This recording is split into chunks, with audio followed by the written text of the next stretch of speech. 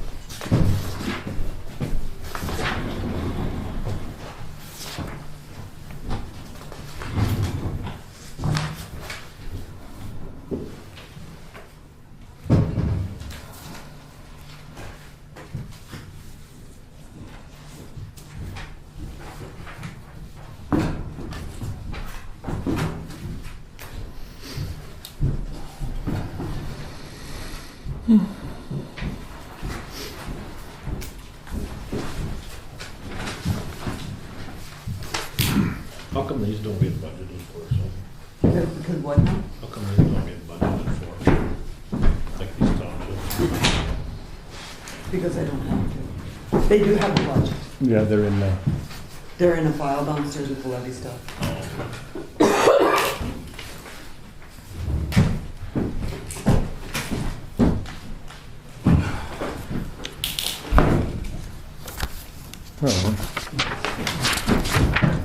Oh, yeah.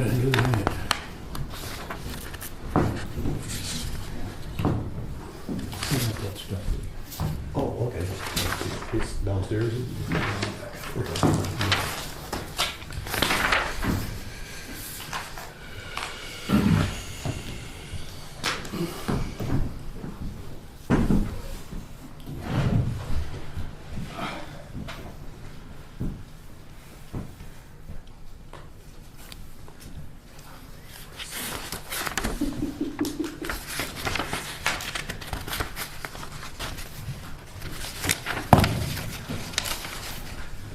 You guys ready? Yeah. Call a meeting to order, the Griggs County Commission on February 7th, 2014 at 1 p.m. Pledge. I pledge allegiance to the flag of the United States of America, and to the republic for which it stands, one nation, under God, indivisible, with liberty and justice for all. Wow, good one, Troy.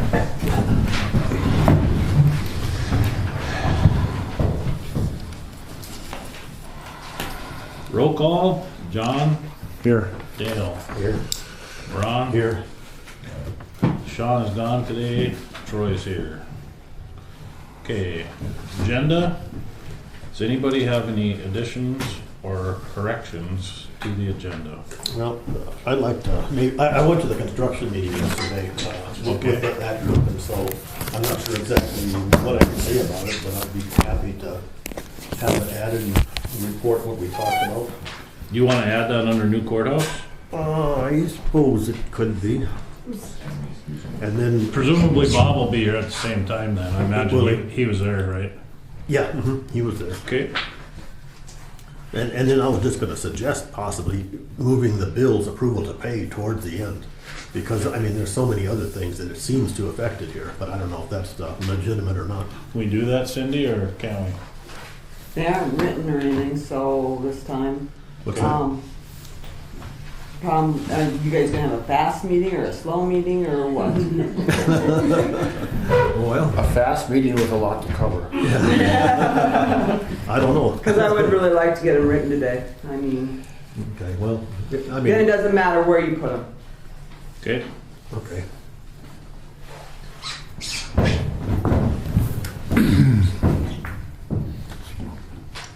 And then, well, Bailey, we just need to try to get that, you put that at 2 o'clock, so somehow, we might have something else to cover before then, or, it's hard to say, I guess.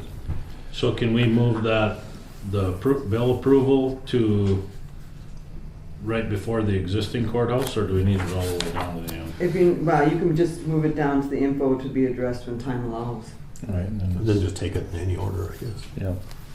Okay, It actually probably should be after the new courthouse discussion, I would think. that's where I put it.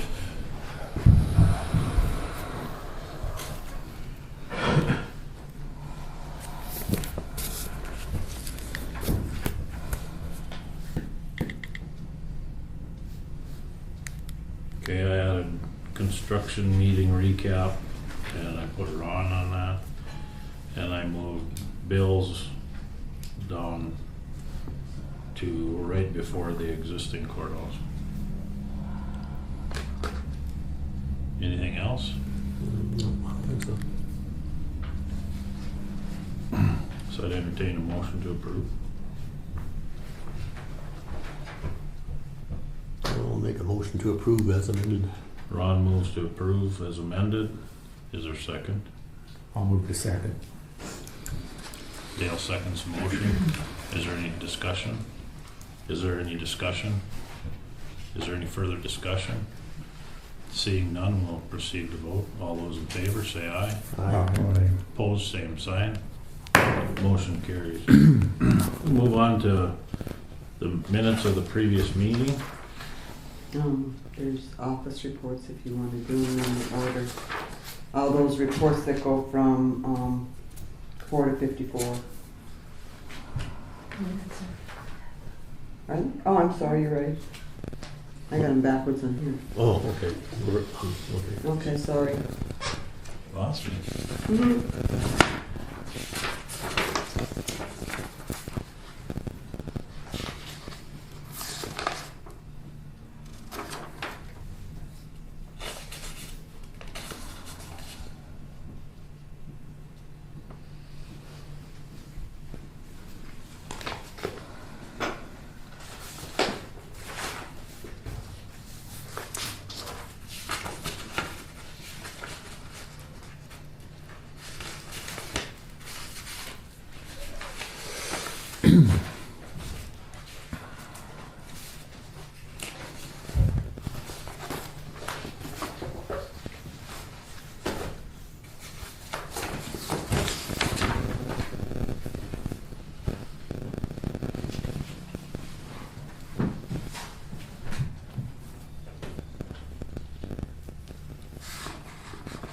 You guys see anything on the minutes?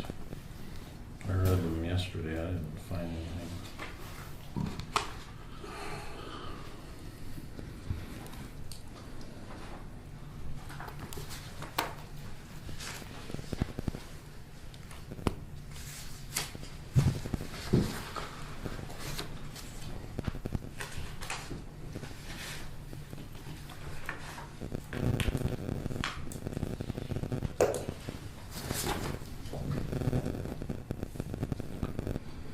Guess I'd entertain a motion to dispense with the reading of the minutes and approve the minutes from the January 30th meeting. I'll move to dispense with the reading of the minutes and approve them as presented. I'll second that. Dale made the motion, Ron second. Is there any discussion? Is there any discussion? Is there any discussion? Seeing none, we'll proceed to vote. All in favor, say aye. Aye. Aye. Opposed, same sign. Motion carries.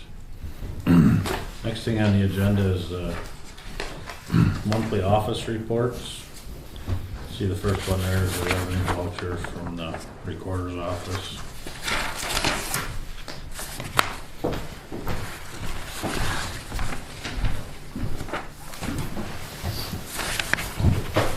Can you sign it? I will. Okay.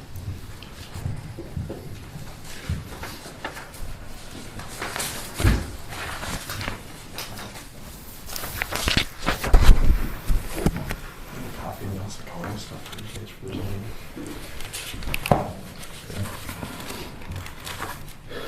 Can I have this, please? Usually anything handed out is handed out to me too. It goes in with the agenda stuff. Thank you.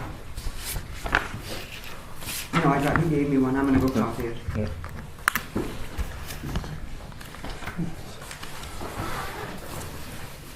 Well, you can just take Sean's and bring it back. That's what I did. No, that's what I was going to do.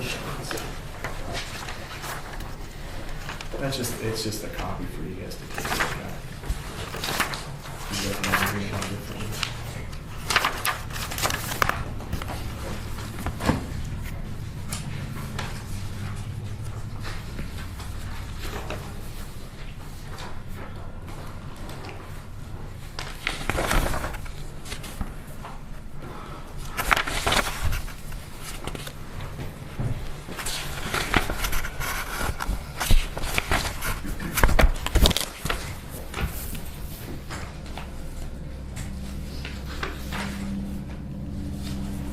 Yeah, I don't see anything on it.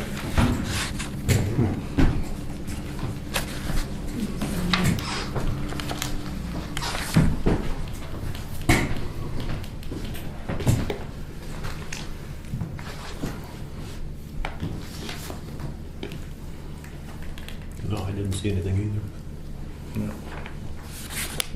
I'll make a motion that we accept the monthly office reports. That's what it was, To isn't it? Yes. accept the monthly office reports, or second? I'll move to second. Dale seconds the motion. Is there any discussion? Is there any discussion? Is there any further discussion? If not, we'll proceed to vote. John? Aye. Aye. Ron? Aye. Troy votes aye. Motion carries. It's not 2 o'clock yet, is it, Ron? No, it's not. I don't know, I mean, I don't know if we want to discuss it first, or, I mean, I suppose we should discuss it before the phone call and get our questions ready, or, Okay. I don't think we can discuss it for Page 50 minutes. 57. No, but we can have it in place. So. Yeah. Do you have the phone number to call? You wanna just do it at this phone? Well, we gotta do it at 2 o'clock though. But I think I do have the phone number, let me double check. We're calling I Bailey. Yeah. It's on this, it's on their letter here. Oh, is it? Okay. Well, I think I have this. That doesn't go through, I have it. You probably do. Yeah, I do.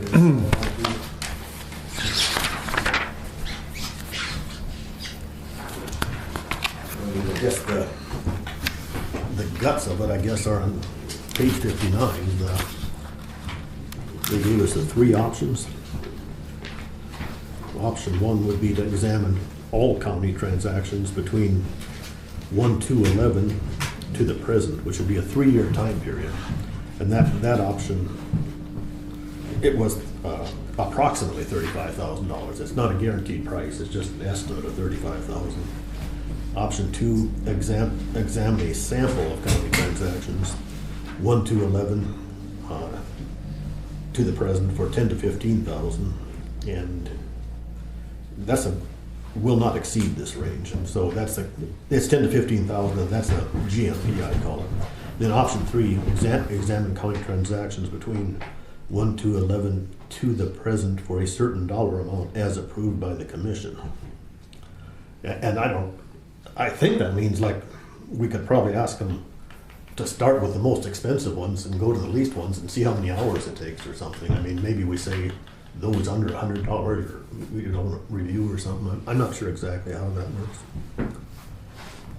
But anyway, and the sampling, I know they described it to me that it was not a random sampling, that they used their expertise and kind of just looked at everything, and just based on that experience, they took a sample of what they thought was the best thing to look at.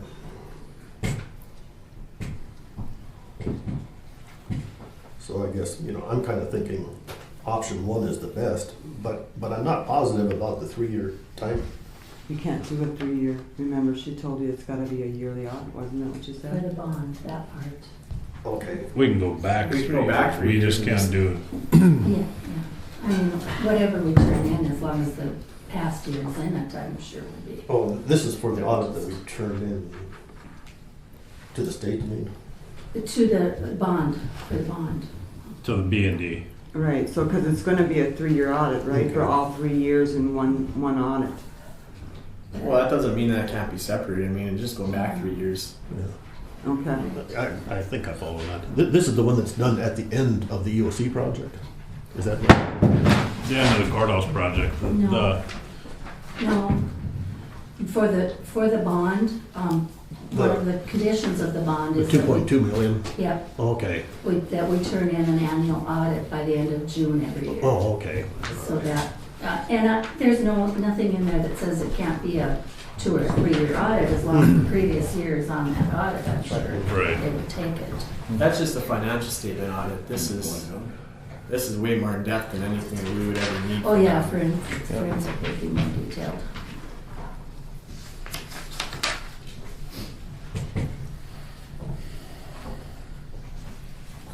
I guess I'll give my opinion on it. If we're gonna do it, we might as well do it right. If we do option 2 or option 3, it's like building a house, we don't put in a roof on it. If you wanna find out what's going on, you have to go back to the meeting and do everything. Without doing any more than that, or any more than 2 or 3, you're not gonna get the full picture. And according to that adjutant general's opinion, we need the whole picture. This is gonna uncommingle the funds. No, the audit we're talking, there's 2 different audits we're talking about here. There's the audit of the project, which will uncommingle the funds. There is a general audit of the county business. It's fairly evident by going back through last year's general fund that there was $400,000 spent over and above what was budgeted.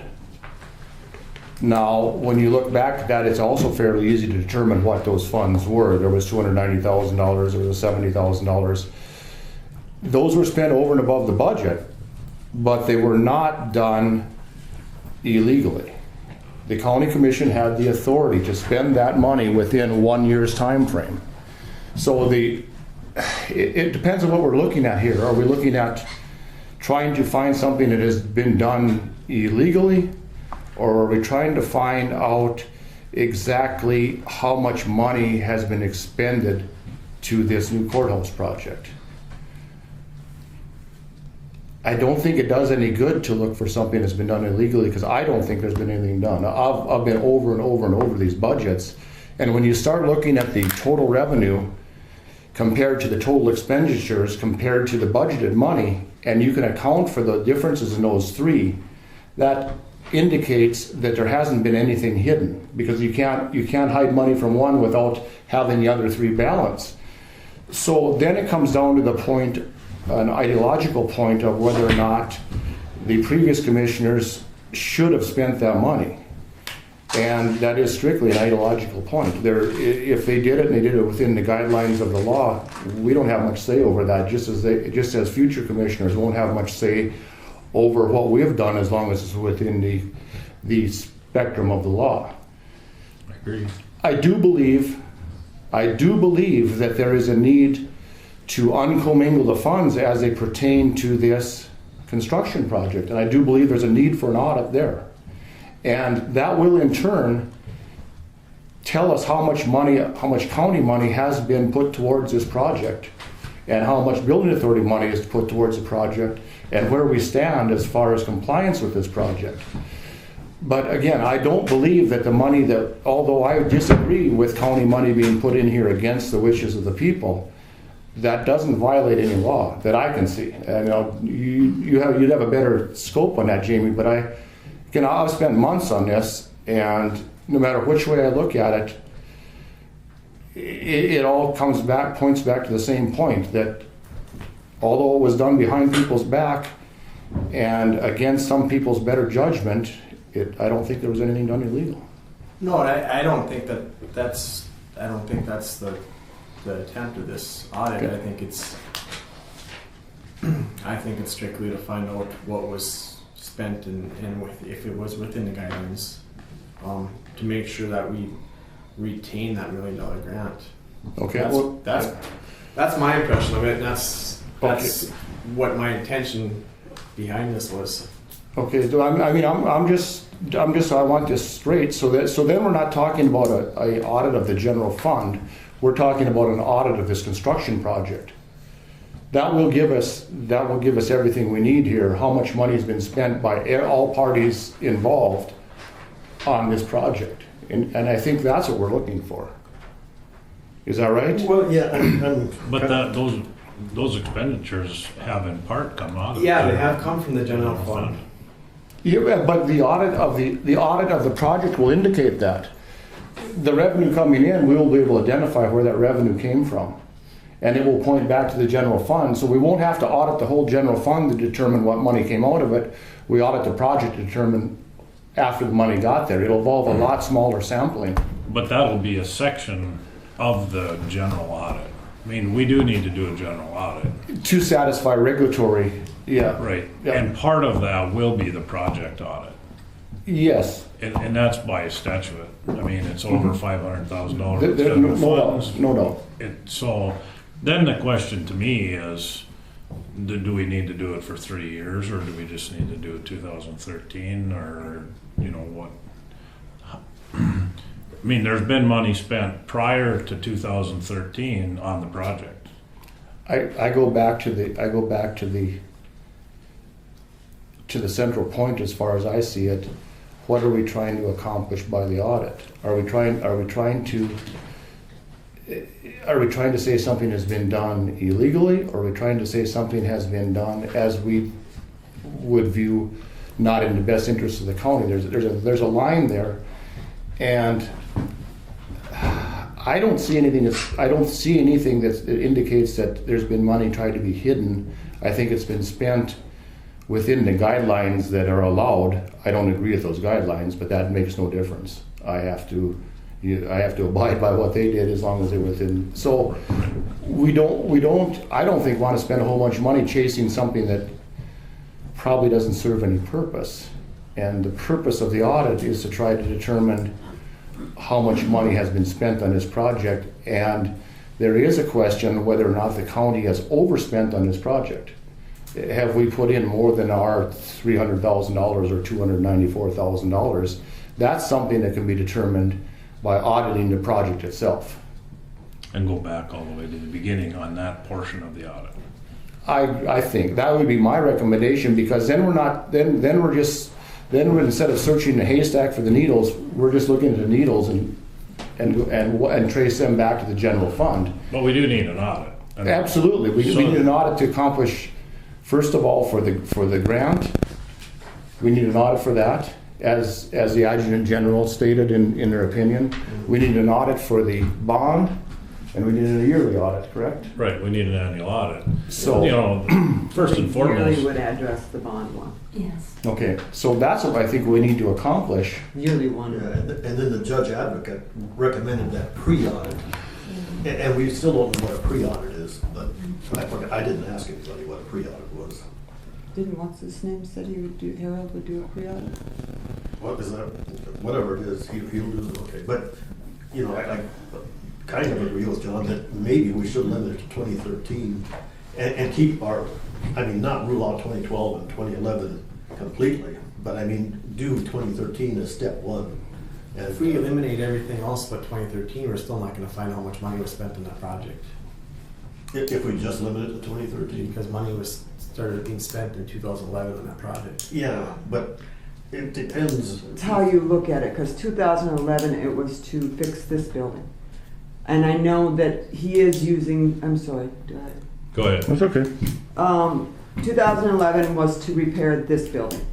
And I know he's using some stuff in there because the OC grant started then, and it did include the OC with that. In 2011, there was $4,900 spent in interstate engineering for drying of the new courthouse building. So it did start in 2011. Well, yeah, Michael, not Baker, I always get his last name wrong. You mean the OC portion of the building? But I'm not sure what portion of it was spent. because they didn't start on the new courthouse until last year. There's no doubt there's money been spent on this thing all the way back from before the first time it went to a vote of the public. And that money's easy, I mean, it's out there in the open. The fact that we audit it and find out that the money was spent what are we trying to accomplish by the audit? So I think everybody will acknowledge that the $4,900 was spent long ago and probably doesn't serve any purpose and probably was wasted. What is the ultimate goal of that though? What are we trying to are we trying to publicly embarrass somebody? Or are we trying to somehow recoup the money? Well, I think the only reason for doing that would just be so you get a total accounting of the project cost at this point. And I'm not arguing for or against it. I'm just telling you that just the mere fact that we do a $35,000 audit probably isn't going to answer the questions that we have. They're going to say the money went there, and the money went there, and the money went there, and then we'll look at it and they'll say, well, they had the right to send the money there. Well, I don't think there's any question on that. No, but we need to stand, I guess, it's my opinion that we need to know where the county stands. I don't know where the county stands, and I don't think anybody knows where the county stands right now, really. As far as what? As far as financially, 1 week there's $100,000, next week we're in a whole $100,000, and next week we have $250,000, and that question really hasn't been answered to where that money comes from or is gone either. No, I think anybody that will look at this from a objective point of view and use strictly accounting principles know where the county stands. What we're debating here is a public debate on a perception. Anybody that comes in and I can go look at the books right now and tell you where the county stands. It's evident where the money is. It's just that people don't understand the whole budgetary process combined with the public entity portion of this. And so at any different time, you can look at a figure, and the only true picture you have of where the county stands is when you close the books out at the end of the year, although that isn't necessarily the next day that figure will change. So all the bookkeeping procedure for an entity as this gives you trends rather than a true picture that you can compare. So because January 31st of this year will not compare to January 31st of next year simply because the revenue stream is varied. But if you have $250,000 at the start of 2013 and you have $179,000 at the start of 2014, that's a trend. You're going the wrong way. So again, I don't see where an overall audit is going to prove anything other than what we already know. Well, I mean, like on that option one, like you said, we want to determine how much the county has spent on it. If it's $400,000, if it's $450,000, it's $500,000. So they'll have to look at everything to determine that, right? Well, I'm assuming that the money was spent on this project. But I mean, like for the Bank of the West remodel, I mean, they'll have to look through all those transactions and find the Bank of the West remodel and say, oh yes, that's part of the courthouse project. But they'll have to go through everything and find those, won't they? But I think everybody will agree that wherever the money was spent, it wasn't done illegally. No. So what did we prove? But we don't know how much was spent. But what did we prove? Well, we need to know how much. For what reason? Well, because, our obligation, I thought, was that $293,500 or $297,500 or whatever it was. And if we're spending in excess of that, I thought that was the building authority that was supposed to spend the excess funds. So I thought we need to determine what the county has spent. Well, won't that all be reflective in the overall cost of the project? If we audit the project?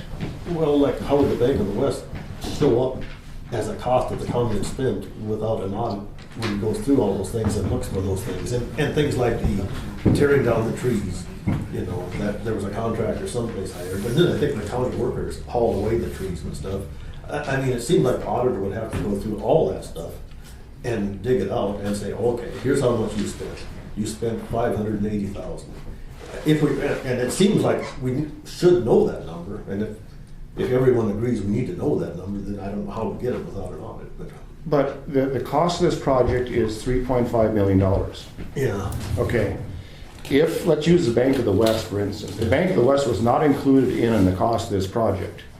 We can't very well take the money that was spent in the Bank of the West and say that now we can move this over and that goes against what we owe on this project. We owe $300,000 on this total project of $3.5 million.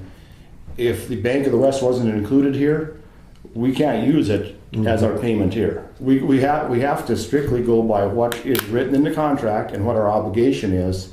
No doubt that was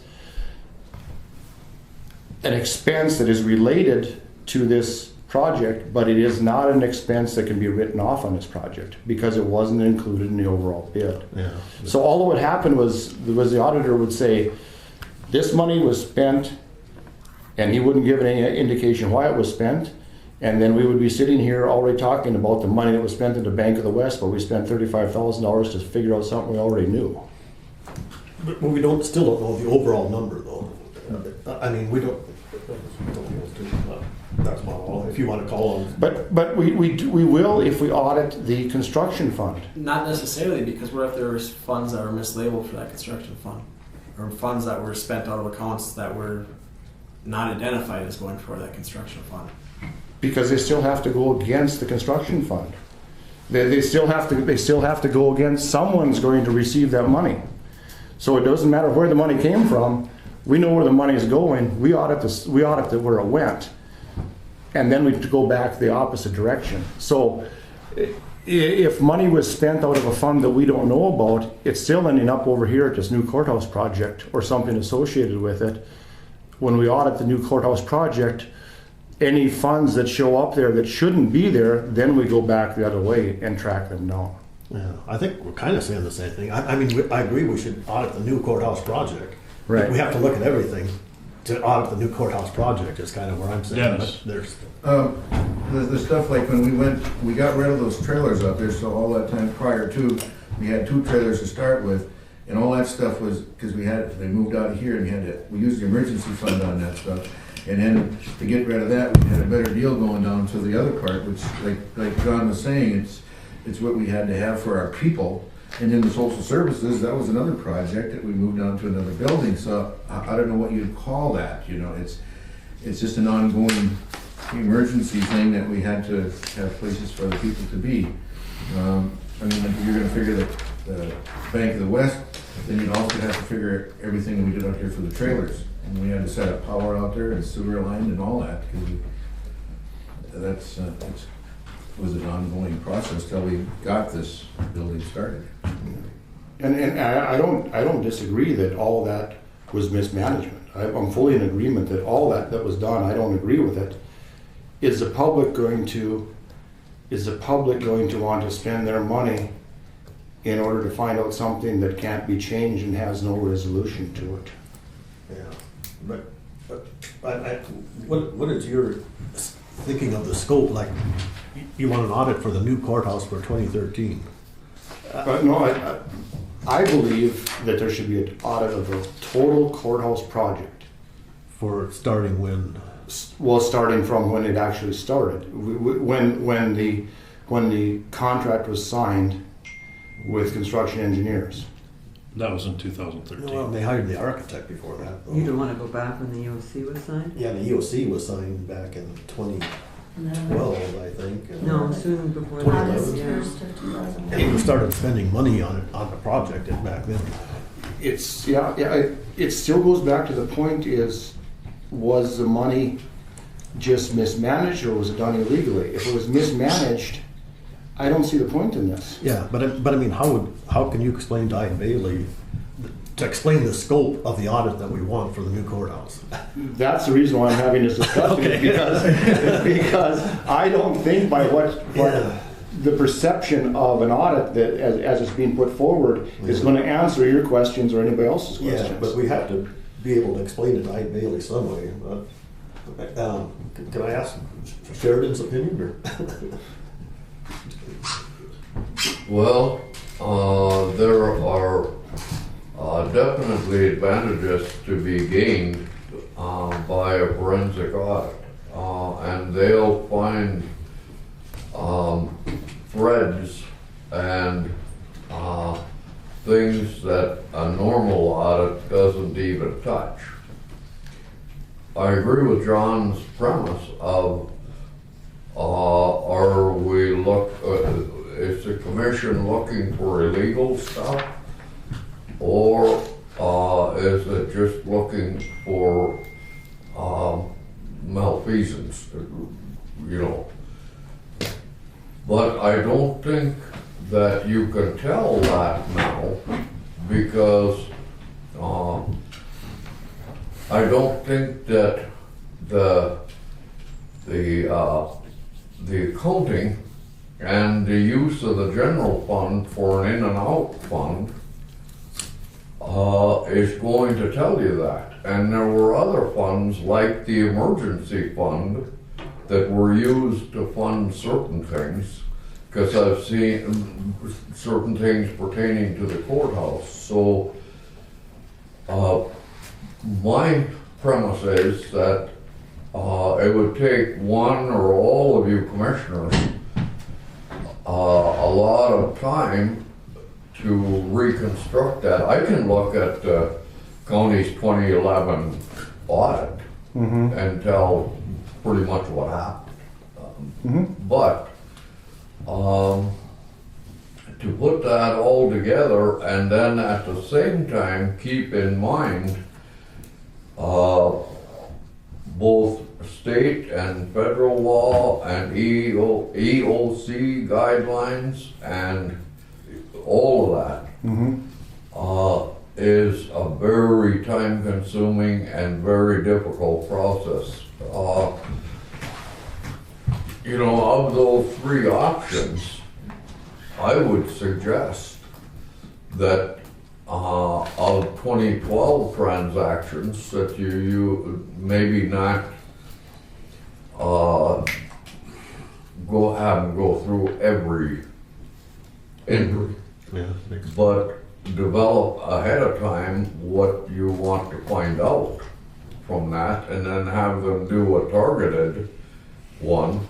And then 2013, you need an audit. You need really 3 audits anyway. So that would just go in conjunction with that. And then courthouse here is only 50% done, a little over 50. So 2014 is going to be the same thing. Yeah, that's why I think that an audit of the project itself will tell us most everything we need to know. Again, the first question that was asked here was, what are our goals in this audit? And how do those goals square with the money? This is a huge financial cost to the county. How do those goals square with what we're trying to achieve? Again, what is the ultimate opinion here? Is that there's been something done illegal and we're to punish and try to get the monies refunded? Is the premise that what's been done didn't square with the overall public opinion, and we're trying to expose that? And if that's the case, what dollar value does that hold for the citizens? Or are we trying to, along with that, we have to satisfy the uncommingling of funds so that we can move forward with this grant. We have to satisfy the yearly audit requirements for the county, and we also have to satisfy the pre-audit for the Adjutant General as this grant, because it's screwed up. What's going to satisfy all those at the least cost to the county? And that's really tough to determine. I think it's an ongoing process. I think we start with auditing the project from the start to the present, and I think if there's abnormalities, they will turn up there, because there'll be money that'll show up that shouldn't be there or didn't come from a verified source. There's only 3 verified sources of funding for this project, and we know the values. It's 2.2 from the bond, it's 1.3 from the grant, of which Griggs County pays a quarter of it. So when you're auditing the project, you should be able to determine whether or not any money over and above or from any outside sources flowed into that project, and that should be the starting point for the audit, I believe. And I think that all starts with having construction engineers follow the guidelines as set forth in their contract, where they have to have an itemized accounting so that this thing can be done on a cost plus basis. And I think once we have that baseline, then we can go through and determine what's been spent and where it's been spent. And I think that Craft Architects will help considerably in that respect. Now, whether on the first 2 pay requests, whether Craft Architects' recommendations or disallowance was followed or not, I don't know. But ultimately, that Craft Architect write-up and recommendation is going to be very vital. Yeah. But so I'm not saying you just might not proceed to a full-blown 3-year audit. I just don't think that's a starting point. I think the starting point is with the focal point here, the project, and move out from there. And as we audit it, it'll be very obvious if there's been something done outside the scope of the contract, and then we'll just follow it as it goes. That's how most audits work anyway. That's certainly how a forensic audit works. Right. Now, Ron, on option number 2, Yeah. it says a sample. Does that include an audit for 2013? I don't know. I don't know the answer to that. Because that's really what we need, first and foremost. We need somebody to do an annual audit. Well, that's what I kind of think. Yep. Yeah. And before they do that, I think they need to do the pre-audit for the POC project. Whatever that is. But that really can't be done until we get construction engineers to give us the information required for the billing. The pre-audit? No, Right. the- The pre-audit for the grant. Okay. And that will have to, then in order to have a pre-audit for the grant, you have to know exactly how the costs have been laid out. And without construction engineers cooperating on that, there's no way to do that. Well, I think Sonia told me that they were within 80 to 90% of compliant as of now, up through request number 3. We have some issues with that. Okay? But I think we're close to saying the same thing, but Yeah. maybe we keep using different words all the time, because, it seems like to me that we're in agreement that we needed, in my opinion, an audit for 2013. And that'll include the new courthouse project in that audit that we do for 2013. Absolutely. And the pre-audit will be, Yeah. the pre-audit is, the only reason I think they call that a pre-audit was because it will give us Well, just the project before the full audit is done. And that would be part of the audit at the end of the day. Yeah, so, no, you're mistaken if you think that the annual audit will audit this project. It will not. All it will do is will show the specific funds that went out of the county coffers to that project, which will only be 3 or 4 entries.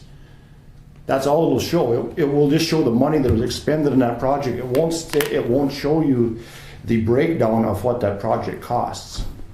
yeah. Two separate Yeah, I think things. it will. No, it won't. If we ask for it, it will. Well, if you ask for it, but the Yeah. audit won't. The audit will just show the money out of the general fund, and it'll show X amount of dollars Yeah. there. I agree, we'd have But to ask. Ide Bailey knows that we need more than that. Yeah. They know what the regulatory requirements are for an EOC grant. They know what the regulatory requirements are from the Bank of North Dakota. They will provide those things to us if we ask for it.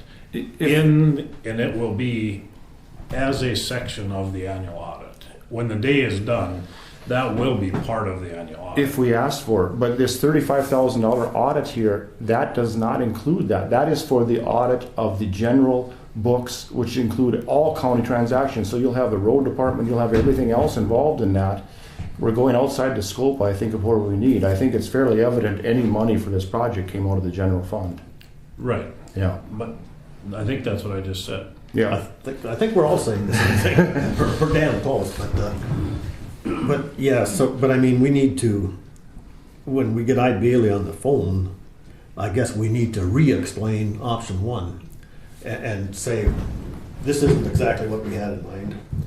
And then I'm still thinking that we still say it's for 2013 because they passed the resolution to build the new courthouse in January of 2013, and that's when the bond money started. I think around that time that they passed the bond resolution in January. Of 2013. Well, I think so, Ron. I Yeah, think all what of was it. done before that is water over the dam. Yeah. So I mean, and we could always add that later if what an issue comes up and we say, boy, we got to check on 2012. That could be done later. But it seems like we should tell Ide Bailey we just want it for 2013, and instead of option one, this is what we want. And I'm not sure if I can't describe exactly what this is. Well, again, if we tell them we want an audit, a county audit for 2013, they're gonna audit social services, they're gonna audit every last account that is out there, and I don't think that's where we need to go. Yeah, I mean, we need an agreed upon procedure, so we need to tell them that. I mean, we need to tell them, don't audit social services, don't audit the road department, Audit the general fund, audit the general fund. as it pertains to this project. Well, it'd be just auditing the general fund, wouldn't it? I mean, wouldn't they audit the whole general fund? Wouldn't you include the emergency fund? Well, yeah, if you want, I mean, the emergency fund is an easy one, you can look at that, that takes, I mean, we know what's going in and out of there. But, and maybe, would that be clear to Ide Bailey? We want an audit for 2013 for the new courthouse, period. No matter where the money came from, no matter where it went, we want you to audit the new courthouse expenditures for 2013. Does that? That's where I think the starting point should be. Okay, well, that seems like a reasonable scope. What do you think? I mean, unless somehow money went out of the general fund that was just, went to the bank and took a wheelbarrow and dumped it in there. Mm-hmm. I went through it all, the check numbers, everything, there hasn't, I can see where the money went. And there aren't that many checks, that there's some questionable ones on whether it should have went to the courthouse before or after the project started. It's water under the bridge. Mm-hmm. There's nothing we can do about it, other than saying, man, they shouldn't have done that. Mm-hmm. But that was their decision at the time. Yeah, but I think I can support that we want Ide Bailey to perform an audit for 2013 on the new courthouse. That's a starting point, and leave all options open. If something turns up, of course we have to follow it wherever it goes. That seems reasonable to me. I don't know about you guys. well, I think we want a general audit for the county. And under that umbrella, we need an audit to satisfy the EOC and bondholders. That's how I look at this. The more in-depth section of this can be as it pertains to the courthouse, but we still need a general audit. Yeah. You mean by statute, we need a general audit? Yeah, no doubt, yeah. But it might be cheaper to let that already take place by the person that's gonna do it, but that we had lined up at the $3,500 or whatever it was. Yeah. And I'm just assuming that an option one is a 3-year time period. If we go for 1 year, it'll be around 12,000. Right. You know, maybe. But if he can do a general audit and the other audit for 12,000, we probably don't need the rotunda at all. I mean, Yeah, you did, yeah. I don't know. Again, I don't know either, but The only reason that I say, I think we should have them at least give us a proposal on just doing the general audit as well. I just think it's prudent to switch auditors now and again. that's fine. But the point I'm trying to make is we need to specify exactly what we expect out of this audit. Because if we don't tell them what we expect, they're not gonna give us the audit we want. So we need to define what we want to achieve out of this. So when we get them on the phone, can you define what we want? I'm just throwing it out there. I don't know. I mean, you might want something different than you and you and you I don't know. and everybody else here. Everybody else has a different perspective on this. Yeah. So in lies the problem. You can spend $100,000 and go through this, and there would be people that were unhappy of the outcome of it. Yeah. You can spend nothing. There's going to be people unhappy in the outcome of it. Yeah. Yeah, and that's where. I'm not advocating any one point. I'm just saying we just can't say, yep, this one, and that's going to solve the problems Yeah. that everybody perceives here. Yeah. I guess Connie and Cindy, I mean, the audit does, as well as makes the county commissioners feel better, it also provides you guys with confirmation. So it is in your best interest for us to have an audit as well. I mean, that's the way I always felt when I was managing Cheyenne Valley. Yeah, I want an audit because I want somebody to Yeah, we say. have to have one. So from that standpoint, how do you guys look at this thing? We don't care. We know we have to have it. It doesn't matter to us who you hire to do the I audit. understand that. Yeah. I guess I just think you need to agree on what it is you want and tell them what you want. What do you think we should What do you want? think we should want? That was really the question. They want to get you in the middle of this. Yes. Well, I like the idea of having the project audited, because I think that needs to be, I mean, that is essential to uncommingle Yeah. and put everything in the right bucket. I mean, Right. that I think is obvious. yes. And we do need the general audit of the sheriff's office, the social on the road, all of Or the that needs to county. be done too. Yeah. So What whether funds it's the are same left? person doing it or. On a normal year, what funds are left out of the audit? Your schools, Just the schools? townships, Schools, some of your townships? special ones, health district has their Okay. own. Township's supposed to do their own. Yeah. School's supposed to do their own. Water- Library Water doesn't. Board does their own. No, Don't they? no, Waterboard I think goes through us. I don't know. Waterboard does, there's two of them, and the fair go through us. But- Historical Society does. They do their Yeah. own. Okay, If the contract is brought into line, the provisions of the cost plus contract, if it's itemized like it's supposed to be, to audit the project isn't a real big project, because that cost plus accounting of that project is basically an ongoing audit in itself.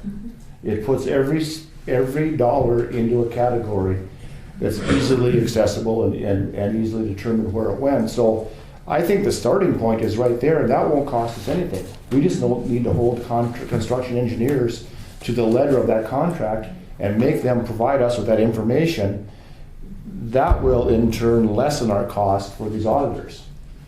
We've got to start at the very beginning of this thing and make everybody perform by what they signed, and then this won't be such a big issue, in my opinion here.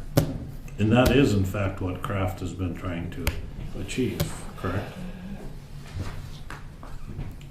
Not wholeheartedly. There, whether by intent or by, there's some things that they aren't holding them to the letter of the contract that really need to be addressed.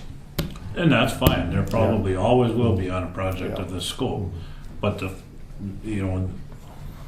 if they tell us we shouldn't pay something and we do it anyway, then it's harder for them to fix it. And that has been done right along here. Yeah, the biggest thing So- that I see, and maybe Ron will agree and Connie, is in a cost plus project, it is just that, it's cost plus. What happened here is Kraft architects let construction engineers certify the hourly rates and the rental rates, and those aren't the actual costs that are being incurred. Those are the costs that are being billed at. So we need to back it up to use actual costs Because in a true cost plus contract, not only is there a maximum guaranteed price, but if the work proceeds, we should conceivably be able to come in under budget. I understand that. The way this contract is being administered right now, there's no chance in the world it's going to come in under budget. It's going to bump up against the maximum guaranteed price, and then they're going to finish out the contract hardly charging us anything. They're pushing to get it to the maximum guaranteed price. We need to make sure they live by the letter of the contract and document every dime that's going into this so that we can achieve the cost plus provisions of the contract. Is that kind Well, of? yeah, I think so, but I mean, when we get Ide Bailey on the phone, can we say that what we want is them to do an audit for 2013? It'll be the general audit, it'll be the audit of the new courthouse covering the EOC and stuff, and we want them to audit the AIA 133 contract between the owner and contractor. We want them to do those three things. The AIA is the legal name for the cost plus contract. Cost plus contract, yeah. So we want them to do those three things for 2013. Well, that will either force the contract engineers to get in compliance, because without construction engineers being in compliant with the contract, they won't be able to audit it. Yeah, it seems like Yeah. that's what a reasonable thing to ask for. 2013, we want you to do the general audit, we want you to audit the new courthouse, and we want you to audit that contract with construction engineers.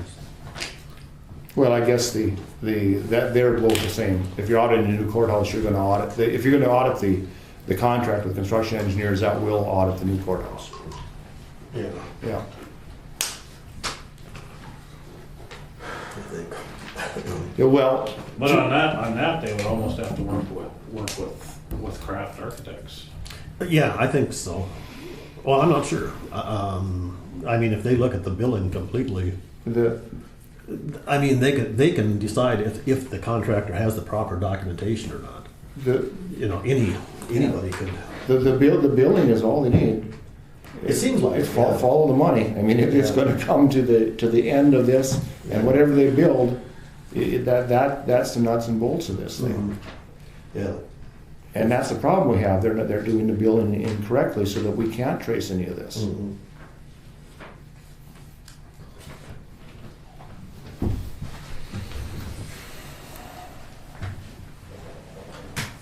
But for sure, we need a 133 compliance audit. That's what we need.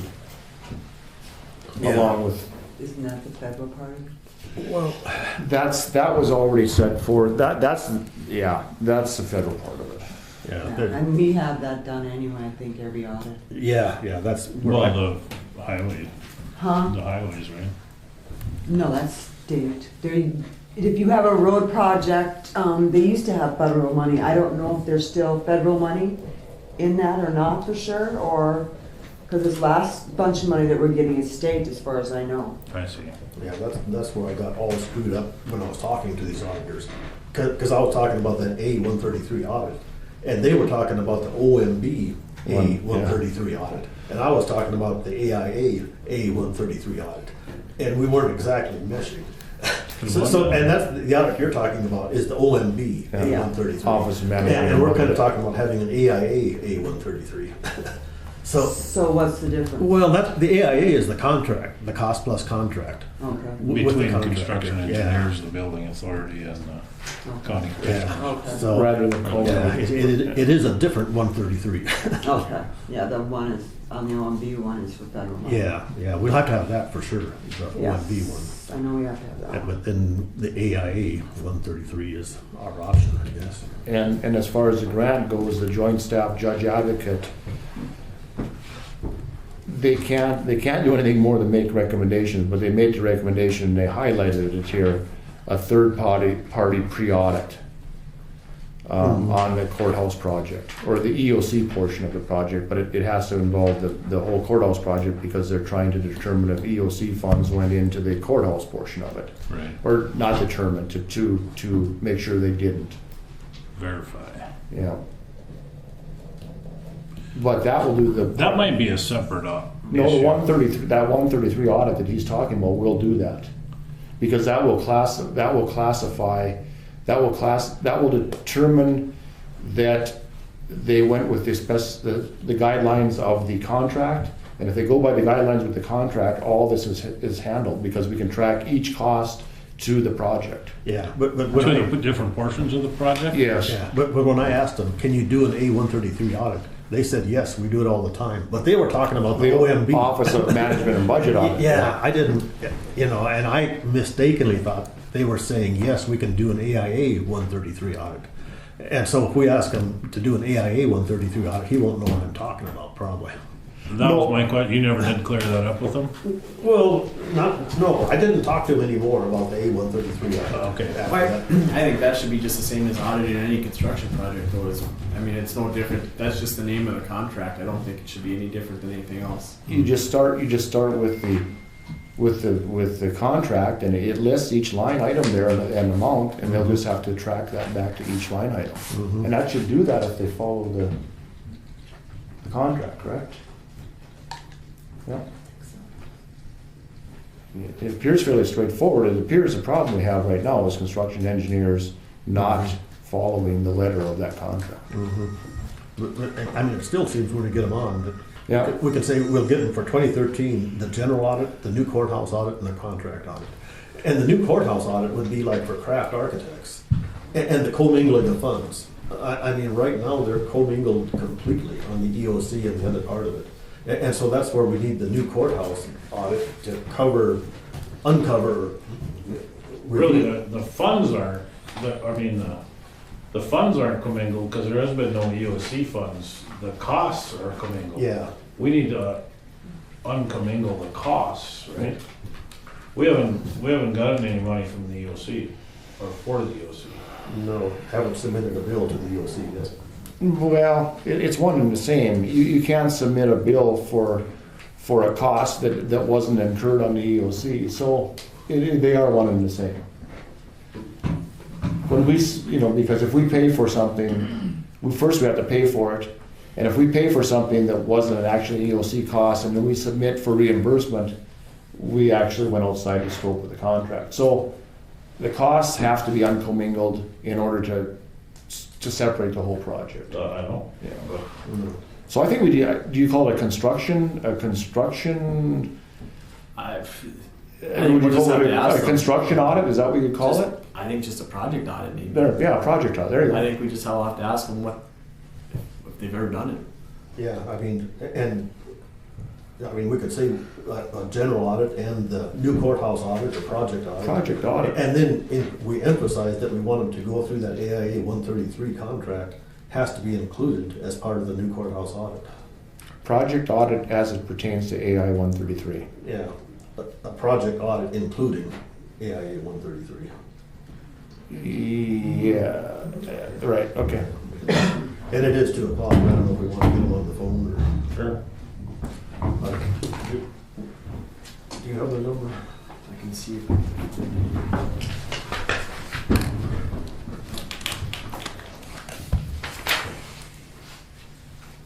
Then we're just gonna have to ask them for a cost on that because we haven't settled anything. Yeah.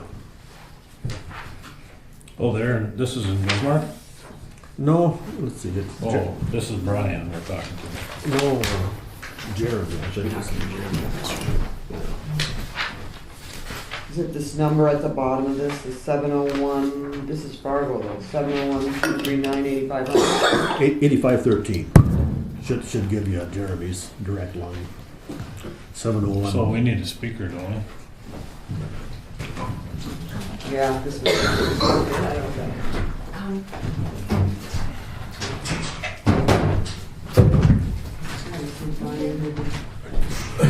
Are you dialing it, Joe? Oh. No, I'm just checking that.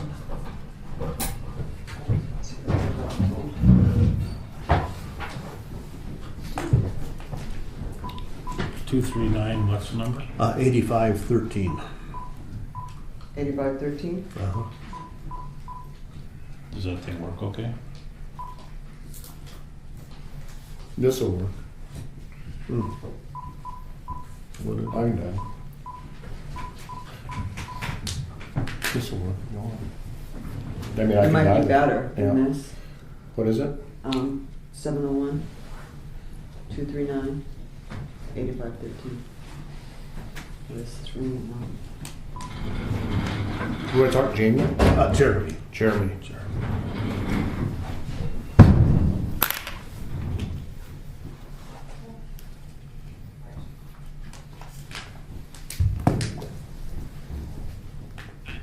Hello, Jeremy. John Wakefield. I'm here with the county commissioners. Let me put you on speakerphone. Thanks. There, can you hear us? Yes, I can. I got Liz Johnson in here with me as well. Hello. Hello. Hi. We're here with Ron Dahl, Dale Peterson, Chairman Troy Olson, and I'm John Wakefield, and we're discussing the our options for the audit. And I'll let Troy and Ron take over here. We read through your proposal, and I just had a few questions. Now, first and foremost, we are going to need an audit for 2013. And it appears to me, and I don't know this for sure, but is that included in what you've proposed here? No. No? No. We would have sent out a separate proposal to do the audit, and that would have came from Brian Savager and or Derek Flanagan. Okay. So the proposal that you have in front of you is specifically an agreed upon procedures engagement whereby you guys have asked us to look at specific expenditures for the county, and then obviously looking for supporting documentation for those expenditures. Because we don't fully know the number of transactions that are inclusive of your population and your data sets, we tried to give you options to say, well, you know, we don't want this to be open-ended forever ongoing examination, so we thought we'd give you some price points and things to think about. Certainly we could start looking at the transactions, get an understanding of how much detail is there and how much work needs to be done, and then come back to you guys and reassess, reevaluate, make recommendations, and see where this thing leads us. In terms of the audit, I believe the proposal went out, and not sure if it was 13 or 14,000, something like that, but you guys had paid a lot less the prior year, and I think you guys had decided to maintain your current relationship. That's what I heard anyway, and again, I don't have one of the audit people with me here. Yeah, I think that's correct, that Rotunda was going to do it for $4,000, and you were quite a bit more. So if the general audit is not included in here, then I guess we still need to get the general audit from Rotunda. Yep, this is specifically agreed upon procedures, which is different than an audit. Can you explain the agreed upon procedures a little more, just exactly what you would do then? So I don't work in the audit department, but an agreed upon procedures engagement is a specific request by a client, government, whoever it happens to be, outlining the procedures you're asking an audit firm to propose on, whereby we can give you a price to conduct that, and then follow through on any requests after that, I guess. So it's just a very specific request relating to a review of accounting transactions.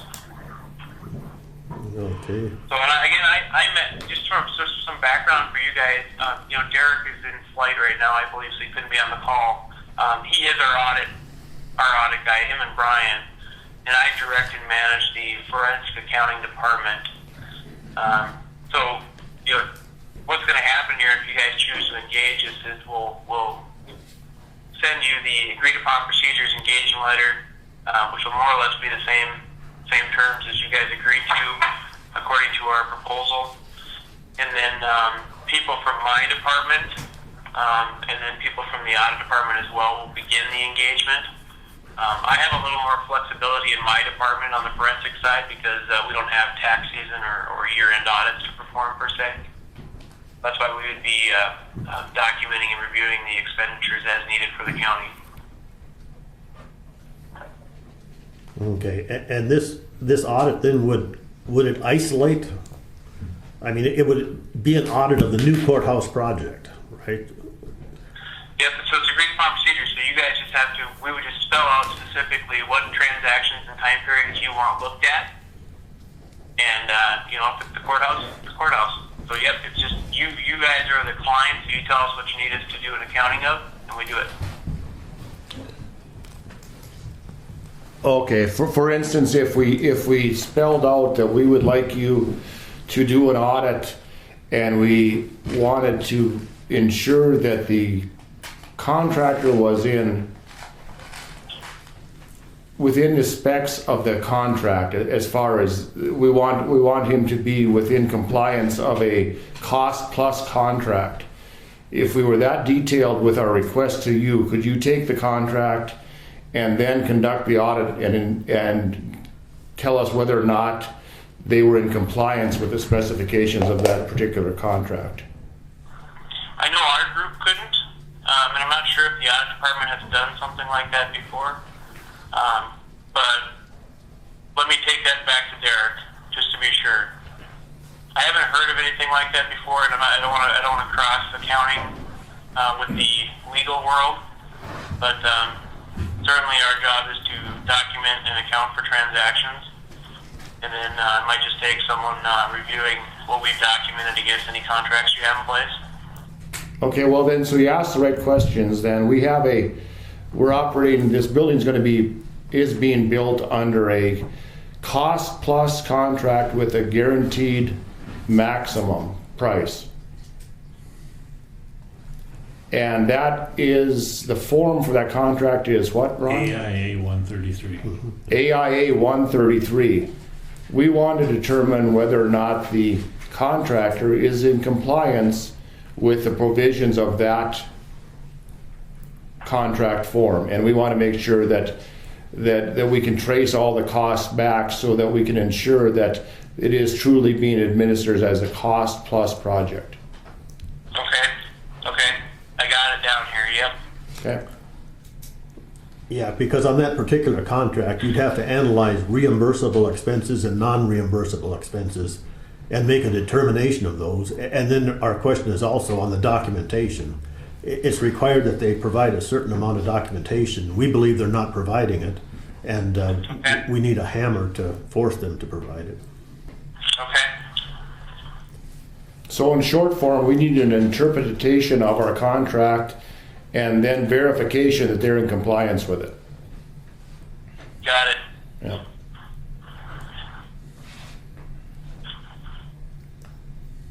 Got it down here. You got to do that for under $2,000.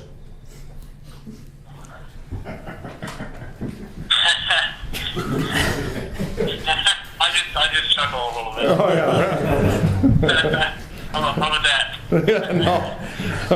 Well, if you would have agreed, that would have been okay. Yeah, I know. You guys gotta try it, right? You'll get back to Ron on that? Yeah, I definitely will. I think Derek lands here in a half hour or so. That timing just didn't work out for her to be on the call, so I will definitely make sure we shoot you an email on that, Ron, so you can share it with the rest of the commission there. Okay, good. Yeah, I will. I don't have anything else. You got anything else? And just as a question, I mean, on the new courthouse audit, like for Kraft, determining uncommingling the funds. Do we need to do something additional to uncommingle those sorts of funds? No, if they're in compliance with that, if they're in compliance with the cost plus provisions of this contract, we should be very easily be able to start and uncommingle them, because as Troy said, we haven't paid anything yet. Yeah, but Kraft isn't part of the Kraft cost plus contract. Oh, you mean as far as their portion of this? Yeah, the $200,000 we paid to Kraft. That's commingled, you know. You don't know how much was EOC, how much was anything else. you might have to fall back to the square footage portion of it to do Well, that. that's a possibility. So, I don't know that answer. I don't know. yeah, I don't either, really. And, Yeah, that's what I would think it'd be a portion to yeah, so, each party is part of the building. You could either do it by square footage or by Or the price. cost. yeah, either one, yeah, so. They did it by price, I guess, is what they did. Wasn't it 37%? So if that's the case, then I don't have any other questions besides that. Okay. Dale, you have anything? I do not. Did we get a little closer to singing off the same page? I think so. Okay, I think so. Let me do some work on my end, and then we'll get this thing figured out. okay, Sounds good. thank you. Yep. Thanks, guys. Bye-bye. Bye. I never dreamed asking for a simple audit could be so screwed up. Yeah, well, I they, didn't either. I mean, So- I started down this trail and I failed. It's been week after week after week. You know, they confuse the hell out of me But- every but- time I talk to them. I think we should put this into the caveat that we have to follow this now anywhere it goes. Yeah. I mean, this just doesn't stop. If it stops here, it stops here, but if it leads somewhere else, I think we need to follow it wherever it goes, Yeah. I agree. if need be. And that's, you know, I guess if we do agree on a contract with them, I mean, we can always expand on that contract if we need to, so. Yeah. In the meantime, I don't think we took any action on who was gonna do the general audit of the county. Did you talk to Harold and cancel him or not? No, I didn't. I think I meant to, but I forgot to, so it's probably a good thing. We need to get somebody started on the general audit. That was my next point. Yeah, no, I'm nearly positive that I never called Mr. Rotunda and told him we weren't gonna use them. I could be wrong, but I don't recall Okay, that I made that phone call. Time is a waste and it needs to get done. yep, So, And that might reveal something. I mean, let's just take this a little bit at a time and you know. So maybe if you want to call him and verify that he's still working on Back it. at some point right. later in time and do a little more. I'm sure he's waiting to hear one way or another. Well, yeah, I suppose it is. Yeah, so do we need to make a motion to hire, or we've already done that, really? Well, no, the previous commissioners already decided to hire him. Yeah. That motion was made and approved, and we have never rescinded that or hired anyone else. But nor have we signed an engagement letter with Harold for 2013, and I'm sure we're gonna need to do that. Yeah, I think Dale's right. I think that needs to be done. So- As it wasn't included in this, it doesn't make any difference. We may as well move forward with that. Exactly. with Rotunda, Well, or, yeah, I think that'd be the best option. with whoever we move forward with, we better start that and get that done. So, but we don't need a motion if we're just gonna continue with Rotunda, right? I don't think so. So you'll call them and we'll be on our way. Okay, And then this is still an agenda item. The audit's still an agenda item till we resolve this. Yeah. Okay.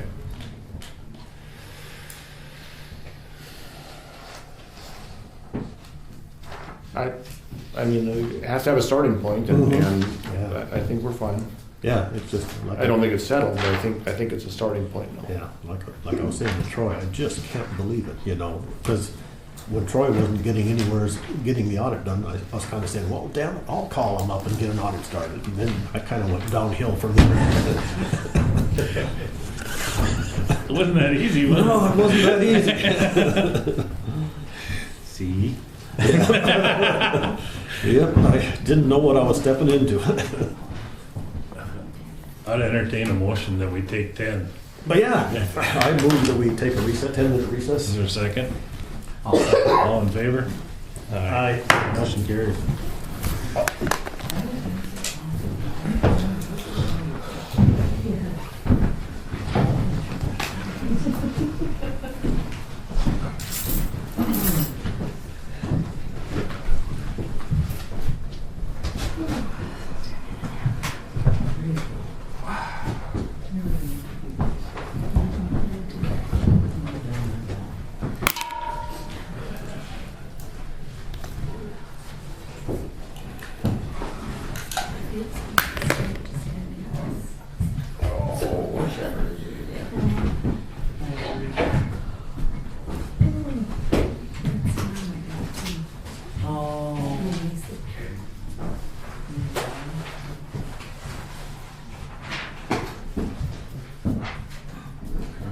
What's your mom doing now? Yeah, she's pretty good, but she's having a tough time with the whole. So, Celebration. Yeah. I'm sure. so it'll take a while. Is there any plan to get them back together, or won't that work out? No, they're trying. That's there's just such a.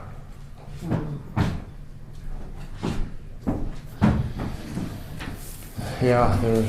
I don't know what exactly is going on. Yeah. It's a tough situation to try and fix. Yeah, it is.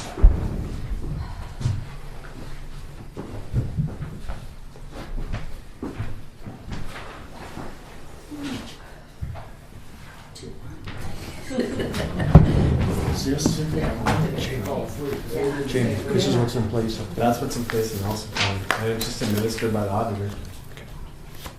And I actually haven't gotten a chance to read through it all, I just found it in my office today. But it's what we use, and we used it actually last week to go through a zoning change for a pay fund, so. And it should be, I mean, it's June of '79, it should be simple. Yeah, it is. It probably does need some updating.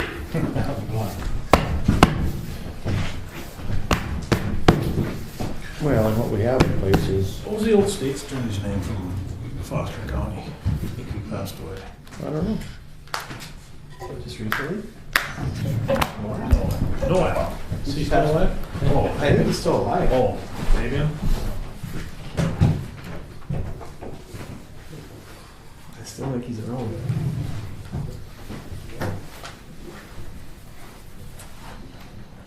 He's a stubborn old fart. I think he was around 6 months ago, so. Oh, okay. I don't know why I thought he passed away. He moved someplace down south with his kids. Fabian? Yeah.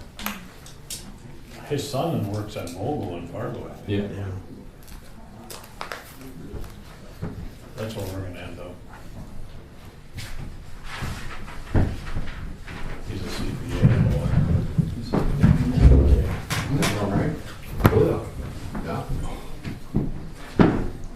He can sort this out. I should have taken more time. Yeah, she's absolutely. She's 50-50 or above. I still think we need to go back. No point. Did you get this place? Did I take your chair? It's all right, you can sit run by Connie, or I can move there. Move there and get it. Kelly was.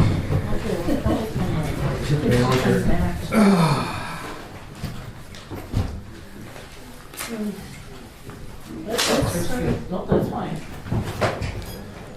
She can find her chair, she can. Yeah. Can we there? Can we there? I think so.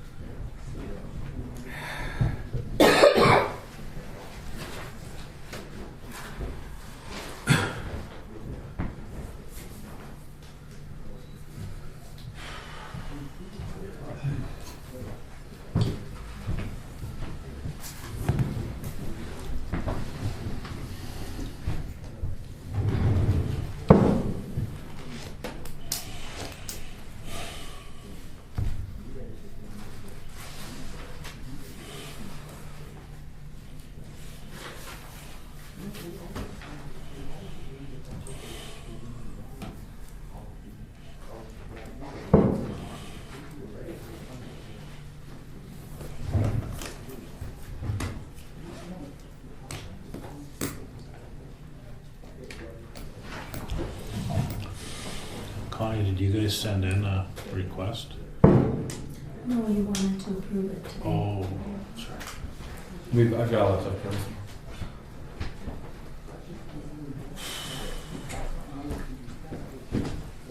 We finished at about 20 to 12 today. Oh, So that's why it didn't get sent out to you guys.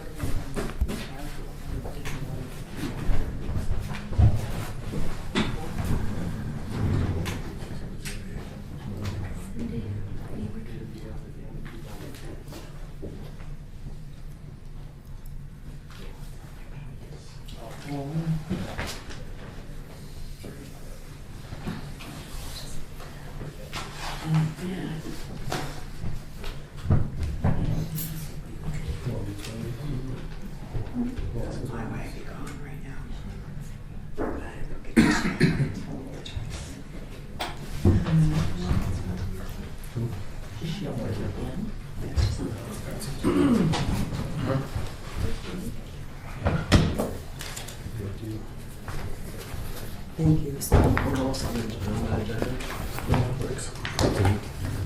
first three reimbursement changes.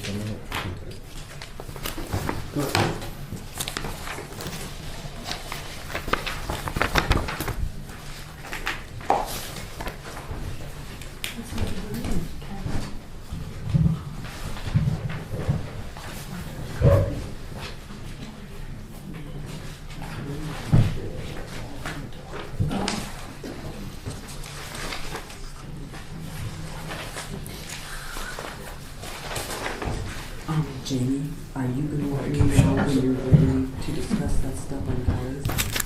Or do I have to remind you, send you an email? That stuff on the recorder's office?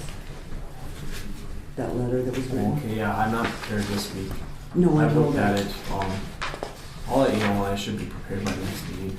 Okay.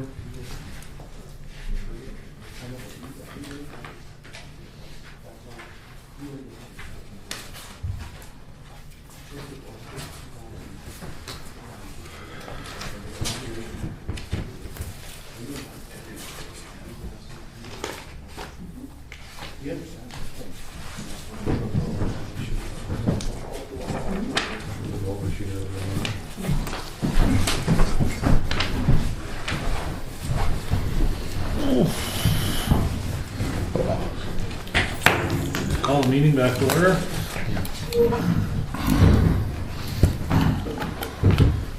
Next item on the agenda is the new courthouse. There's several topics under that particular item. The first one being legal review of contracts. Jamie, can you tell us what you learned? Well, I've taken a look at least the 133 contract right now. It appears that under the contract, both the county commission and the building authority have been named as owners. It appears that Bob has been named as the owner's representative. So under that, it appears that he has power to sign stuff, and that it doesn't take both the county commission and the building authority to sign stuff. However, there could be an amendment made to the contract if the county commission wants to have the authority to sign the documents and okay the documents.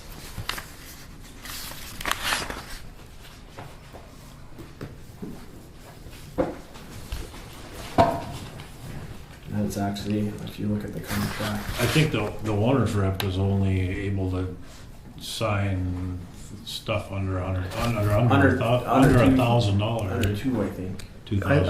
I think, and correct me if I'm wrong, Bob, but I think it's under $2,000. It's under $2,000. And I don't think he's able to okay pay requests. I think it's just limited to under Yeah, $2,000. really, the only thing I get involved in is the day-to-day functions going on in the building. If there's something comes up like that ductwork issue, there's that, moving those condenser units, those are the kind of things I get involved in. As far as the pay requests and that, I get an email with them, but I take no action on those at all. That's not my thing.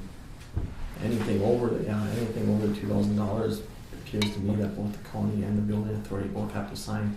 I think at the time of the contract it may have been different because they were both one and the same, but I think now it's two different bodies that should be, the building authority has to sign it, the county should have to sign it. Would it be feasible to have construction managers or reps? I mean, could the county have one, commissioner have one, and Bob could be the other one? I don't see why not. Can I address that, Jeff? Great. Can I address that? Go ahead. Ron and I talked yesterday briefly about this. I would welcome that idea. It would be nice to have someone on the other side of the fence that him and I could work together on this and bring these things forward and maybe get some answers before meetings. It would be a great thing for me. I would say that's fine. I think that's, like I said before, I think when the commission and building authority were one of the same, there was no reason to appoint two reps. Now that they're different bodies, I don't see any reason why not. When we spoke yesterday, one of Ron's concerns was too, is, he's not there to make a decision on behalf of all 4 or 5 of you, which is exactly what I need. I need someone on that side to carry the information forward to you guys. That would be a welcome thing. I think we took action on that already as far as the owner's rep for the county commissioners a long time ago. I think it was done, but it wasn't done within the contract. And I think an amendment needs to be made to the contract to be able to do that, as far as the contractual rates. So the building authority would need to approve the change to the contract, and so would construction engineers. The contract I had with the building rep was a side contract from the construction contract. I had a standalone contract as the owner's rep. That was not included in the contract with construction engineers. Construction engineers has no authority over me. None. At the time I was put in that position, I worked strictly for the county commission and building authority as one body. I understand that, but it's in the contract. It's in the building contract yet, and in order to make it. But I mean, the contract I have was not with construction engineers, and they had no signature on that. It was with the county commission and the building authority. Construction engineers, they would hire their own owner's rep and build through that process, and they said that would have been anywhere from $6,000 to $10,000 a month. Yeah, I thought about it some more, and I think there just needs to be a clear understanding. And like, Jamie was saying, right now in the contract, it's the 2 owners listed and 1 owner's representative. And then it says for that role, the owner's designated representative shall identify to act on behalf of the owner with respect to the architect, and the owner's representative shall render decisions and stuff. And I'm not exactly sure what the scope of that is. But if I was named as the other owner's designated representative, I really don't want to represent the building authority. I only want to represent the county. And I think that needs to be enumerated in the amendment that you're the county's owner representative and he's the building authority's owner's representative. The main reason that this ever came to play was in a project like this, and Ron, you know how this works. There's day-to-day answers that need to be given in a timely fashion, simple things. And to convene the building authority or the county commission Tuesday times a day or Tuesday times a week to do those, it wasn't anything in the cards. So that's where this came from. Anything above that goes to the full body, or now would be the 2 bodies. Mm-hmm. Which again, I would welcome that, and I'd be happy to work with Ron on this. But we have to address the potential problems. Yes. And one of the potential problems is Bob says yes and I say no. And you've got 2 owners representatives there. What's going to happen then? And I don't know the answer. Well, then we'll have to roll uphill. Have to what? They'll have to roll uphill to our... Yeah, I think at that point, Bob's right. I think then it's time to go to the full boards. I thought Bob was going to say he's got a gun. I personally don't bring up these meetings.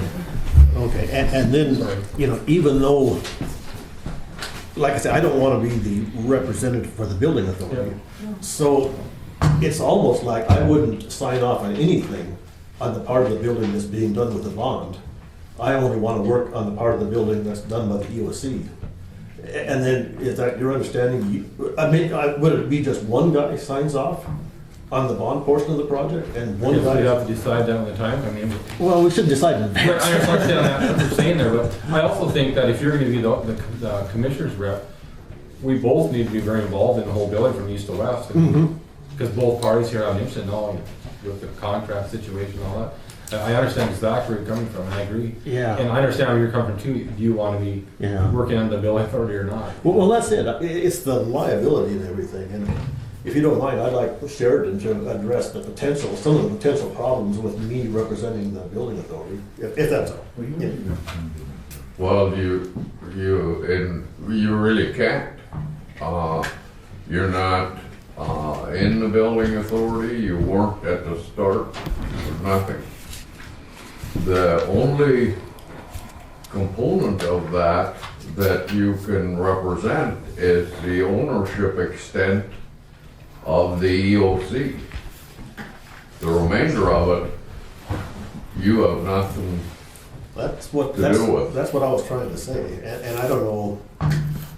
And I guess the process would be we would call the architect and to draft up a change order, and the change order would possibly list me there, but then it would clarify all the things we're talking about. And I don't know how you'd even put it in the contract language that Ron is not representing the building authority or the bond portion of the project. I think it just, all you need to do is that you're named as the county's representative and Bob is named as the building authority's representative. I think it's as simple as that. Except I don't want to be liable for anything the building authority has done.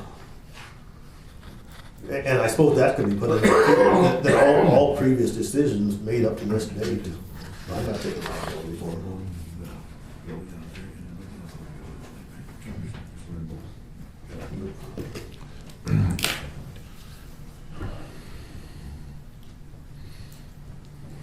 Can this be done outside the contract?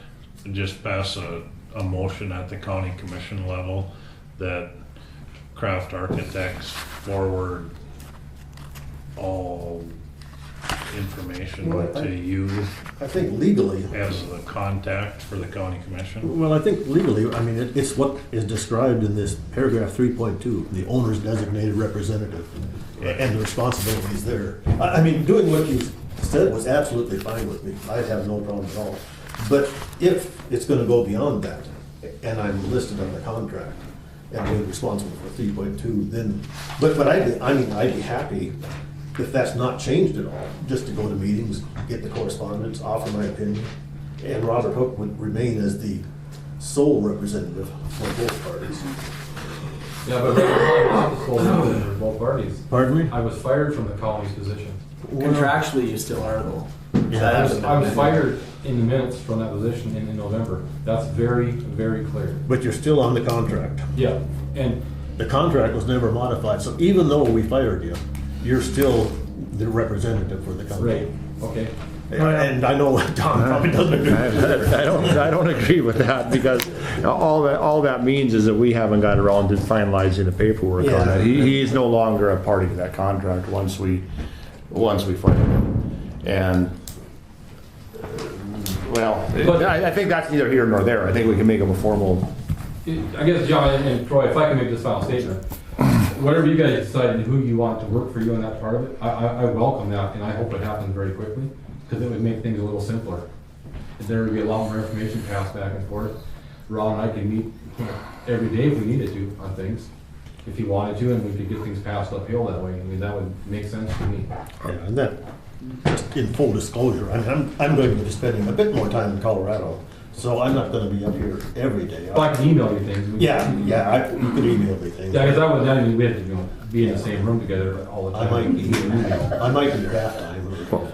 But even for that Thursday meeting, I'll probably miss it every other one or Yeah. something, so we'll need somebody else to, well, maybe there needs to be two commissioners, one to attend one Thursday meeting, one to attend the other, because I just can't make them all.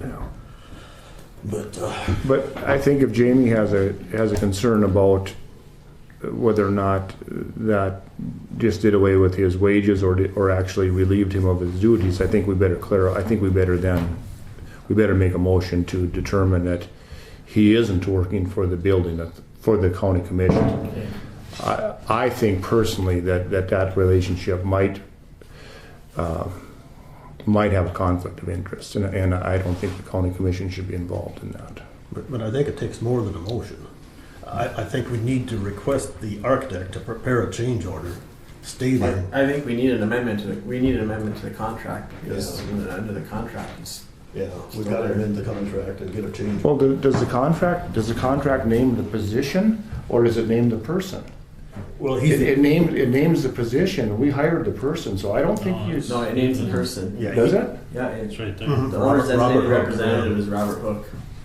and the owner is these two people right here, so. Okay.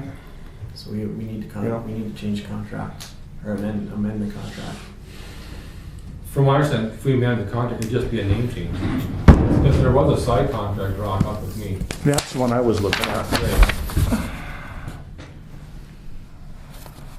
Yeah, that'd be a separate contract, yeah. This is the AIA contract where you are, the owner is designated representative and you do everything in paragraph 3.2 that's called for. And the owner is those two parties. And that's never been changed by contract. Yep.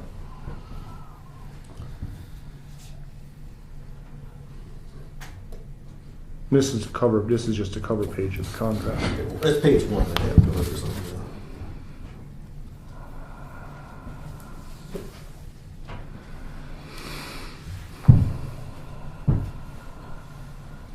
So how do we handle that, Jamie? I think Ron's right. I think that we need to go to Kraft, or I can draft, or I guess I would prefer Kraft or their attorneys draft that change Change order? or amendment, whatever needs to be done, one of the two of them. I think it should be an amendment. On the project, the change orders are, they're developed between crafts and construction engineers, and actually construction engineers produces the change orders on paper. Yeah, I think it needs to be an amendment to the contract, not a change order, but Okay. a full amendment to the contract. So for an amendment to the contract, does the architect draft that? No, the owners should.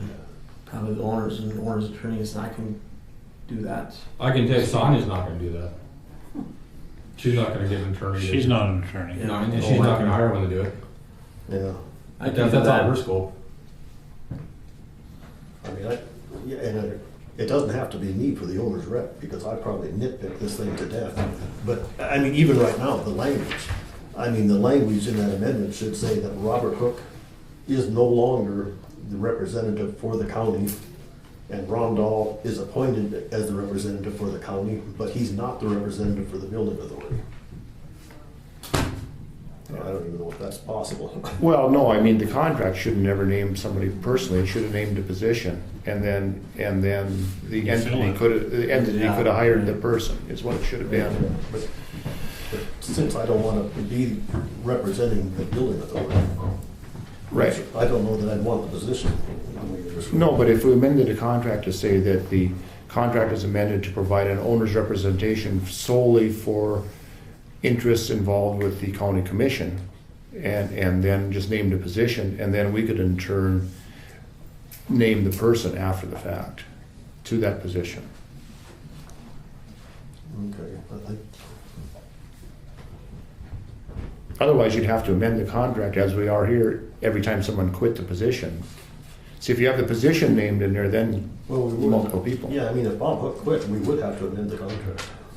Right, but if you just named that the contract has to have a construction manager's position, then you don't. When Bob Hook quit, you would just name someone else to that position. Right. You wouldn't have to amend the contract because it's already part of the contract.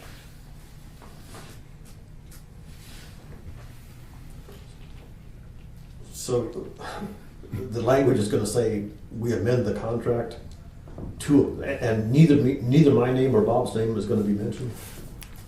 Well, I think it needs to be mentioned that Bob is no longer the county's representative, but remains the building authority's representative. Well, that's naming names, though. Well, then- I think the position, I think, is what should have been named. The district contract requires a construction manager's position for both the building authority and the EOC and the county commission, and then we could name the person to that position.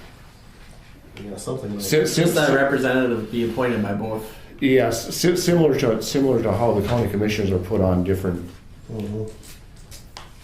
boards. And it would be kind of, the building authority could name their representative without the approval of the county commissioners, and the county commissioners could name their representative without the approval of the building authority.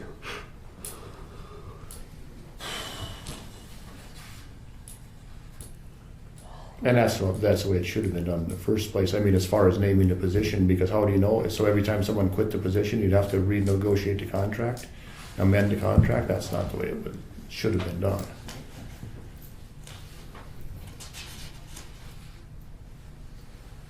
Yeah, and then, but then we both still sign off on both sides.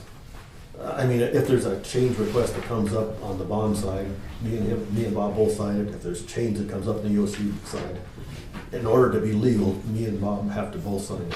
And if we can't agree on it, then it goes uphill.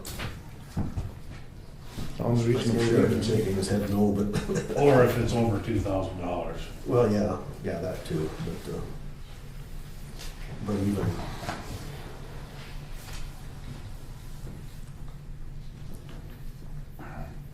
Not to put another fly in the ointment, but construction engineers took an end run at the contract already, trying to get it amended. Now we're gonna ask for an amendment if in fact they deny. I mean, this is gonna take their approval also. Yep. It'll take the building authority's approval and construction engineer's approval. Right. Am I specifically named within the contract? Yeah. See, that was never. No, that's what I mean. Because I was hired on a separate deal. Yeah, you're down towards the bottom. You're it for the. But within the contract, it isn't named. Yeah, this is the front page. That's page one. That's page one of the contract. Okay, I understand that. I This should understand have that. just named the position, and then we could have, Right. they could But have appointed, yeah. inside the contract, is it a position inside the contract, or am I specifically named within the contract? I'm talking on that specific paragraph, we're talking about that. Because when they hired me, it was a complete separate document. Well, like, show them paragraph 3.2. Yeah, I'm not arguing the fact, I just. No, I so where mean, that- if you look at 3.2, that's who you are, or what you are. That just defines the position. Defines He's the already position, named, he's yeah. already named in the Yeah, cover page of the but document. you're the one Okay, to render understand it. Okay. Yeah, I don't know why it was done.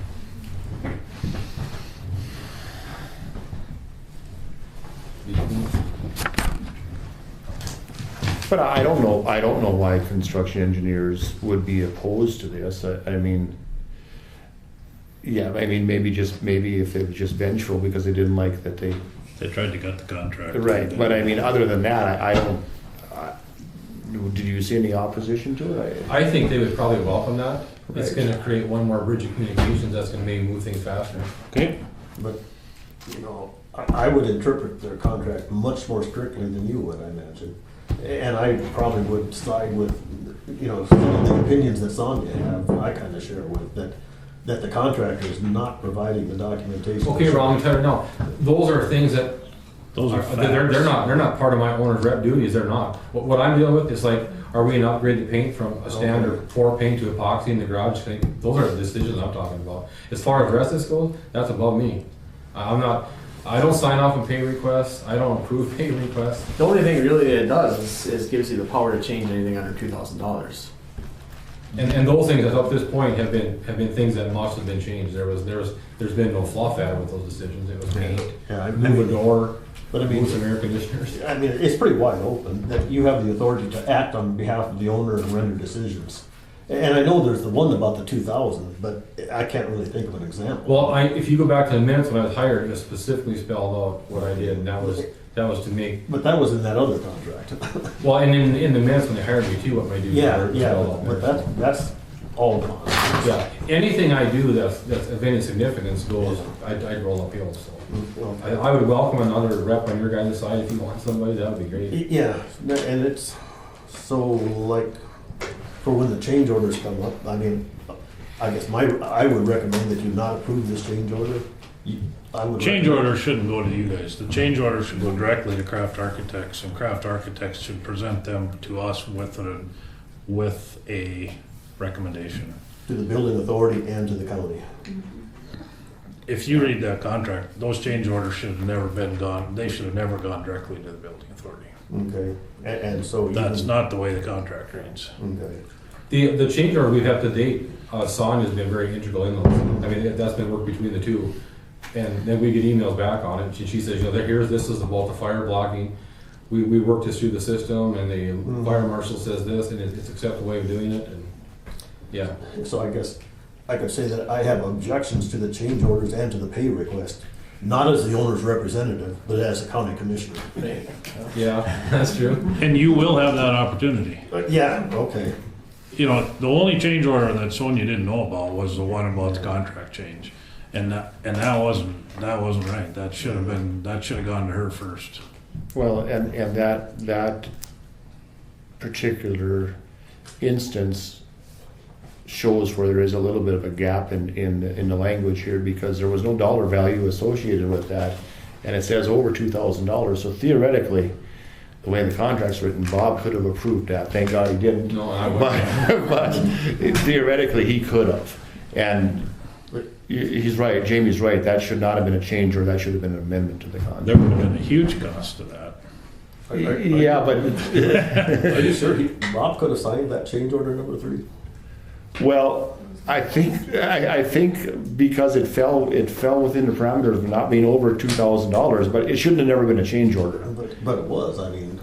Well, it was, as Troy said, it was an end run around the provisions of the Should have contract. been a proposal to amend the contract, just like what we're doing But with appointing a. It's kind of a moot point. If that would have happened, Yeah. then we would have been talking to a lot of other people besides what we're talking about now. It didn't, and But, and I don't it won't. think, I don't think legally, there's no difference between a change order and an amendment, is there? Well, probably not.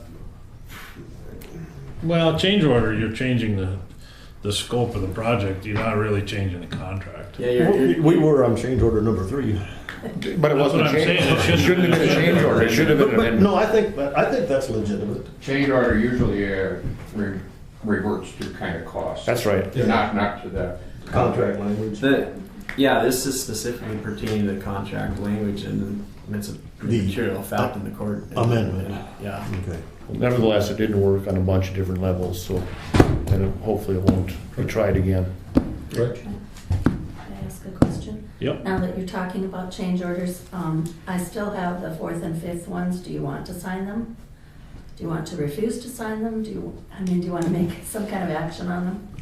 Do you want to Well, look at them again? I want to urge them to sign no, but they'll have to vote, and I might be the only one who votes no. The reason that we didn't sign them last week was because we asked Jamie to look into the legality of having this contract signed jointly, and he already said that it was okay. So, yes, we need to talk about them again today and decide whether we approve the change orders. No, they're not really optional. I wouldn't agree with I wouldn't either. Okay. When we get to, when we talk, when are we going to talk about that? Is that part of this? that. Well, I don't know. No, well, I don't know what direction we're flowing in, but you know, that's where I kept bringing up the hypothetical question yesterday. Yeah. If the building authority says, we're gonna sign that change order, and the county commissioner says, no way, we're not signing it, I still wanna know what happens. Right. Yeah, that's a good question. And a change order, in my perception in this, should only be signed by the county commission or the owners if it's beneficial to the owners, and not, if it's a change order that's beneficial to construction engineers, why should we sign it? Unless it benefits us from a financial aspect or from an operational or functional aspect of the building, we shouldn't sign it. If the change order is because it makes it cheaper for contract engineers to administer the building of the project and they don't pass that cost along to us, it's not in our benefit to sign it. Okay. So there is definite, you have to put those change orders into categories on who's benefiting, and then evaluate them after that. Understood. I mean, that could easily happen. The building authority signs it, the commissioner saying no. And I believe the architect might be mentioned as the mediator or arbitrator. Yep. So then does she decide, I guess, which party to listen to? Well, to me, the change order should come from her with a recommendation. But I mean, if only the building authority or else only the commissioner sign it, then she has to mediate and decide Who pays? Whether it's approved or not. Can I tell you, to date, everything that's been on change order with the building has been approved and by her and promoted by her as a functional absolute necessity. There's been nothing else done on the change orders that had anything to do with the building finishes or how it's gonna glam it up. There's nothing, it's all been just mechanical. I'm not gonna go by hearsay on her opinion on this. I'd like to see something in writing from her. If she has an opinion on something, I'd like to hear that. Sure. Or see it. Well, it's the same, yeah. The same holds true. Does she agree to the change order because of a design error that she made that now, in order to facilitate the change, in order to not cost her any money, she facilitates the change and we absorb the cost. Exactly. So it all goes back to who is benefiting and what the cost of it is. Right. So it's really easy. You just start right at the start and who benefits from this, and make your decisions from there. Yeah, and that's where, like, for change order number 4, it needs to be in there. Who made this request?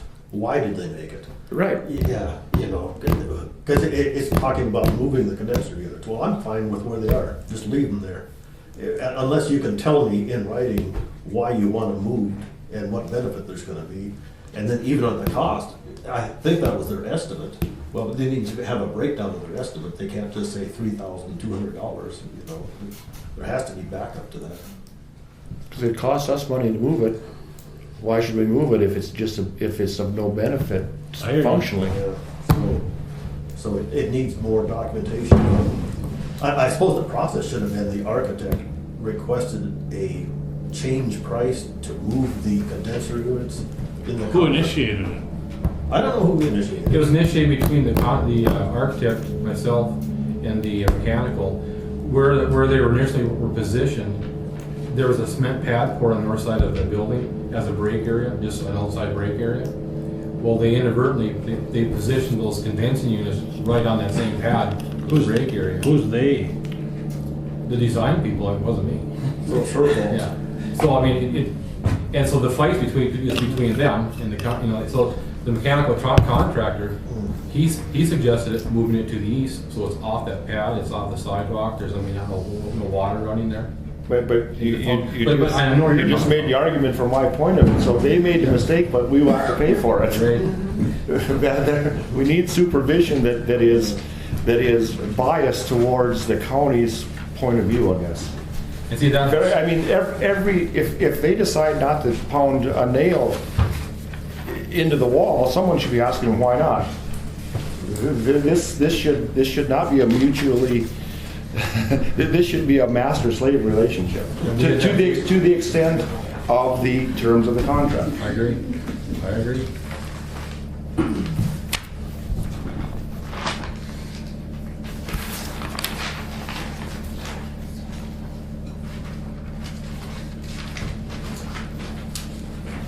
Are we going to discuss the change orders then, or what's the flow here? I don't know.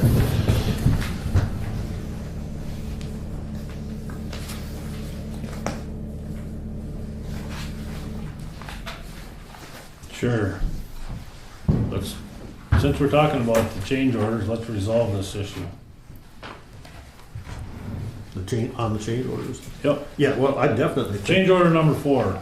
there needs to be some backup, some cost to verify. Additional wiring, piping, PVC pads to relocate 3 courtroom condensing units to the east off of the break area pad.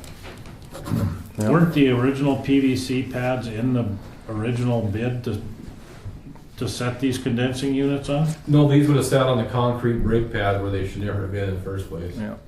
So there was no pads for those three. Those pads cost like $30. I understand that, but Yeah. if they designed it to sit on the brake pad and then they changed their mind later, That was brought up by the owners, it was brought up by the mechanical.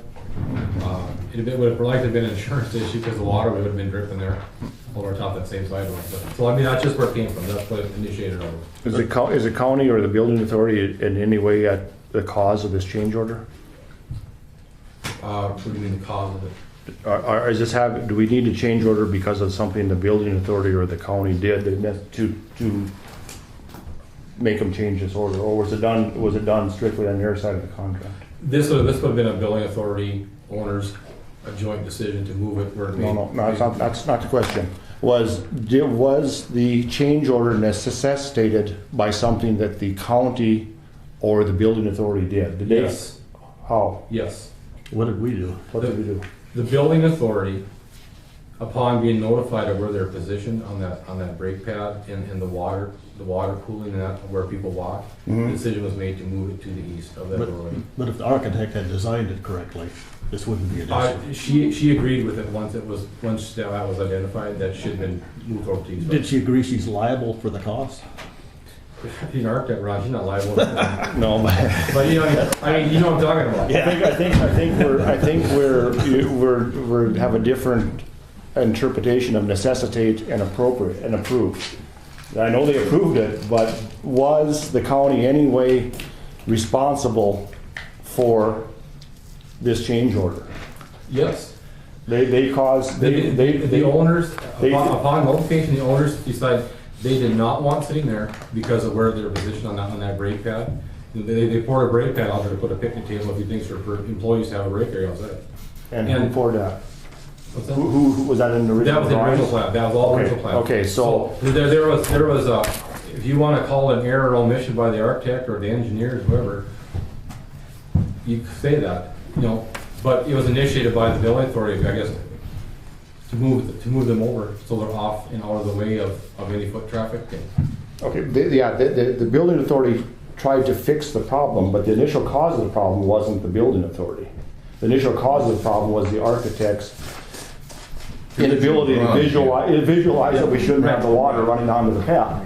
Okay, so under that scenario, there's no reason why the county or the building authority should be responsible for this cost. Not saying that it can't be done, but it shouldn't be a cost of the county or the building authority.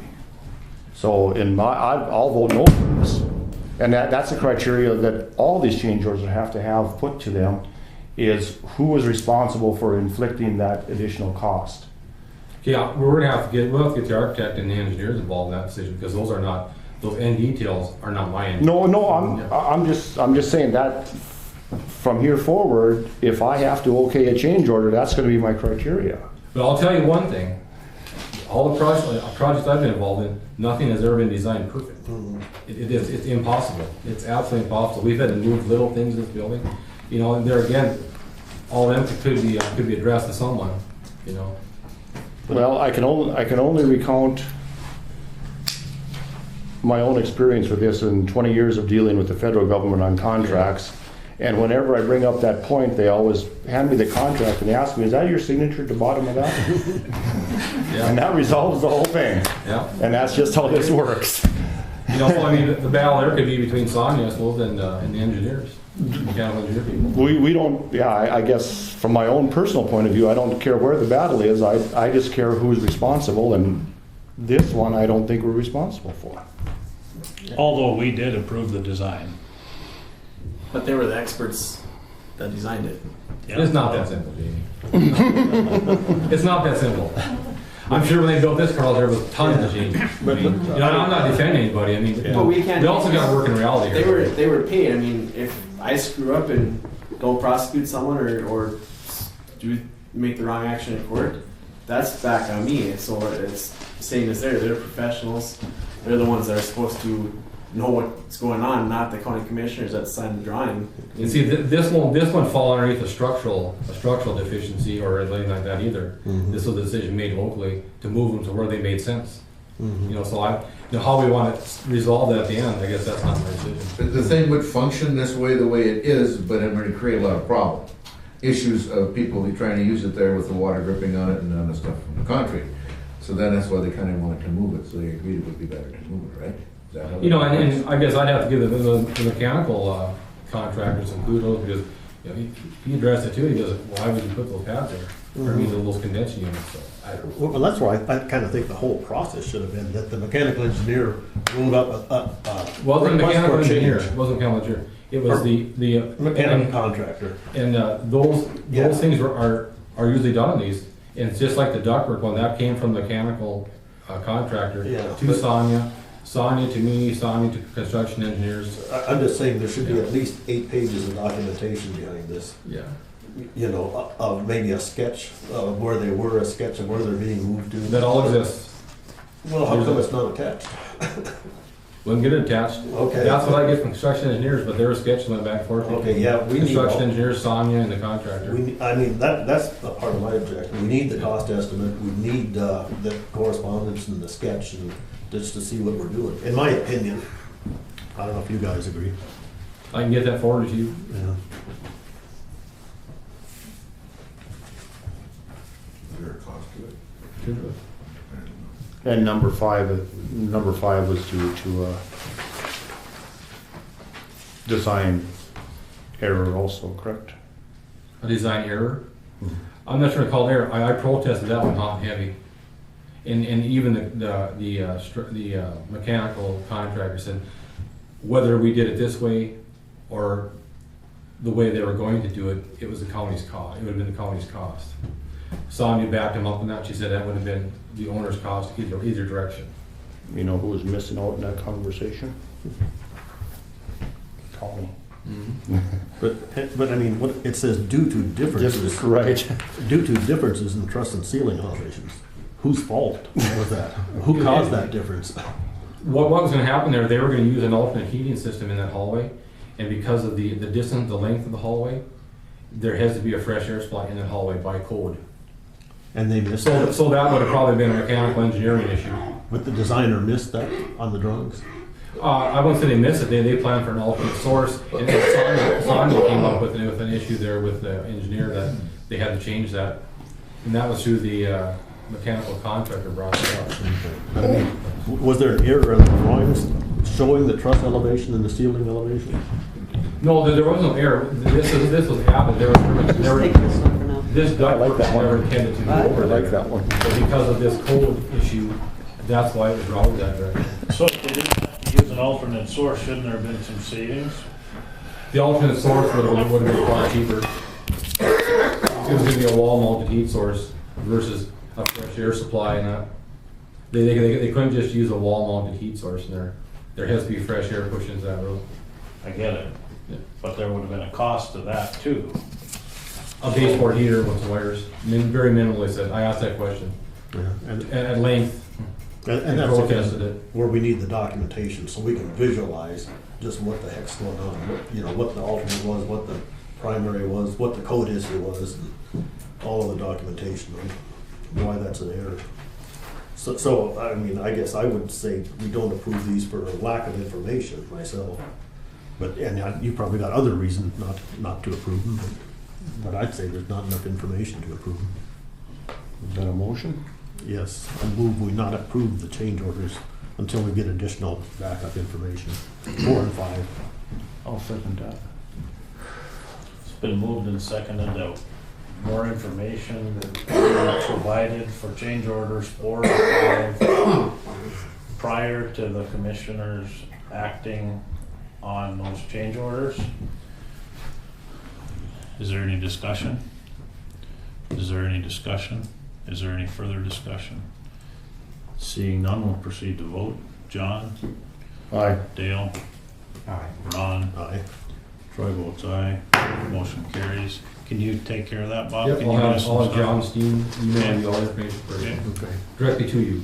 Okay. Okay. And I'll, I guess I can't. I mean, they're not big items, Yeah. but Yeah, but I just wanted to emphasize, It's done Cindy, anyway. for Cindy, that once John Steen emails me that information, I think I'm violating the open meetings laws if I just start emailing the other commissioners. So when I get it, well, actually, it should go to Cindy. It should go to Cindy, and then she can email the 5 commissioners, because Okay. if just I get it, I can't email it to the other commissioners, so, That works for me. yeah, isn't that right? Well, however you want it done. Yeah, I think that's how it has to be done.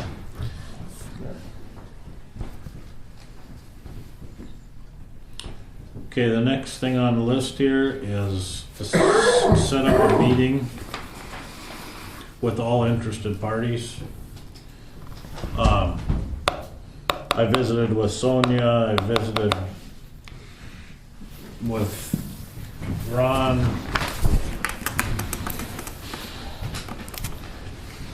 It seems like of the 2 different owners, the architect, the construction company, it doesn't appear to me that everyone is pulling in the same direction right now. And I don't see how this project can continue forward if we don't get on the same page. So I would propose that we initiate some kind of a meeting that includes Craft, construction engineers, the building authority, and the county commission. It could be as part of one of our future meetings, or it could be a special meeting. I don't really have a preference. And Bob Hook has to be invited too. And Bob, I'm sorry. Oh, yeah. I think you named everybody. Kraft, the construction manager, building authority, county commissioners, and Bob, that covers about everybody. And Jamie, invite Jamie too. You can come too. Okay, and Connie. I think, Well, it will be a public I think meeting. the fact that us 5 are there, anybody can come to it. I don't think there needs to be any invitation. No, once it's a public meeting, it's a public meeting. Don't you have to send out the agenda for a public meeting? Yeah, we'll have to notice it. We'll have to notice it and have an agenda, which brings me to the agenda. Okay. From the county commissioner's standpoint, what items do you guys feel we should cover? I mean, obviously, there's contract language. Contract language of, Let's say, following the contract language, or everything. I mean, there's a lot of things under there. For example, specifically, the information provided to Craft by construction engineers in order to verify the cost plus provision of the contract, I guess is the first thing that comes to my mind. yeah. Second thing that comes to my mind is that all change orders should go through Craft Architects, and Craft should make a determination on those change orders and bring them to the owners with a recommendation. Mhm. And on the first one, we could maybe specifically mention this paragraph 7.1.4. I mean, it's clear to me what they need to provide, but it's not clear to construction engineers, so it's a dispute. So, you know, we need to resolve what they have to submit with their buildings. If they're not clear what there should be provided in an AIA 133 contract, they shouldn't have been allowed to build this building. I think That is untrue in my opinion, but What's that? that they don't understand. Well, Why, no, I think just, wait a minute, I don't think it's an argument. I think just their actions that they tried to remove that clause from the contract implies they did understand. They removed it for the reason because they didn't like what that bound them to. So if they didn't like what it bound them to, they had to understand it, and that's why they removed it. So I don't think there's any doubt that they understood, and the argument that they didn't know what was in there is ridiculous because they supplied the contract. yeah, I mean, I acknowledge they may have been very inexperienced and they may have never used that contract before, but like you said, is that your signature? But, And I don't think they were coerced into it. I think, again, it was freely entered into, so yeah, I think they need to be held to the language of the contract. I don't think that's too much to ask here. Ignorance isn't an argument in a situation like this. No. Okay, so yeah, so you got two items on the agenda. What is that? Initiation of change orders? I suppose just the role of the owner's designated representative probably should I have to be talked about, I suppose, since it's got to be in the minute. I guess I have that just as one. Okay. I have contract language on cost and change orders should go to craft documents. And she should bring her suggestions of why. I don't know if we should define it that well. I think we should have it so that it appears they want to be a little bit. I think we should state it simply that all provisions of the contract must be abided by both sides, by all parties. okay. All interested parties, and that way anything that they do outside the contract, they can't say, well, you guys said we only had to abide by this much of it. I think we need to make them stick to the letter of the contract right down to the very last Well, yeah, dotted I mean, just because I we don't and talk T. about it in But- this meeting doesn't mean the contract is void. But you're bringing up what you want on issues of what you want for the agenda here. right. Well, we want adherence to the contract. It is Okay, we'll put it down just as adherence to the contract. Let me bring up something that can muddy the waters there. Yeah. In the contract with the construction engineers, paragraph 3.3 says, the owner shall retain an architect and have the responsibilities as described in AIA document B103. We know that, yeah. But instead of that, they got that B132. So I mean, when you say the architect doing it in accordance with contract, they're doing it in accordance with the B132. Well, if they just do that, that's not what we want. We want them to do it in accordance with the B103. But that's Kraft's contract. No, this is construction engineer's contract.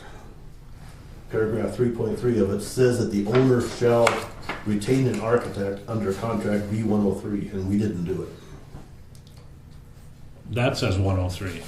This does. yeah, the architect. Architect's contract says 133. Yeah, instead, we wrote the wrong contract. We wrote a B132, and we should have written a B103. So the architect is being forced to do work above and beyond what's in their contract. And, that's And not- they're willing to do that, but they would like us to square it with them at the end. Yeah, but I mean, I guess what I was getting at is, when we say we want all these parties to adhere to the contract, well, we can't I mean, we're not adhered right now. I understand.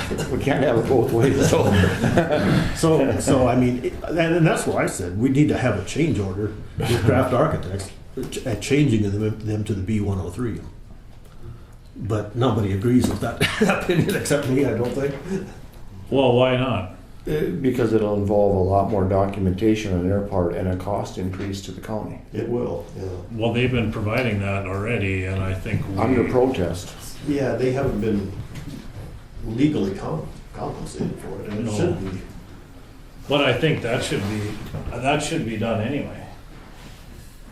Well, yeah, I mean, maybe we could have an amendment to their B132 asking them to do all this extra work instead of switching them to the B103. Well, if the The county provided that contract, correct? Mm-hmm. So the county screwed that deal up. Yep, yes, I think so. I mean, I think with the A133, I think the contractor submitted it to the county, then our legal staff reviewed it. And it may have been the same thing with the architect. The architect may have just submitted the B132. And then she said she didn't get a copy of the contract with the contractor until much later and realized they're not They're not, compatible. yeah.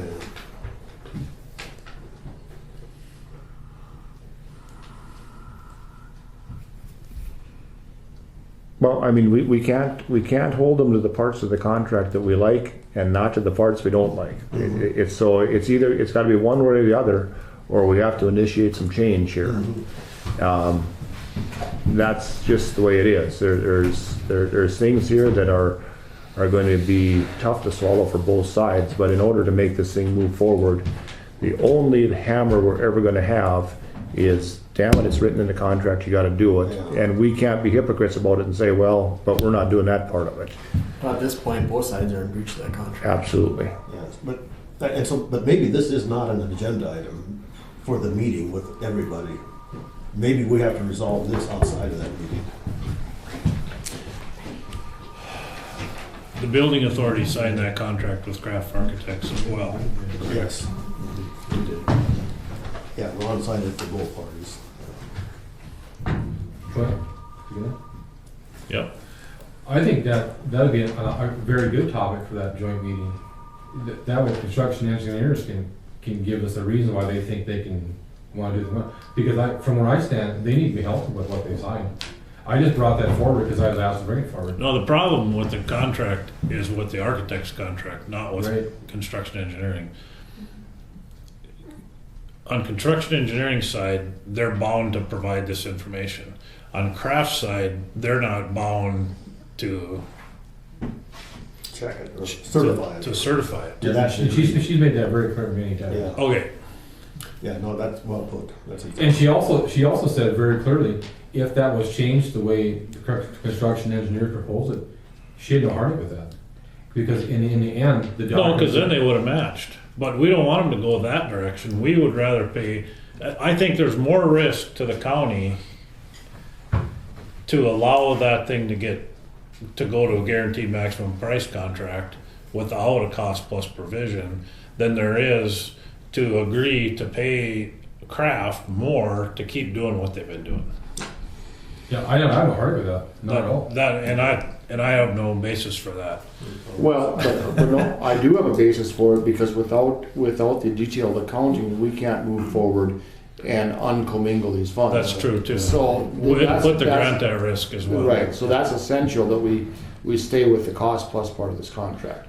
But in that resolve, right now Sonia, she's not breaking down any cost for what was where, nothing. There's no separation what she's doing as EOC or courthouse. I know. They're just doing they're just doing general cross-board numbers. Yeah, I mean, that. So construction engineers and her are gonna have to work diligently to get that separation in there. Right. I thought that was in construction engineer's contract, What's that? to separate the costs of the EOC and the courthouse. I don't really look at it that way. I mean, in the construction engineer's contract, they give one schedule of values. They don't give 4 separate schedule of values or 2 separate schedule of values. They just give one.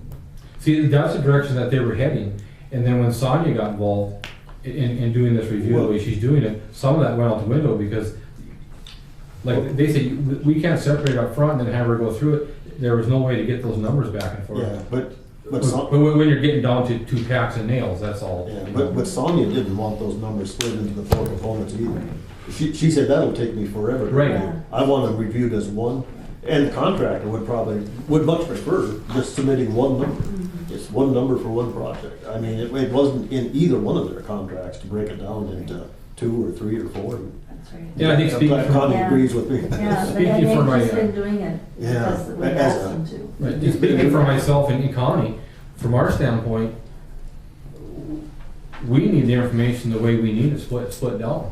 And those two are gonna have to come to some kind of conclusion to get that finished. But they could probably argue that's a change. We weren't planning on splitting those numbers out like that. That's a change, and it's gonna cost you. I agree. There, What's that? I said, don't let them hear you say that. All right. They've been doing it without asking. I know they have. everybody. I know. Construction engineers made it very closely in those early meetings, those open meetings on the minutes, that they were going to provide a breakdown. They made that very, very clear. So that they can't say they never intended to do that. That was there all along. But it's not in the contract. But yeah, if it's not in the contract and writing. It was just a verbal Situation. agreement. So what are you putting on your agenda for this? You're getting tired of listening to us, aren't you? Well, you're gonna rediscuss it again, is why I'm not trying to. leave it Yeah. open, just, Just leave it open? I Okay. think so, because there's, I'll just put meeting on new courthouse. There we go.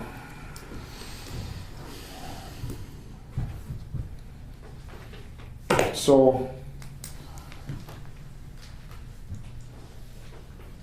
where are we at in the discussion on this then? Where, if we can't resolve the fact that this needs to be broken down to at least the two different entities, the EOC and the courthouse, there is no way to move forward on this grant because that has to be broken down. We have to somehow uncommingle the funds, rewrite the lease, decide on the Davis-Bacon, and without an accounting, without a itemized accounting to start with, none of that can be done.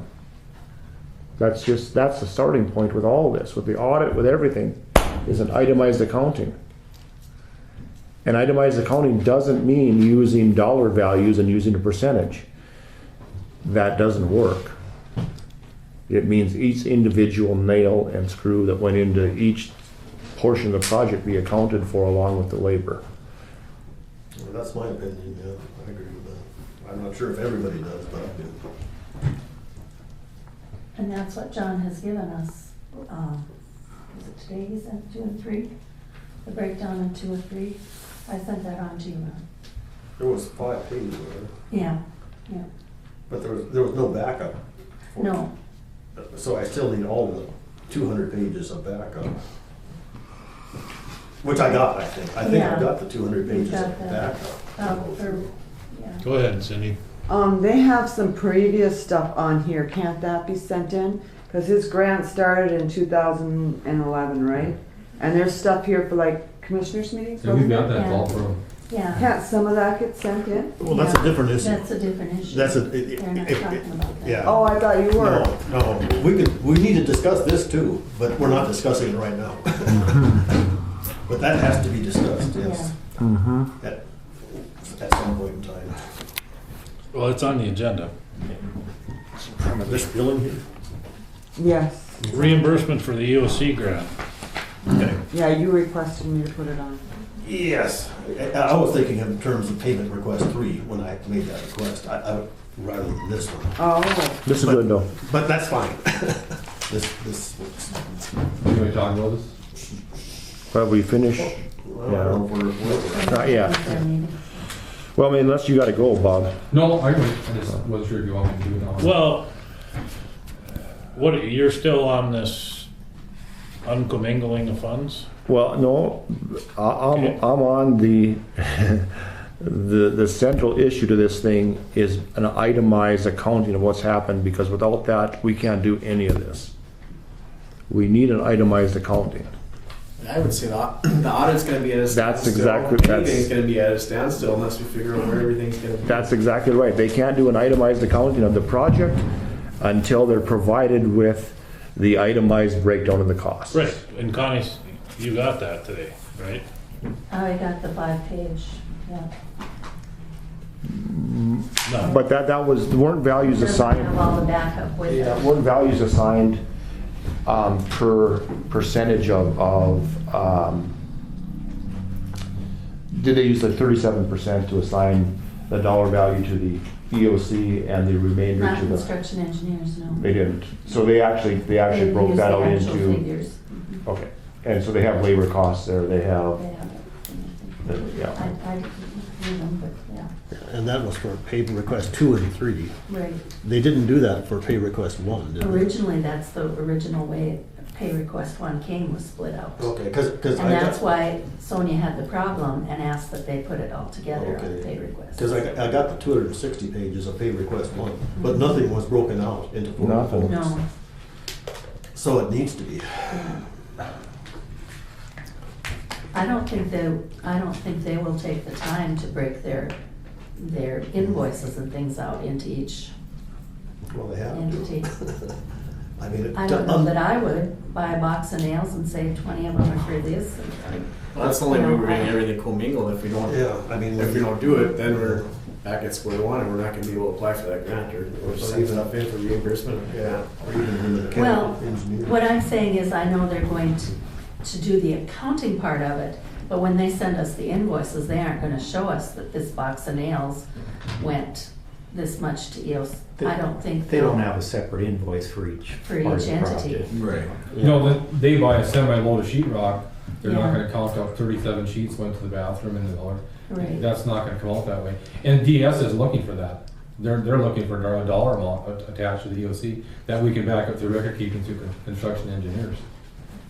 Right, so they want to know that those 37 sheets of plywood went into the EOC. That's the problem.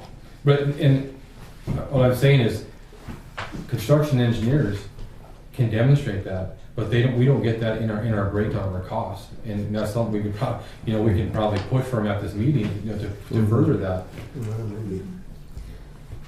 And I think you haven't really said when you want the meeting, how you're gonna, set it up. You've kind of gotten sidetracked. Well, I mean, I think we have to be available anytime. I think it's the other entities that are going to set the timeframe. Sonia has a plan coming up here soon. Did you get that over emails for that, or gather that? She was gonna. Whenever we wanted her to come, Yeah.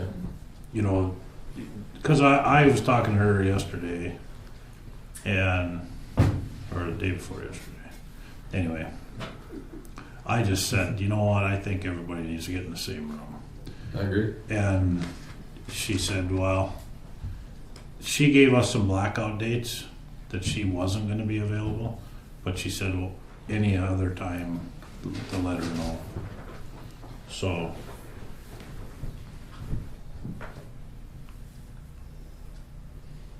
One agenda item we need to have on there is the labor rates, the rental rates. right.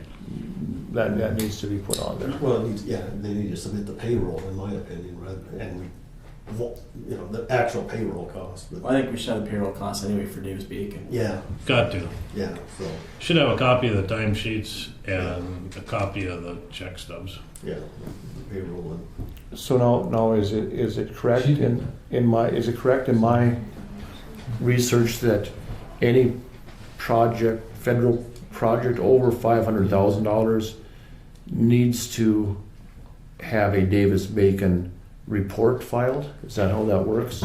No. yeah.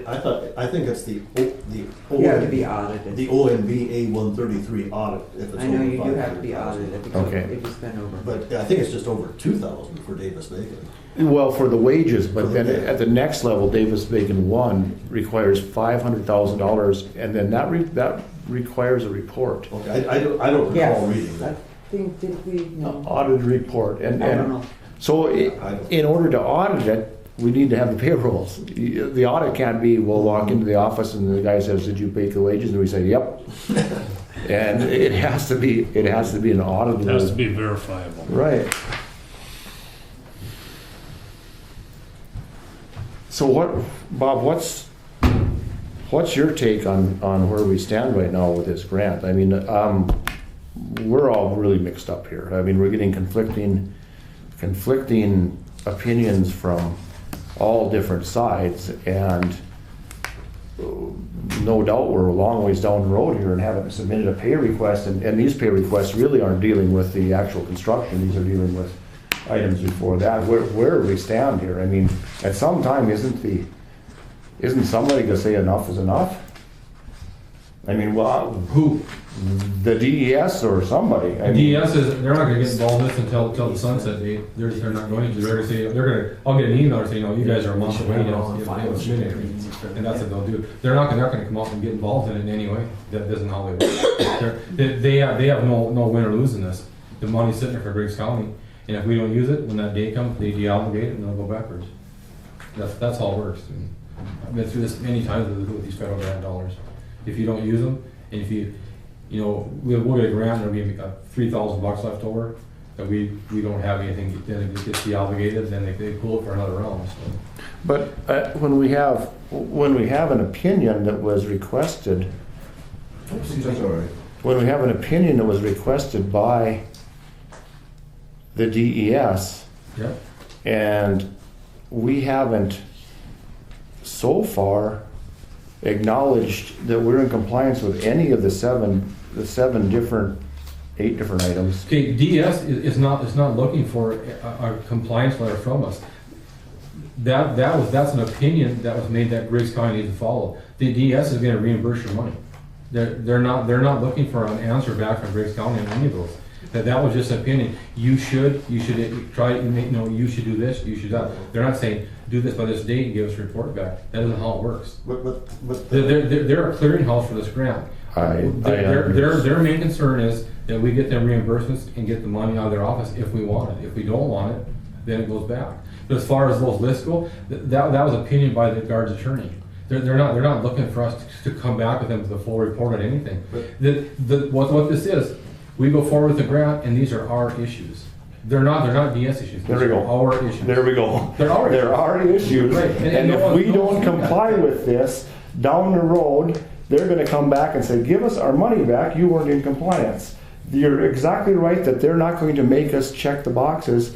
They were very specific. They said, here's what you have to do in order to be in compliance. It's your call. Yeah. The letter doesn't read that way, John.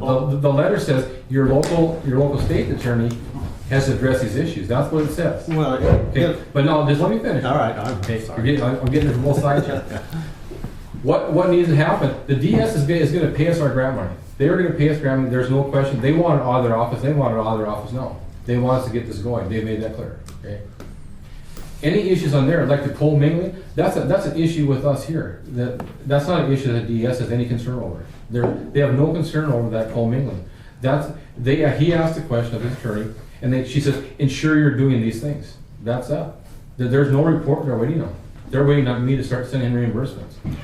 We need to ensure those on our end, and if we can defend whatever we do with those, that's it. There's nothing that's going to go back to the state or the federal government. They're not looking for anything. Davis-Bacon, that's not going to affect DES in any fashion. A Davis-Bacon issue is going to affect 1 or 2 employees from a subcontractor that got paid $1 less. And until they bring that action forward, there is no action. When I talked to the guy at the labor department, Ron, you talked to him too. They're not waiting for. There's no action started. There's no action on anything. They're not waiting on. There's no report. They said there's nothing they can come out and help us with because there's no action. Yeah, I didn't get that impression from Greg Wills. I thought Greg Wills not labor department, and Greg Wills told me correctly. He's not going to address Davis-Bacon because that's not his expertise. He told me that directly in an email. He's not going to direct. He said he's not going to answer these questions and address them any further because they're not of any concern to DS. Yeah, well, those are recommend. It'd be no different than if Jamie made a recommendation on those 5 letters. That's his recommendation to the county. It doesn't affect DS. Yeah, but I mean, the letter from the joint staff, Judge Advocate, that was to Greg Wills. Yeah, because he asked for it. It's just like if you ask for legal opinion, it's going to come to you, and then you're going to bestow it upon us. That letter said this project must comply with Davis-Bacon. That was addressed to Greg Wills. Okay. Yeah. But okay, I get all that. So Yeah. we need to move forward from this point. I mean, we've talked about this 5-6 times. I get that.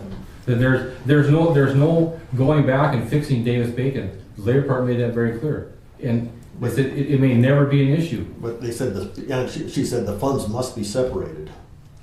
Were you talking about Davis-Bacon funds? No, the bond funds. Well, right now, right now they are. Okay, let's first of all let's read what the Judge Advocate sent to us. So everybody's arguing the same thing.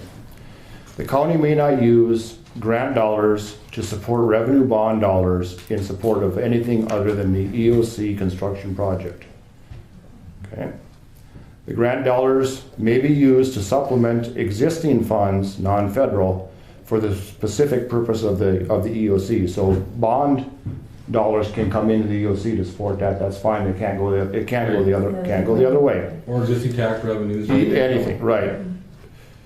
Grant dollars are tied by law to many federal requirements, including but not limited to Davis-Bacon, the lobbying restrictions, drug-free workplace, debatement and suppression, environmental and historical issues.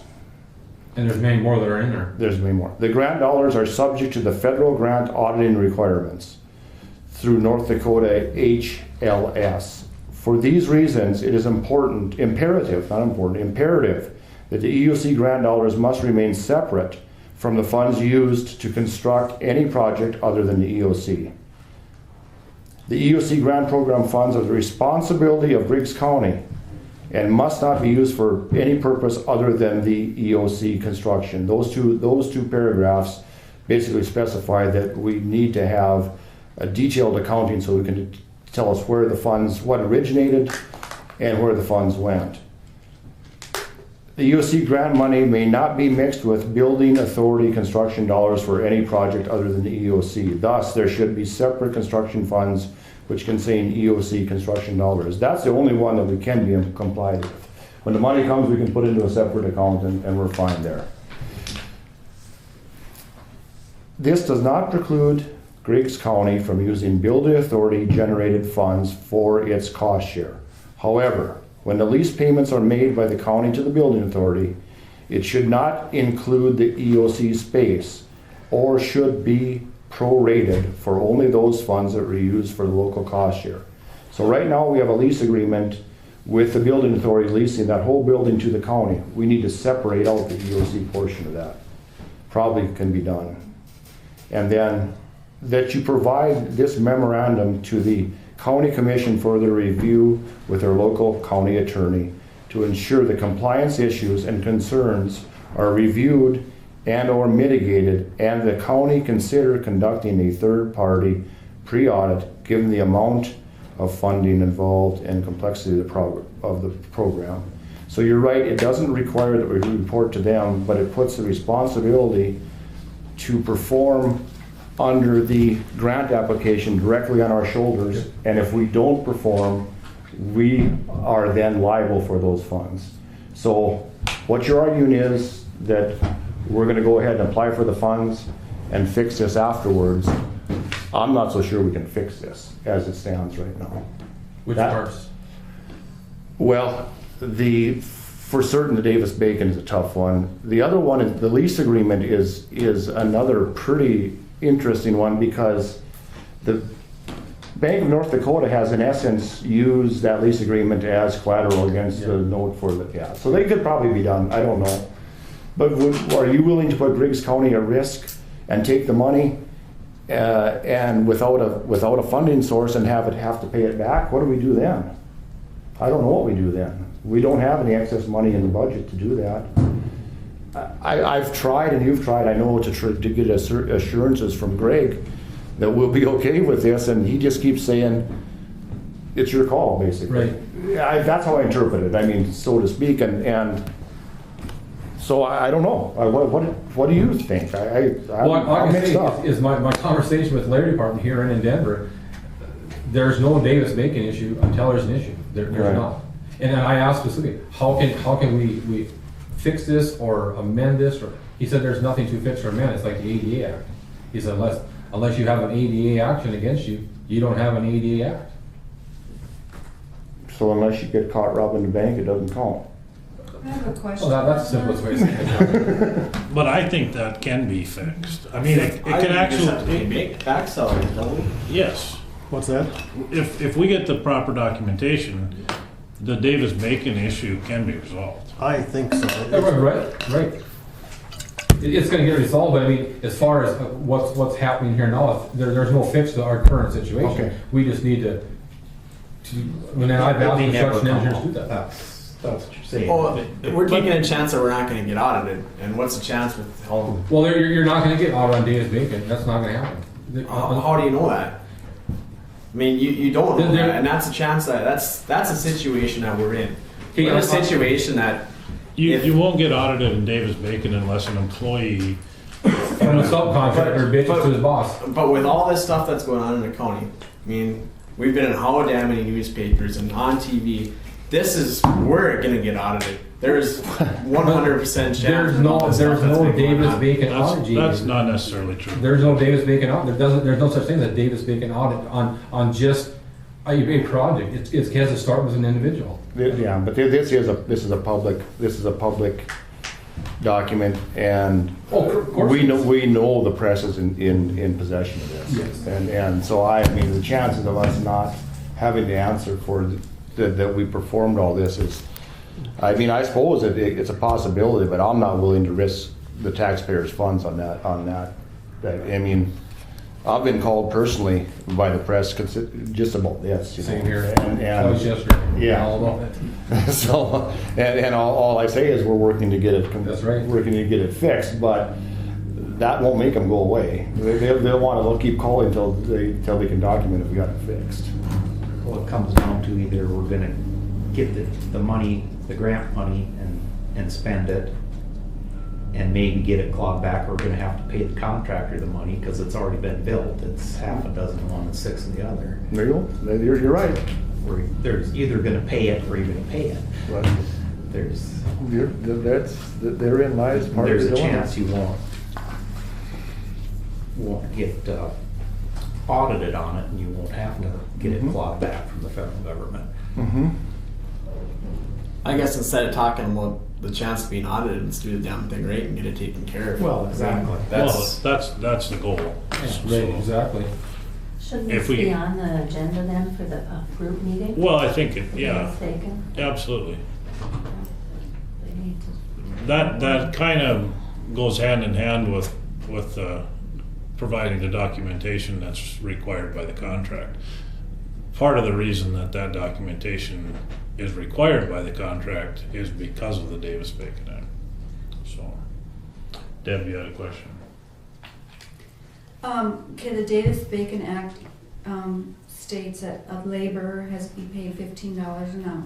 No, depending on what their job is. Yeah, it varies from job to job. There's a schedule for every kind of job that you have. And in every region of the country, that's a different But you schedule. don't think there's gonna be trouble because no one's reported anything? Well, there's two things.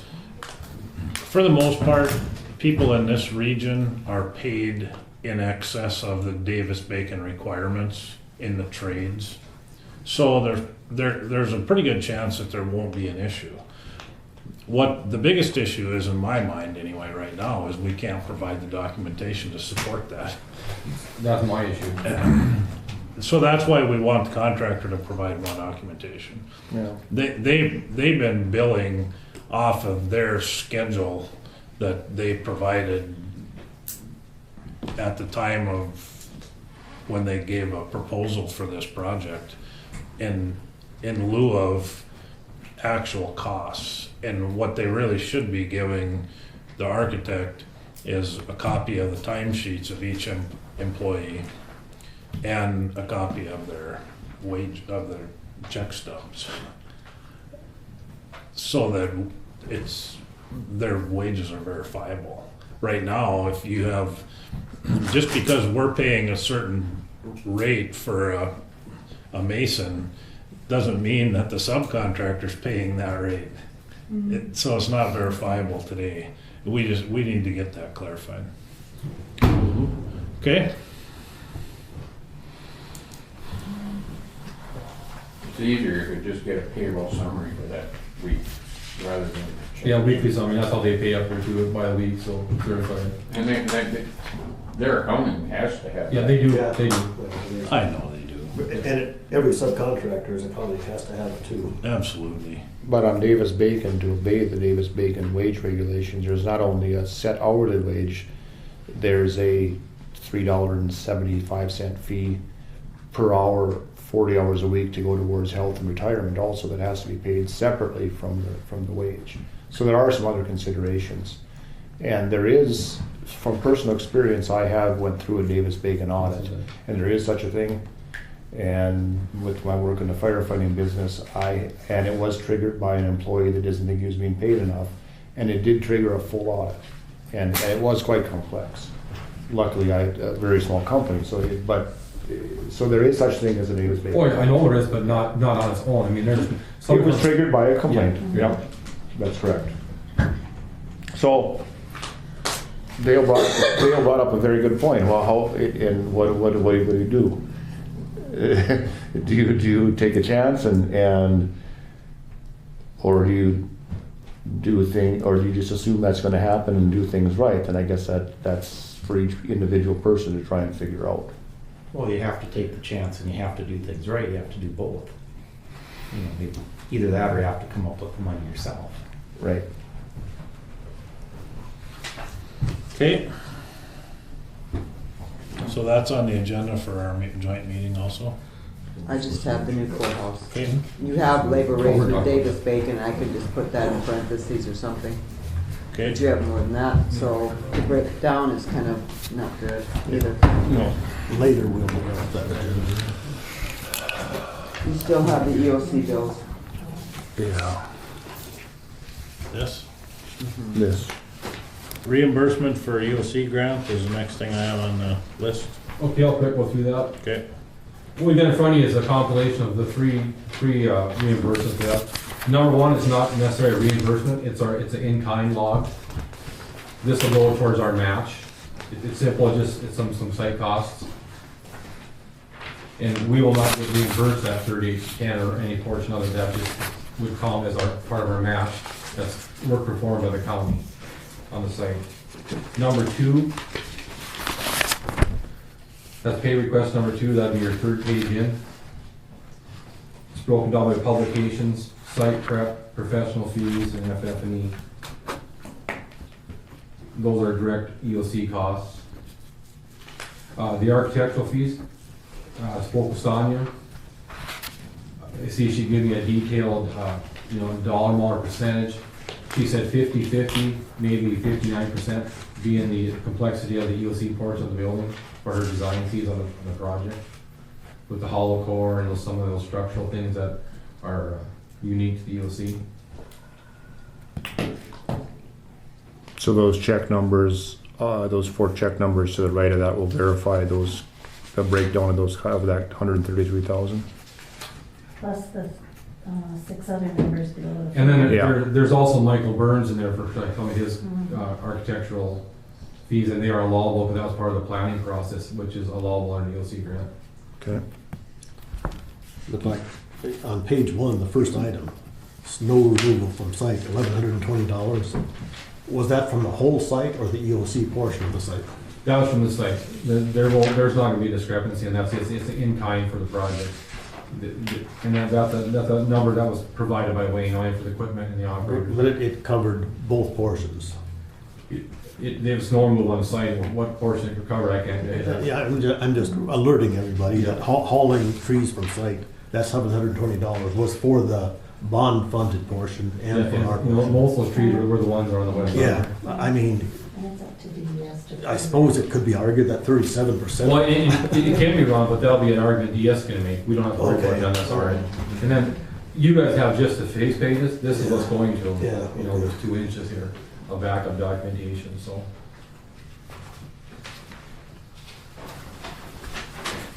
And then the final page, page 3, that would be like your 5th page in. Those are just costs. Commissioner meetings, and we broke them up by percentages. And speaking with Greg and Debbie, they said that's the best way you can do it. You're talking, Debbie is like, she's the director of the actual DES portion beyond state aid. And then again, they will review this and they'll approve either all of it, or if they want a line item, one or 2 things off, they'll do that, and then the check will come back. So if you look at the bottom of each of those, the second page of the pay request, the bottom number, that is what will be proposed, we'll get back from the federal grant. 148,000. Yes. 148,290. Yeah. Yeah. And that's just the first one. We have other ones we could start on. We didn't do it depending what happened here today. We weren't gonna produce, 500-page documents and then. Like the bill for Burns Architects, I suppose part of that is even before you got the EOC grant, right? Well, no, that is, there was Burns' cost after the grant was done. Because Burns was involved in this project until they got to the point of picking an architect and moved on. Yeah, they were involved in it before the first Right. election, and they did an awful lot of work there. And so, but They had costs previous to grant that we weren't able to even include in here. These are costs that were strictly okay, after this, and as planning. yeah, okay, so there's Yeah, we could request all that number would have been 3-4 times that number. Well, I mean, just his portion, that percentage. And then, we may have other in-kind issues here too. Wayne's gonna move some snow off the site again, and So,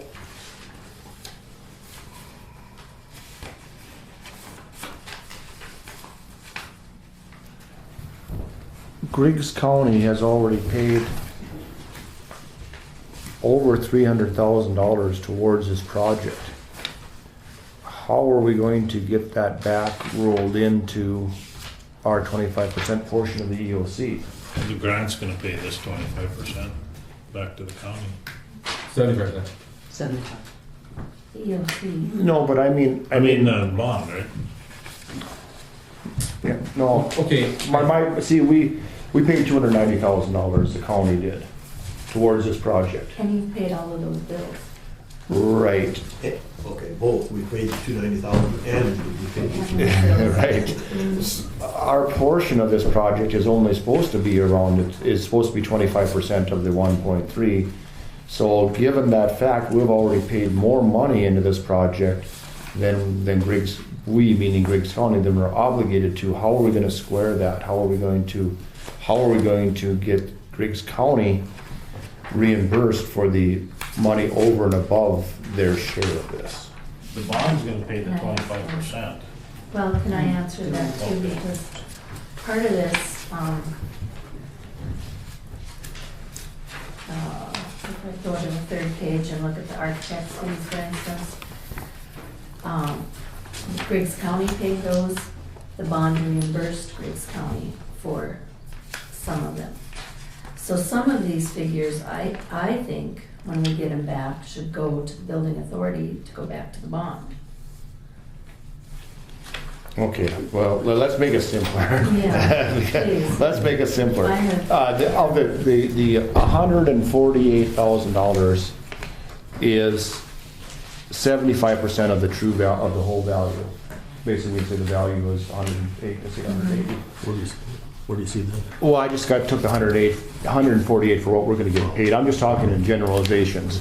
So it appears like none of this $200 or $180,000 has anything to do with that $290,000 that was paid previously. So if you add the $290 that was paid previously and you add this 180 or approximately 180, that is far over the commitment that Griggs County had towards this project. How are we going to square that? I think it was figured in there. the, EOC didn't cost as much as figured no, in there. Am the, I wrong? for Griggs County grant, on the EOC, we have to identify $300 towards the construction of the EOC. Yeah. That 290 was not wrapped into this. Okay, that's where I'm at. Okay, the 290,000 that's paid by the previous commission, that was paid for the offices that were not allowable to be reimbursed by the bond. Okay, that was there from day one in the minutes, that was talked about over and over. And anyway, I mean, I'm telling you right now, you can shake your head, John, but that had nothing to do with this part. That was never figured into the EOC. It was never figured into the EOC. It I has, can tell you that directly. no, it was figured into the overall cost, it wasn't figured into the overall cost of the project. That $290,000 in the other office's portion of this was a knee-jerk reaction to misuse of bond funds. That was never part of the project. It was never bid as part of the project. It was never identified as a funding source on this project. Again, it doesn't even equate to the amount of money put into those other offices. You were just trying to cover up, the commissioners were just trying to cover up that they had misused 57, 15, 59, and they were trying to cover their backside. That I said from the time they did that was going to come back to bite them, and it is. You can't have it both ways. You can't have it paying for that part of the project and then come back to this part of the project. So now we have more money into this project. Well, John, slow down. We have more money into this project than Griggs County was ever supposed to put into it. 3.5 million, 1.3, and 25% of that is 300,000. John, I can tell you clearly, and they were not my decisions. I know. But from day one, it was identified that those bond dollars would not pay for those four or three or four other offices. That was identified from day one. That was there, okay? This grant is standalone from that 290. This grant had never had any, those figures were never part of this 290. You're gonna have a hell of a- And well, now, John, listen here. You're gonna have a rough time proving that because the cost of this project identifies the funding sources. And the funding sources are those three funding sources, and the other offices is not identified, so you're gonna have a hell of a time proving that it should have been in there. Well, okay, no, that may very well be, but I'll tell you what, the 290 was paid, it brought down the cost of the bond, it brought down the cost of the reimbursement on the project. I know, it wasn't my decision, but I sat through those. Yeah. Anyway, that portion had never had anything to do with the EOC grant, so how you guys want to figure that this grant, that's gonna be the decision you guys have made, but it was never part of this. Okay, And so- now, if we want to use that, if you want to use that and then deal with the rest on the other end, we've met our match. Right, well, that's the So point. from now on, we can request 100%. Very good. I mean, but something has to do with deals on the. Very good, and you said just what I wanted you to say. We don't have to deal with that. That was the previous commissioners and the previous state's attorney that made that decision. They will have to deal with that. We won't. That was done prior to us coming in here. They're gonna have to answer for that. We won't call it something that was done illegal, that discrepancy. We need to be assured that the dollars that Griggs County put in here go towards their match. And any dollars over the $300,000 come back to the county coffers. But John, here, there's a separation, the EOC grant. No, there's not. There is no There's gotta be. separation. Well, yes, it would be nice if there was, but there isn't. It wasn't bid that way. The cost of the building cost and the bonding cost were, the EOC was never figured into that construction loan. Bob? The 1.3 million was to build the EOC. Bob, $3.5 million for the project. Mhm. What are the funding sources for that? EOC grant, 1.3, bond, 2.2. What does that equal? 3.5. There's no room. There is no room for the other offices. It was never even intended. That was just after the fact. 1.3 and 2.2 is 3.5. Okay, John, That's the cost. no one's arguing that decision. Okay. Now listen to me. You can use the bond monies to build a building, the bond monies to build the whole building. It's the reimbursement where that comes from.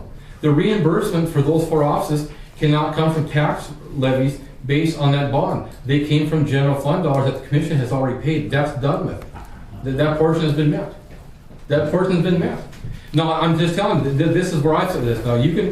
The 25% match is supposed to come from the bond, John. I understand that, but Troy, but the way he has it right now, if that $290,000 was paid by the county for something other than this, then we're gonna be on the hook for more money. We're gonna have to pump more money into this project. No. You can't have it both ways. You can't have it for the other offices and for this. The $290,000 paid, that was a reimbursement to the construction, that already paid the county's portion of the project. That was a payback. This EOC is completely separate from I that. understand that. So we still have to come up with $325,000 on the EOC match, and that's what we're gonna do through our submittals. Through using the 290,000. Well, that's a decision you're gonna have to make, because that isn't how this was planned out. But if you wanna do it that way, then that's gonna have to be answered for. But the total project is now 3.8 million, right? No. No. No, there was 2. Okay, here we go. Let's just this way. I went to my neighbor and I borrowed 10 wheelbarrows, okay? Yeah. The county already paid for 2 of those wheelbarrows. So there's only 8 left. Then we're not gonna add more on the end of it. It's done. That $290,000 went to pay for part of the courthouse. It's done. That's not gonna be rebuilt again by anybody. We're not gonna add that onto the grant. It's not. Well, whether, that $290,000, that money was not generated by the tax levies that bond put on the county taxpayers. It's not being paid by that. That was paid by funds that were existing. It's already been paid, it's done. But another way of Money looking left at it, over in the bond, you can always just put it back on your deal after your years are up. Yeah, or you can just pay the bond down with it. but the 2.2 million from the bond, that cannot pay for those 4 offices. Right. And the And EOC. it didn't. It didn't. Wait a minute, and so that's 2.2 million, and we still got the offices to pay for. The EOC No, grant was Ron. 1.3. The 2.2, the bond money generator can be used to build it. Not the- Wait now. The tax levies off that bond cannot be used to reimburse for those 4 offices. That's why they use that money to build it, but those tax revenues can only cover court, law enforcement, and jail. But Well, that's the not bond what can be used- 57, but the bond 59 can be says. used That's to your pay the interpretation. $300,000 That's what it reads. But it comes down to what can be reimbursed with those tax levies. So you kind of traded. And that's how this is set up. That, I mean, we can Wait say- a minute, it wasn't set up that way. The reason that when you saw the sources and uses on this project, nobody ever said anything about the 4 offices, right? Okay, until you guys started making noise about the Century Code. That's right. And then they said, okay, the bond, the EOC Center has a $300,000 match requirement by the county. From the county, yeah. And at the same time, the bond can be used to fund the 25% EOC match, okay? So, in order to get all the stars lined up, the county commissioners paid for those 4 offices and said, nope, they're not funded by the bond. They were funded by the general funds. And the reason they could do that is because they could shift those $300,000 over to match the EOC grant. The size of the project never changed. Just the sources and uses changed. I mean, you got 2.2 million bond money, Yep, and you got the 1.3 million on the grant. That's 3.5. yep. But you don't have those 4 offices covered yet. Yeah, they were covered in the They were 2.2. They were covered in the 2.2 until you called them and tell them they couldn't spend it on that. No, you're saying the 2. No, you're saying the 2.2 covers both the match and the department offices. That's what you're saying. The 2.2 million, 300,000 of that is for the match, and another 300. No, originally, wrong. The 2.2 million was for the courthouse, and the 1.3 million dollars was for the EOC Center. And we had no department offices. Not split. Yeah, they were in the. They were in. Yes, courthouse. yes, they were in the courthouse. But they weren't in that 2.2 million. Yes, yes, yes, they were. They were. No, you can't. If you read 57, 15, 59, it says you can sell those bonds for these other things, but not for department offices. Okay, wait a minute. Okay, no. Okay, so it was done that way. Okay. It can't be undone, Troy. There was the funding sources were named when they let this contract. It cannot be undone. Those are the only funding sources. The fact that they pushed that money over there and drew a little funny colored map doesn't change the fact that this thing was funded with those 3 sources, and that's the way it is. It can't change that fact. So how we want to deal with that, it isn't our problem that 57, 15, 59 was misinterpreted. That is the previous commissioner's problem. We need to proceed. Not anymore. Yes, it is. Yes, it is. We need to proceed. Do we want? Okay, if we admit that there was a problem, do we want to be complicit in that problem? Of course not. If we admit it's a problem, we don't continue on with that deception. We draw a line and put an end to it, so we're separated from that deception. I gotta make one more statement. From the very first meetings of this project, the bond attorney and the bond company, they said they spelled very clearly, you cannot reimburse the cost for those offices with the tax revenues off that 1515 or whatever it is. You can't do that. But you can build the project with it, and that portion can be reimbursed by county funds. That's what the commission did. They used available county funds. Instead of paying $37,000 a year over X number of years, they paid it off in one chunk. That's paid for. Now, how that was done and why that was done, and that wasn't my area. But that part's paid off, and that whether they paid it one shot over 10 years, it had to be paid back anyway. Well, it makes a lot of difference because if it was paid in one shot, yeah, it makes then the interest rate and everything else. It lowered the cost of the building. No, it raised the cost of the building. Because we paid the money up front now, and it's going to be at a higher interest rate than what the bonds were floated at. There's no getting around this fact. If that was truly the case, and the bond attorneys thought that was the way to do it, they would have wrote that into the contract. There would have been 4 funding sources. This is so ridiculous that we're arguing this after the fact when the documents exist that proved it wrong. There's 3 funding sources for this thing, and that's it. And there's no way around that. I know it'd be convenient to have a way around it, but that's not the case. And I, for one, am not going to be involved in continuing this charade that there was a 4th funding source and that they knew all along that they weren't in violation of 57, 15, 59. They're not in violation, John. Who said they're in violation of it? Where is that written? I would like to see that document. I'm just wondering, I mean, we've had this argument several times. What can we do to move forward? Can we send in these reimbursements forms and get money back?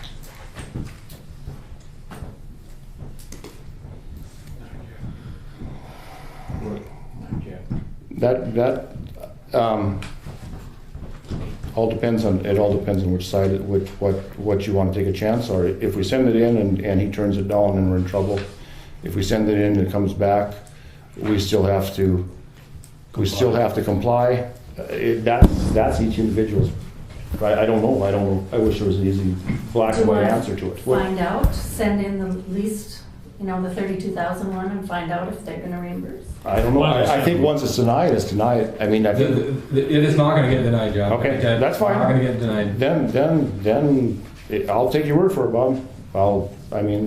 I've said all along, I'll go along with you, just don't get us in trouble. Right? And Okay. we're still in the same sheet of music. Okay. You put that in form of a motion? The what? That I told him not to get in trouble? No. Oh. Go ahead and send them in. Oh. I thought you were saying, put it into a motion that Bob isn't supposed to get us. Fine, I guess I can move on. That was the last statement made. I mean, you guys can sit here and banter or whether or not this is gonna be reimbursed or not all day long. but I you're think never we gonna need know. to send it in and Find out. see if it sinks or floats. I make a motion that we submit the reimbursement to get paid for the pre-costs on the EOC center. Is there a second? Well, I'll second it so we can vote on it. It's been moved and seconded that the reimbursement request be sent in to DES for reimbursement. Is there any discussion? Is there any discussion? Is there any further discussion? And this is just these requests here. Correct. All three of these. Yep. They'll be sent either today or Monday. We'll probably look at it one more time to make sure we didn't make any errors. Is there any further discussion? And yeah, and Bob, you're sure that we're in compliance with the grant, and if we send these in, what are we obligating ourselves to if we send these in? What if we accept the money? If we send them in, we send them in and they're approved. Where does that put us? What are we obligated to then? I mean, Well, from where I and stand- can we fix it?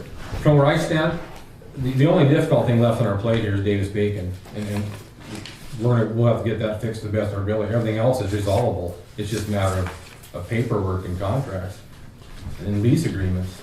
I know, but it's not, that stuff's not done, and we've already said that we'd be in compliance with the grant, and we're not. We're sending reimbursements in, and But again, that's a decision you guys are gonna have to make. If you're ready to go forward and try and fix this, we're gonna have to go forward.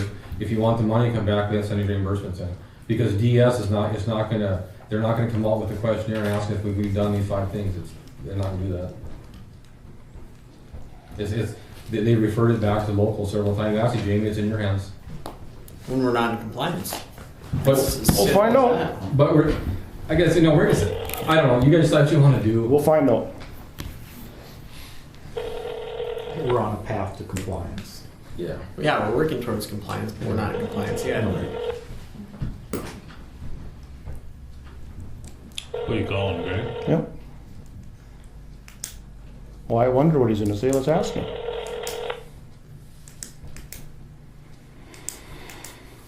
You've reached Greg. I'm sorry I'm not available right now. Please leave a message. I'll get back to you. Thanks. At the tone, please record your message. When you are finished recording, hang up or press 1 for more options.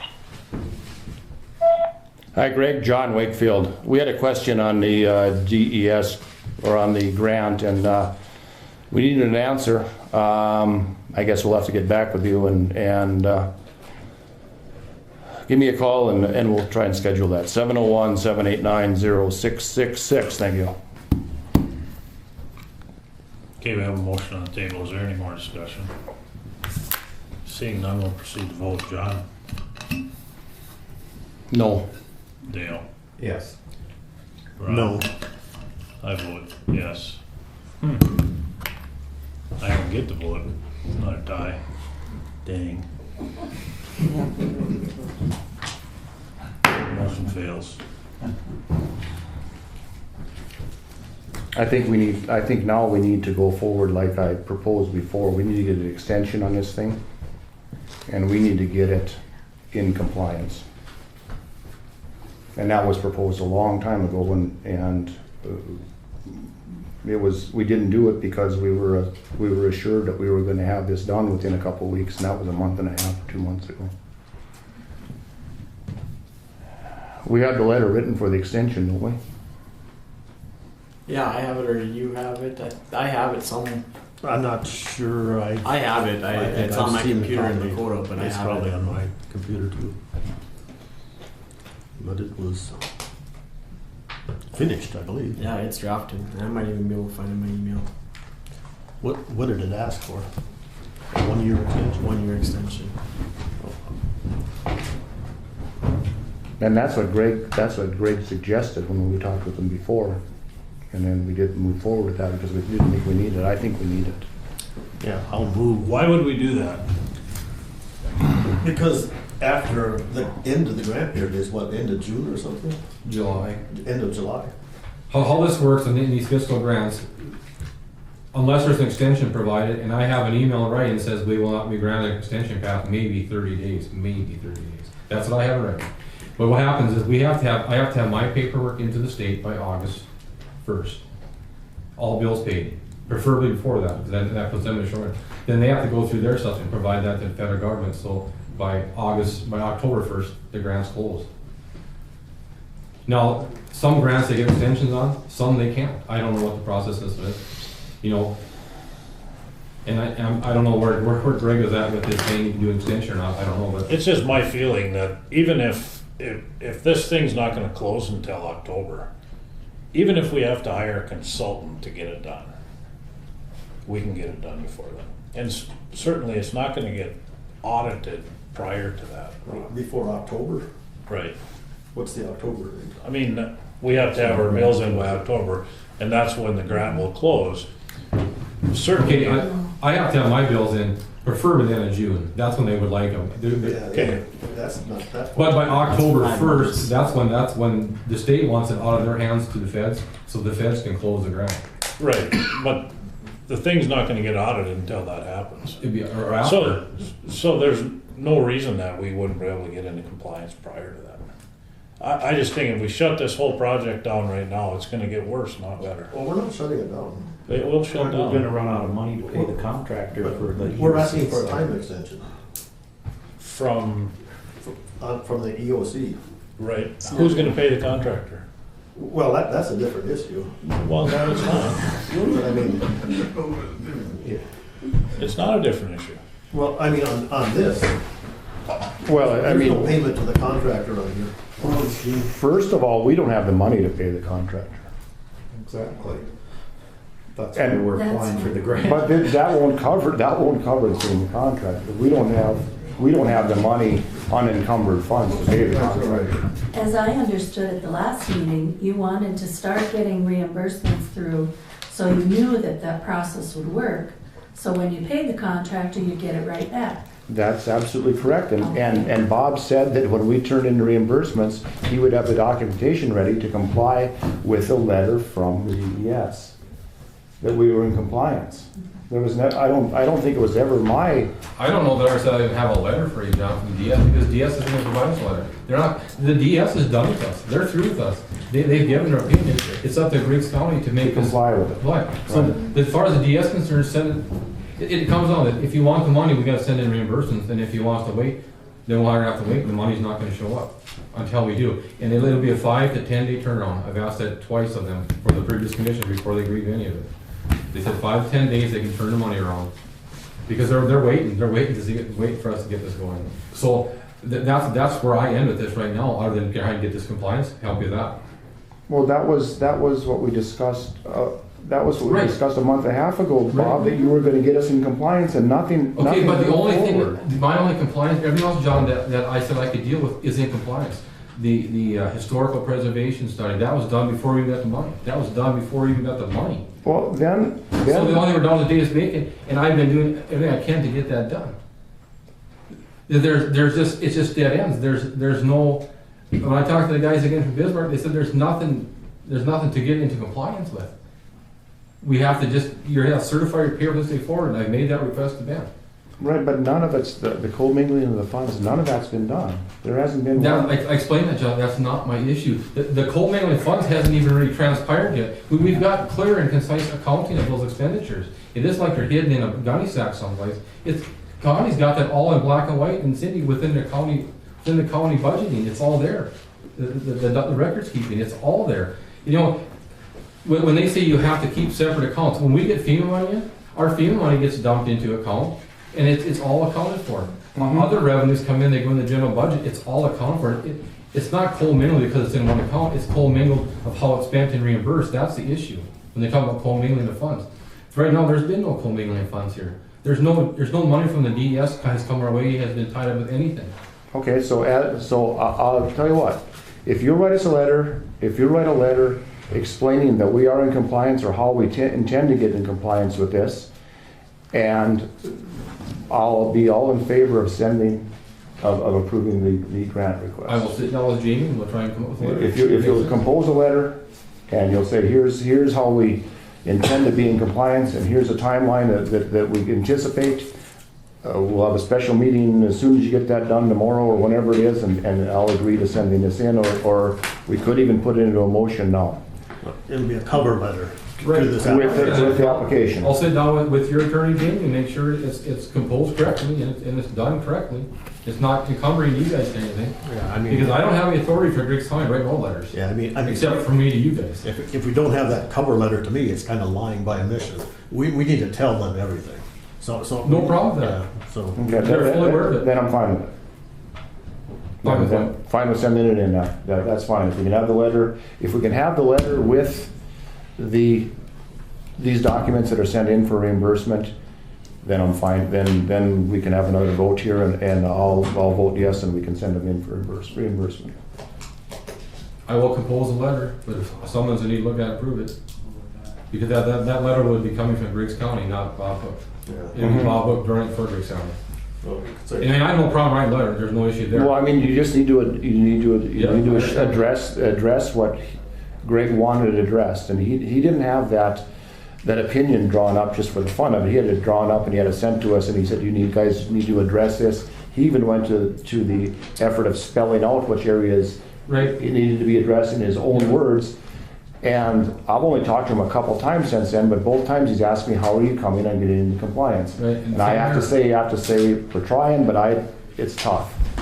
And so if we can give him a path forward, and that's what he wanted before, then he'll feel fine about this, and then I'll feel fine about it. But this dragging and committing us to the money and then not having any assurances we're going to comply, it doesn't sit well with me. Okay, then around this discussion, this co-mingling of money, what's it gonna take to satisfy that? Because right now, the co-mingling, if it's happened, it's just between the county and the building authority. Yeah. There's been no co-mingling of anything.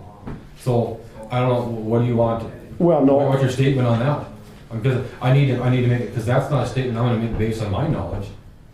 Well, what he said in his explanation, what Rick said in his explanation was he needed to be assured that every dollar that was spent, that was applied for as reimbursement for grant money was actually spent on the EOC. Right. And not, so, it isn't, it is the money that comes to us after the fact. It's easy, we can put it in an account over there, that's simple. But we have to pay it and then apply for it. Was $100 what we applied for actually to use? Right, exactly. But, and so, I mean, how do you do that? How in depth do you get in that? I'd say just enough in depth to satisfy him. Right. I will ask those questions in emails and I will forward them to Cindy and she can disseminate them out to you guys, and I will write that letter. They're not gonna tell us how in depth, because I know. Because I'm not gonna tell you, I can just about dictate their answers. But because it all That's goes gonna be back. more on the cost accounting side than. It all goes back to accepting responsibility, They're not and they don't want to gonna accept responsibility, but they will punish us for not being in compliance. If push comes to shove, they don't want to have it. Okay, the DS will never come, they're never gonna punish us for anything. The DS will not punish us in any way. That will not happen. They're simply a clearinghouse. This is all in Griggs County. And the DS will never come back for this. It'll be a different agency if anyone comes back. It won't be the DS.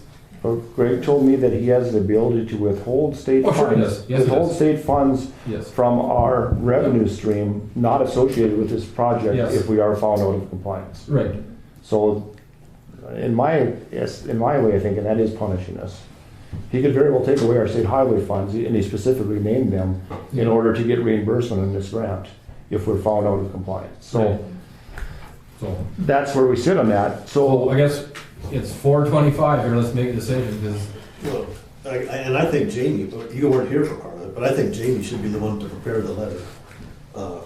And well, Jamie's not been the one that's been asked to get us into compliance, so I will work with him on that, but if you want Jamie to let it, then I'm out of it. But he can address the progress that we've made or not made.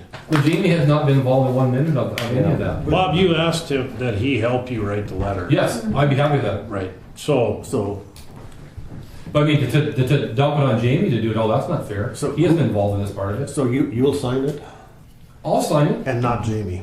Okay, I'll work together with Bob next Bob's week. the Griggs County He's the GS DS. director. So, I make a motion that we approve the payment of this request as long as there is a signed letter by our DES director giving us a path forward for complying with the provisions set forth by the adjutant general. yeah, there were 8 specific issues, Yeah. I think, to address. And I don't think we need to number those. I think I trust Bob to, he knows the intent of what we want. and- Yes, absolutely. Okay. I'd like to make that a motion. It's been moved that we submit for reimbursement request to the North Dakota DES along with a cover letter from the Bob Hook, the DES director of Griggs County, explaining our compliance plans moving forward. Is there a second to that motion? I move to second. Seconded by Dale. Is there any discussion? Is there any discussion? Is there any further discussion? Seeing none, proceed to vote. John? Well, I can't vote aye now, so I can't vote no now, so aye. Dale? Aye. Ron? Aye. Troy votes aye. Motion carries. I have a question on the stuff you're trying to get reimbursed for. I noticed that you can get reimbursed for the mobile money because of the DES office. There are some other things, I don't know if you could include the deck. Motion lighting was added onto the trailer. Yeah, possibly. The gutters were added onto the trailer. A few more other things. Yeah, so we can do more in time as we go. We're sure we're gonna identify other things as we go here. Like for instance, this snow removal the county needs to do. And is there an issue if the road department cleans these 2 snow piles up on the south side of the new building? It's getting to be an issue. And the city doesn't really wanna do it because it's in the construction zone. So I think I don't know if Wayne brought up any of it or not, but he hasn't. It'd be all right if he did that? I don't see why not. The construction, you don't have any trucks here, I mean, they don't have any trucks to haul I it. don't see one.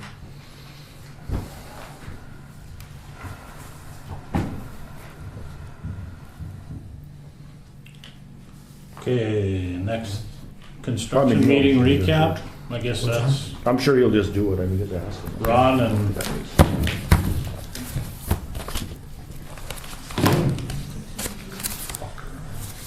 Ron and do you have anything for the construction meeting? Well, I think we've talked about just about everything that happened, Yeah. the billing problems and the breakdown of the costs and the backup for the billings and the breakdown and. I guess one thing I'd like to, if it comes out or not in these meetings now, but the actual fact of the building getting built, it's going very well. I mean, the work is unbelievable. That part's good, so and there's no issues on that end of this. It's very good. So, if there's nothing wrong with it, So was Ben there? No, John Steen was there. John. Yeah, John is usually there, and Ben is probably every third meeting. He goes between Grand Forks and Walker City and Williston. And he's over John. He's the supervisor. Right, well, I think we're getting billed half his time, Yeah. so.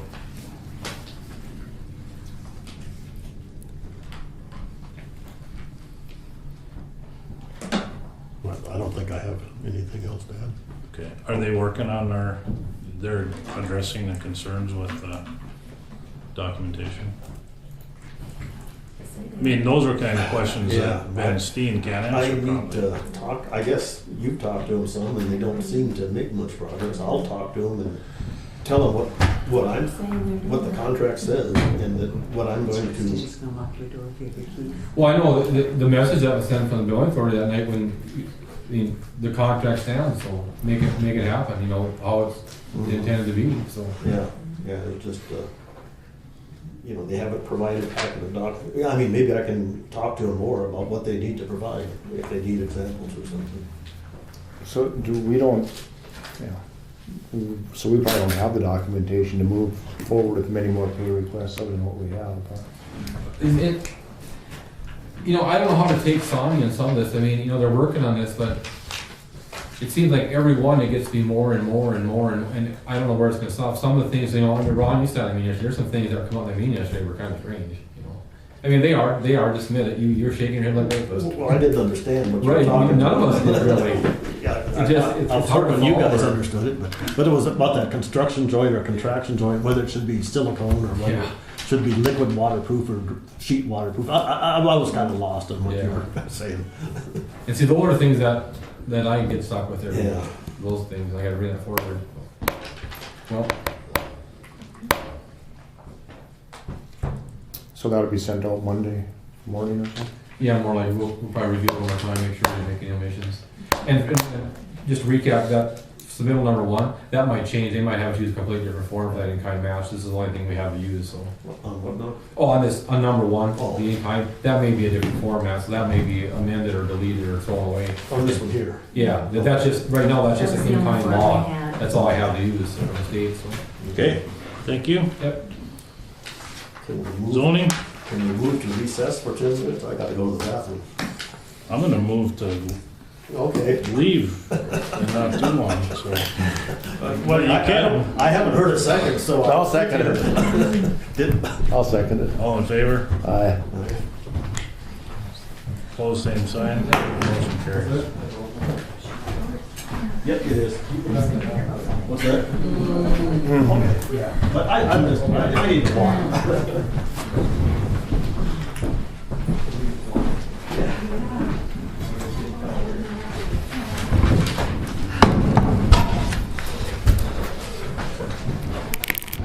We gotta open this deal.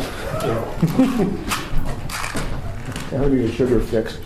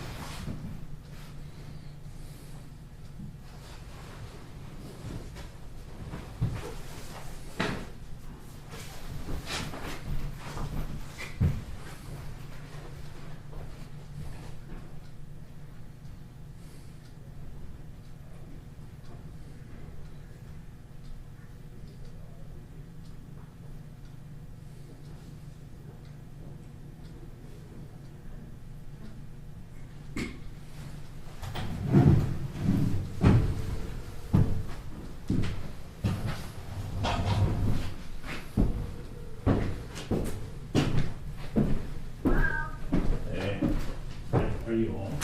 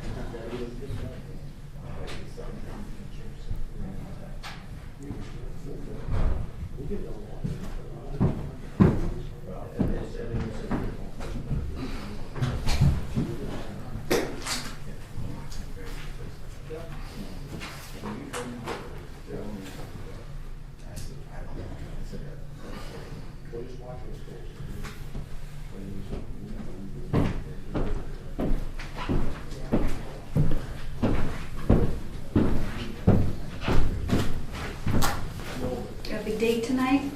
Yeah, it's Laura's Christmas party. We have a Christmas party?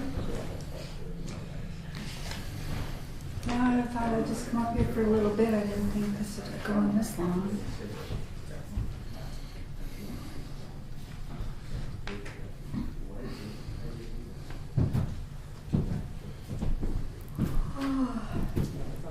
Too much banter.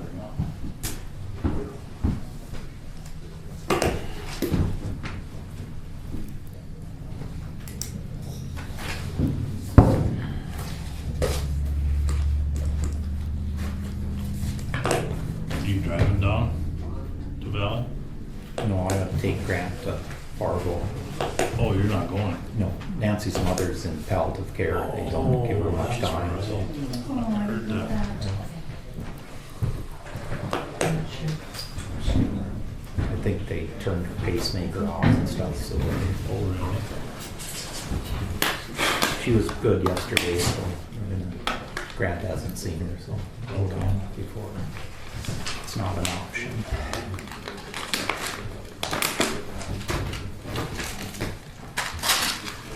She's 85, is that what she was? I think probably that sounds about right. Let's go! Probably try your sugar fix or something. You want some Tic Tacs?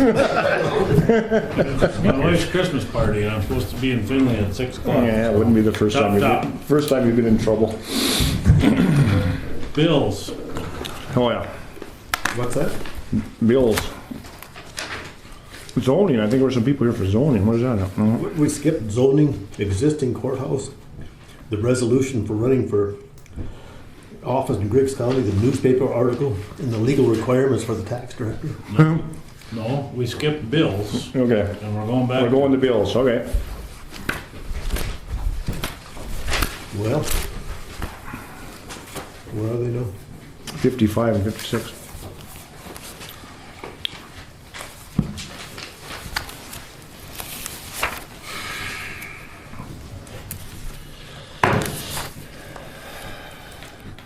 The one for sure, construction engineers, 456,000.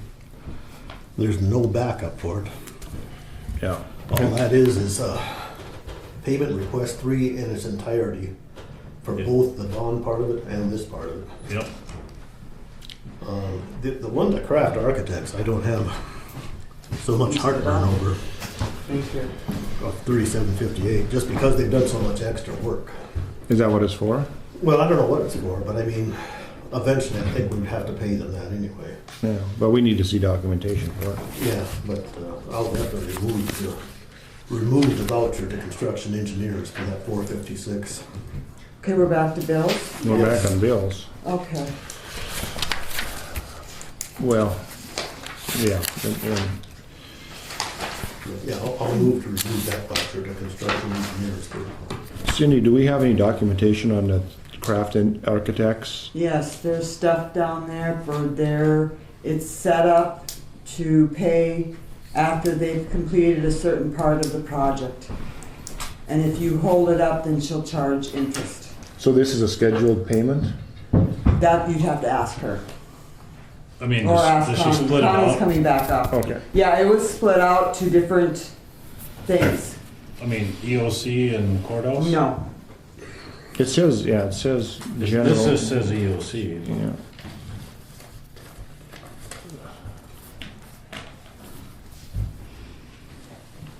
But if you want to hold hers and talk to her first, like I said, when she first started, she said she would charge interest if you held the check, and I think we may already be past that point. Yeah, I mean, I just made a motion on the for construction engineers, and if it gets seconded, somebody else can make a motion on craft. Been moved to set aside the construction engineer's request. Is there a second? I'll second that. Seconded by John. Is there any discussion? Yeah, I guess I'd like to state the reasons why we can't pay it. We don't have the money. It's clearly states in the Century Code that the only money that could be used to pay that would be unencumbered money. We have $29,000 of unencumbered money in the 2014 budget. Are the budgets going to be amended after we made those changes? Well, the budgets, yeah, I'm not sure how the money that we put into the construction or the courthouse and buildings fund, that's possibly available also. But we've made some reductions in the, They have to be finalized, yes. Yeah. So you guys have to decide when you wanna do that. But let me revise that. The money in the building and construction, the building and grounds fund could possibly be used for this repayment. It isn't, that's kind of a tough one, but Century Codes don't allow us, even though we have money in the checking account. I understand. That is all spoken for. So correct me if I'm wrong, Cindy, don't we have $29,000 of unencumbered money? We used 150 of the 179. Right. Yeah. So But it'll be $140,000 more than that once the amended budget is approved. correct. And That's what that I I'm don't saying. know if we can use that or not.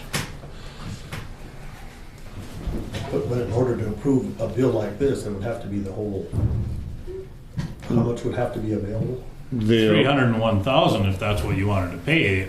There in no way would I Yeah, but I mean, just. promote paying this whole voucher because Craft Architects didn't approve it. Yeah, no, I was just wondering what the maximum amount that the county could ever pay, was that 150 or 170, is it?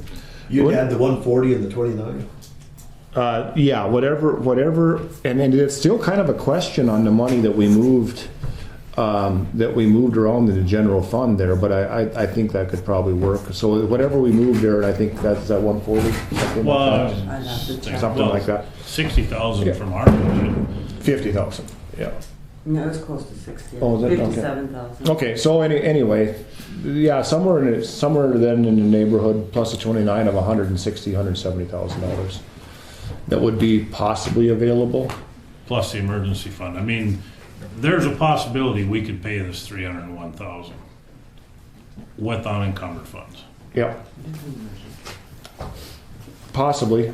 And of course, depending on how quick that grant money turns around, that would give us another 148,000. So it's not inconceivable that we could make that payment. I just would like to keep this ball rolling. I agree. But I think that depending on how quick that grant money turns around, 148,000, and let's just say 170,000 from the money that we took out of the general fund together, and then another 30,000. Yeah, so we'd have 348,000. Now, some of that money that we took from the other funds was dedicated for other things. So the emergency fund has $92,000 in it. Yeah. 91 is. 91 is Other 663. side, I was other side. rounding. Yeah, you're on the, Am I in the wrong place? no, you gotta go to this side. Yeah. Oh, It's the okay. same number. Okay. Yeah. So yeah, I mean, theoretically, it would leave us with absolutely no cushion for nothing.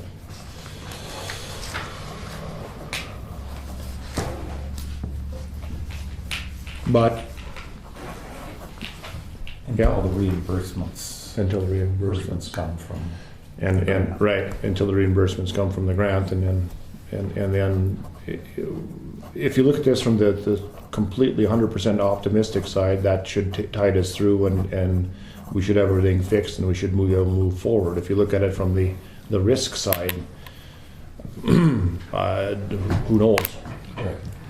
But there's when Connie gets done processing those prior payments, there will be more reimbursement on the EOC grant side, correct? But she said she doesn't have the documentation. There's not much left that you can apply for because we don't have documentation yet, or is there some? It depends on what the EOC is gonna want. I mean, we have Right. the separation of their pay requests. We have that separation, we just don't have all the documents. The supporting Back up. documentation. Yeah. Do you remember about Crafts? The breakdown on her bill. Is she on her last payment or close to the last payment? I think this one is her last. So that's up to you guys. Didn't it say something on there about being the last? And I think at 90% complete, wasn't it, that she gets her last payment, if memory serves right? There was some language about that. That,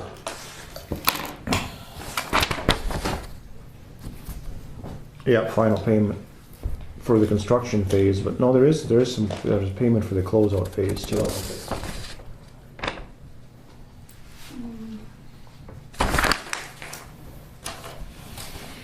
So, I guess that's probably a legitimate bill, is, yeah, I won't make a motion to delete it, but somebody else can. The motion on the table right now is construction engineer's bill. We voted on that, didn't we? You're not No, done. we're discussing it. Okay, sorry. right.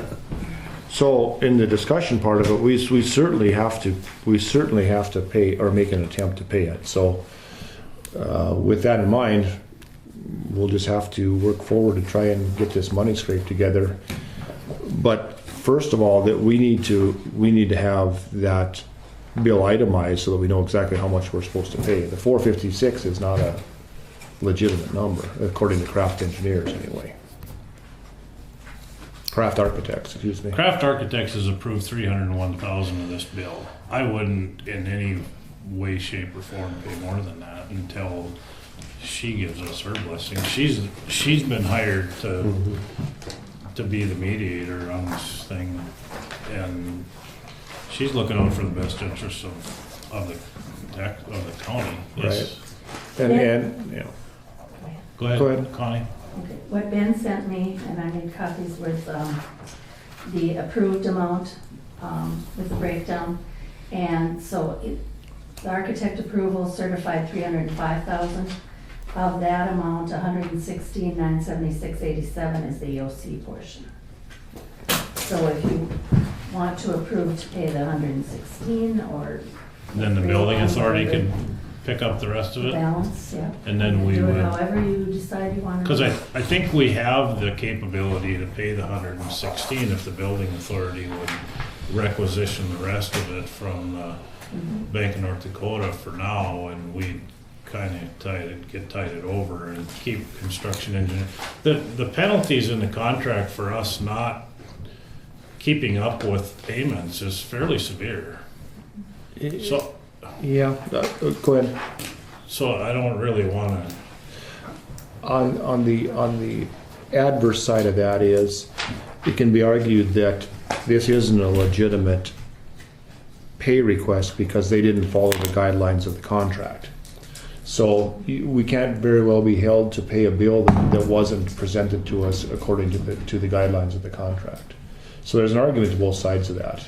But I think as Sonia is certifying a portion of it, But she stepped outside the guidelines of the contract because she did not use actual costs. She used a cost that construction engineers gave her for labor off the and schedule. yeah, I see. that was not an actual cost. It was just a cost that construction engineers came up with. I see. So to be in the true letter of the law as far as the cost plus contract, you have to have the actual cost. You can't have an estimated cost. Can't use the schedule, you have to have the actual. Because how do you add the 6.5% to a scheduled cost, or was it on there, or where is it? So I don't think when push came to shove that we would be in violation of late payments. They didn't provide us with the documentation. Given that, in the spirit of the whole thing, I don't know where everybody stands on it. I don't know. Just refresh my mind, what's the motion on the floor right now? Just to. That was your motion to remove this Con- voucher from The the, 456. correct. And I second Okay, that. yeah, I definitely want to do that. Okay. So, I mean, I haven't changed my mind at all on that. No, I second that. Yeah, you did. You already did. Yeah, you already did. Then I thirded it then. Is there any further discussion? Is there any further discussion? Is there any further discussion? If not, we'll proceed to vote. John? Aye. Dale? All right. Ron? Aye. I'll let you guys pick on it. Yeah. So, Okay. I mean, discussing the craft bill is a totally separate thing now, right? If we want to pay the craft bill, because that's where I was getting confused. Well, it can be. Well, because you were talking about paying the craft bill, I know, and I thought we were talking about this one. I was getting confused. But on the craft bill, you're saying that we could pay $2,400 and the building authority could pay the rest? Tell me what you said again. I only said on the craft bill that was her, I thought it was her final payment. She was talking about construction engineers. Oh, Yeah, okay. The figure I had was construction engineers for Okay. the amount that Kraft had approved. Okay, all right, so I'm, yeah. So the $3,758, I think, is just the EOC's portion of the final payment, the way I understand it. Is that your understanding, Connie? Are we talking crafts? Yes. We're talking Okay. craft. Okay, I believe so. Yeah. Okay, all right, then, good, okay, great. Can we add this one to the bills? I have a voucher from Vanguard Appraisals. It's a software service contract. City pays for half, we pay for the other half. And What that kind needs to be added on. of software is it? Appraisal software? Yeah.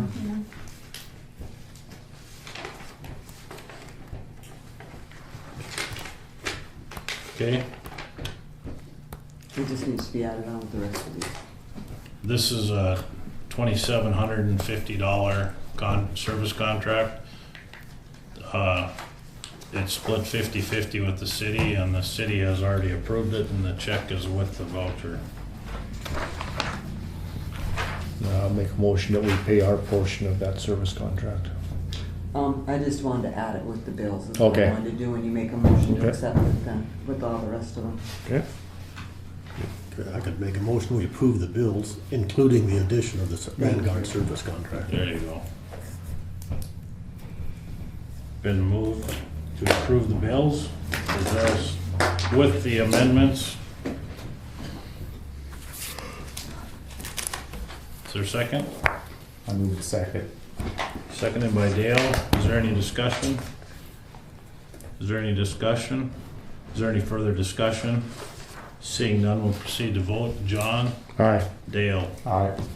Ron? Aye. Troy votes aye. Motion carries.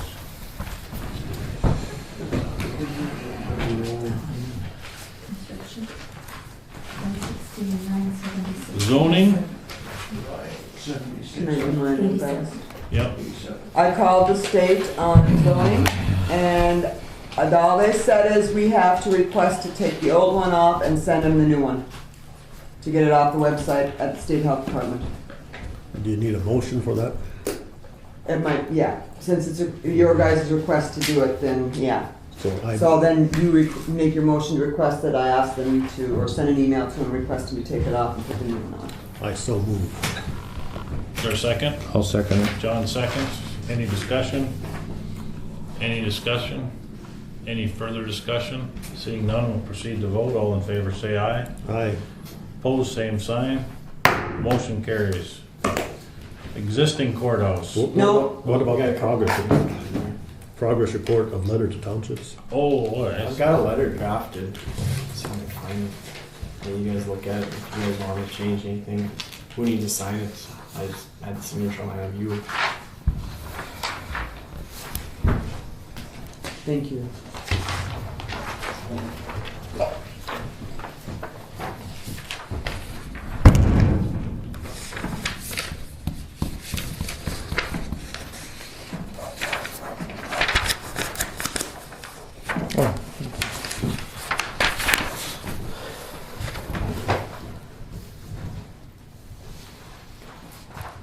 I also brought in Nelson County zoning regulations as a sample for the county. If you guys want to take a look at those. Did you give everybody a copy? Yeah. This one's got a little more color, but I don't know if it matters. Looks like his printer's running out of some. Yeah, I didn't quite have enough room for my printer today. I want this one. I don't know if that's what you guys wanted to go to the townships or. I think that paragraph should be modified. At this time, Griggs County Commission has deferred any zoning to the townships, state, or federal agencies. Because there are other agencies that deal with everything that was involved in those zoning regulations. Okay.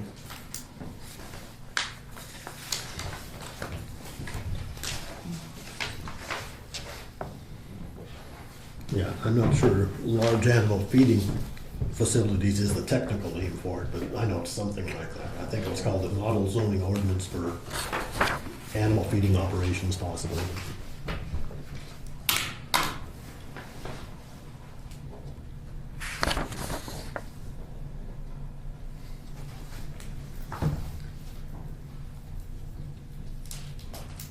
Yeah. At this time, Griggs County Commission is deferring any zoning regulations to the applicable township, state, or federal regulations. Yeah, that's a good point. Yeah.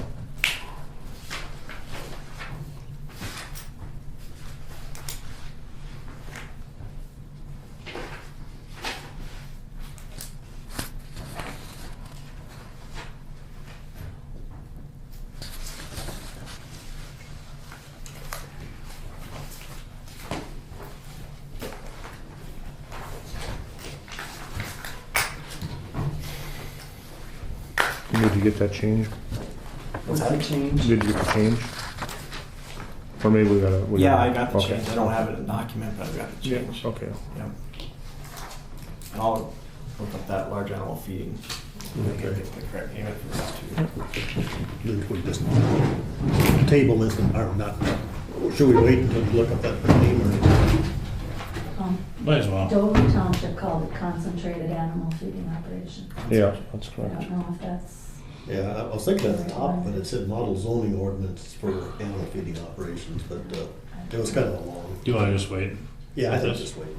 Concentrated animal feeding operation. feeding operation. I didn't see the word concentrated in it, but. Well, that's just what Dover Township Yeah. calls theirs. Oh, I see. So I don't Okay. know if that's the right. Yeah, I think the one we was just adopted telling that might be was different yes. than that.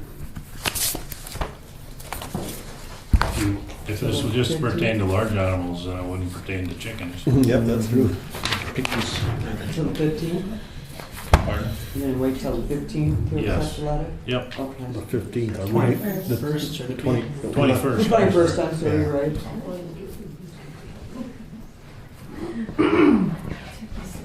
Is that when it's supposed to be set up? The meeting, the 21st? yes. Yeah, at 5 o'clock. And it's, Oh, yeah. because that's your resolution meeting then. And if you want to change that time, you'll have to, 21st at 7? yeah, and your regular at 5. 5 and 7, yeah.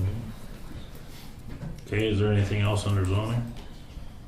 Can I ask, do you have somebody set up to change what's on the website right now for zoning requirements? The reason I'm asking is I'm starting to get phone calls now on the recorder side from surveyors, because they usually follow the zoning guidelines that are on the website. Yeah, I got an Yes, is email. there no- I've gotten a couple. Guess what? I wish I could, but I can't. Mhm. I go on to try and change and he can't update it. Well, Otherwise, I would, you know, but, The problem is, these people know that we don't have any zoning, but if you've got zoning regulations out there right now. I know, but there's nothing I can do about it. Can't Travis kill him? I can ask him, see if he can. Okay, Because last time when I tried to get the sale deal updated, it wouldn't take it. So you have the power to update the zoning from. I can go in and I change stuff on the website, but it just won't update. Oh. Why, I don't know. I don't know if it's because the program's gotten old, or I'm not sure why. Okay. okay. Who's the fallback on that deal? Well, we're waiting for the new website to get going. And that's supposed to be, he's working on it. Did anybody, you answer him on the website, stuff that you want on your website? I didn't get anything from anybody. But I'm talking about, they were talking about the state website too, though. Yeah, that's the one they did the motion for me to do. I can go and do the state one. You're But talking about your Briggs County. Briggs County website, I can't update it right now. I You're just- gonna update the state. The Yeah. state one's gonna get taken care of. Yeah. Okay. Anything else? Did you want to talk about Nelson zoning or not, or? Mm-mm. I just brought Haven't it in looked for them at to it. look at. Okay. Okay, existing courthouse? This could be a pretty long one. I'm serious. I mean, this could take an hour, so I don't know if we want to, what we want to do. Well, I think we can just give them the gist of it right now. Like, okay, if we want to turn to page 60. Is it gonna require action? Yes. Yeah, probably.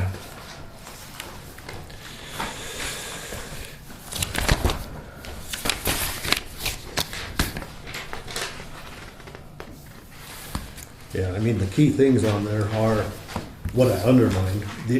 In order to get the grant, they had to sign a, what the heck was that thing? Sections 106 review, and in that section 106 review, it stated that the courthouse won't come down. They have permission, or we have permission to take down the two annexes, the 1916 and 1950 annex, but the courthouse has to be put back to its original condition. I read this stuff today. Yeah, and it said a related issue is that the building cannot fall into the category of demolition by neglect. Yeah, 550207. The county cannot let it fall apart, and we have to do maintenance on it. And that ties into that grant we just applied for. I mean, this was part of that grant that we applied for. It was that we cannot remove we were agreeing to do this. We cannot remove the courthouse building as a condition of the EOC grant under the section 106 review. It can be restored to its original size. The two annexes can be taken off, but we have to spend money to find the bricks and to have it done right. There are some grants available. There's a $20,000 state cultural heritage grant that's available for something like that. That application period is right now, and I think actually probably should take an action on that today because I think that closes really soon from what I've been told. And the next grant wouldn't be available until next year. Yeah, and so this, what happened here is that in order to get the grant, they had to comply with a Section 103 review for historic properties. And what they thought they were going to do is separate them, the projects, and then tear down the courthouse after the fact. Well, that didn't happen. So it ended up going back and forth between the different agencies, emergency management, everybody involved. The crux of it is right here in a letter from Bob Hook, acting as the department emergency manager for the Griggs County. The Griggs County Commission is not treating the rumored demolition of the old courthouse building as a separate project to avoid any type of Section 106 review or any review of any other section or rule. And he highlighted this. They are not, in capital letters, demolishing the courthouse project. So, period. So, we're screwed. I mean, the only way that we can do anything with this courthouse, other than take off the existing structures and restore it back to its original facade the only way out we have out of that is to don't accept the grant. That's correct. There is no other way. This has all been signed, sealed, and delivered. And when we accepted that grant, we stated emphatically that we weren't going to. So not only can't we tear this courthouse down, we have to maintain it. We don't have to restore it, but it has to be maintained. Yeah. And there's no wiggle room in this thing. They none whatsoever, as I can see. We have email after email and letter going back and forth that. That's my impression too after yesterday. Other than the money that we can possibly get, but $20,000 isn't going to do a whole lot. There's federal grants available too, under the Historic Preservation Fund. But I don't know when that money will be available. It wasn't available last year because of the sequester. I don't know if it'll be made available this year or not. Griggs County did receive a grant I shouldn't say last year, a few years ago it was told, Cultural Heritage Grant. And I don't know how much money that was, but that was for the building assessment on the courthouse. It went to Michael Burns or Baker. Yeah, it did. But, and then even on the removal of the additions, it says if you submit a request for removal of these additions with specific details as to how they will avoid damaging the original structure, then they'll give us a no adverse effect letter.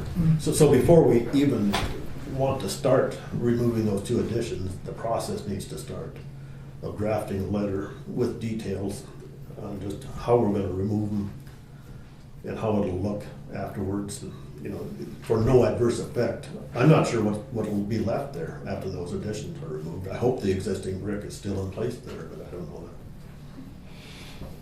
that. So the notion that this thing can be just tore down and do away at the expense of it was false right from the start. Yeah, These go back. This correspondence goes back a long ways, and everything that was put forth in the public that this thing was going to go away and not be an expense was a lie. Yeah. And this documentation proves it. There's just no way around it. So now we're faced with the expense of maintaining this at whatever level that might be. There are different levels. I think Ron has more information on that. I'm trying to research it.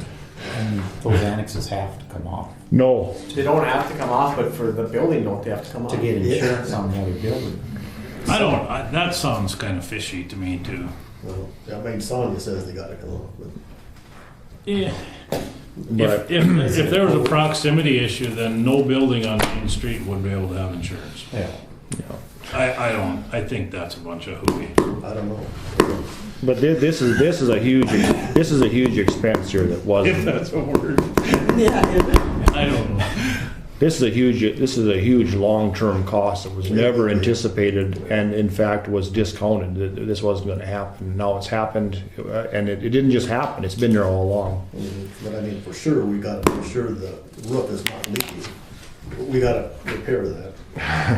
And are the gutters or the sheet metal or whatever? The gutters that are. Gutters or whatever it is. We got to come up with money at some point in time to do that. I think something that needs to be taken action is that we need to find someone to apply for this grant and get that grant applied for, or at least make the motion to apply for that grant. It doesn't sound like that grant is available very long this spring. I got the impression that it's ending soon, and I don't have the end date on me right now, but it wasn't long. Mm-hmm. And it may not even. It's something that has to be approved by the legislator, and they think it'll be approved, but they're not exactly sure either if it'll be approved. I mean, I'm willing to volunteer to. Is that what you're asking for? Well, I think we need to take action to say that we're gonna apply for it and assign someone or if someone volunteered to apply for it. I think that's what needs to be done. Just so everybody's clear here. In your opinion, maintaining the current courthouse at some level is a covenant of the grant. Absolutely. Under that 106 review, this courthouse has to stay. And fully aware of it. If you read the emails, and I mean, they were asked that question straight out and answered it.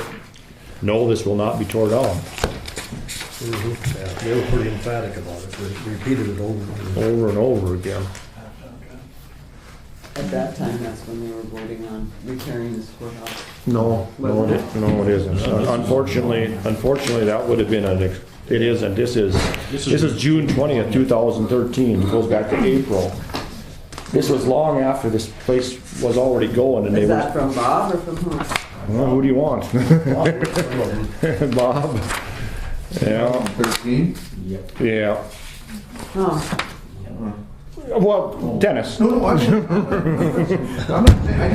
not saying that it's wrong written there. Yeah. I was just wondering, I know the only time that we had asked for like you said with Burns, but was that late in the year for that? Was that $5,000 grant?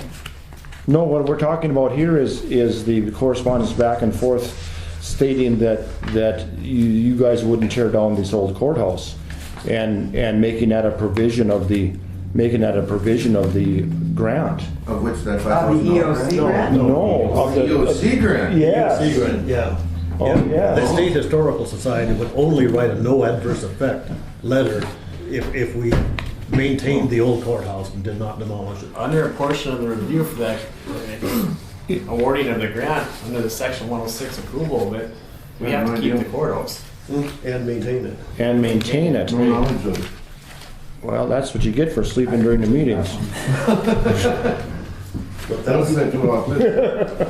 Maybe we didn't tell. But this started in April. This started in April of 2013 and went on through June.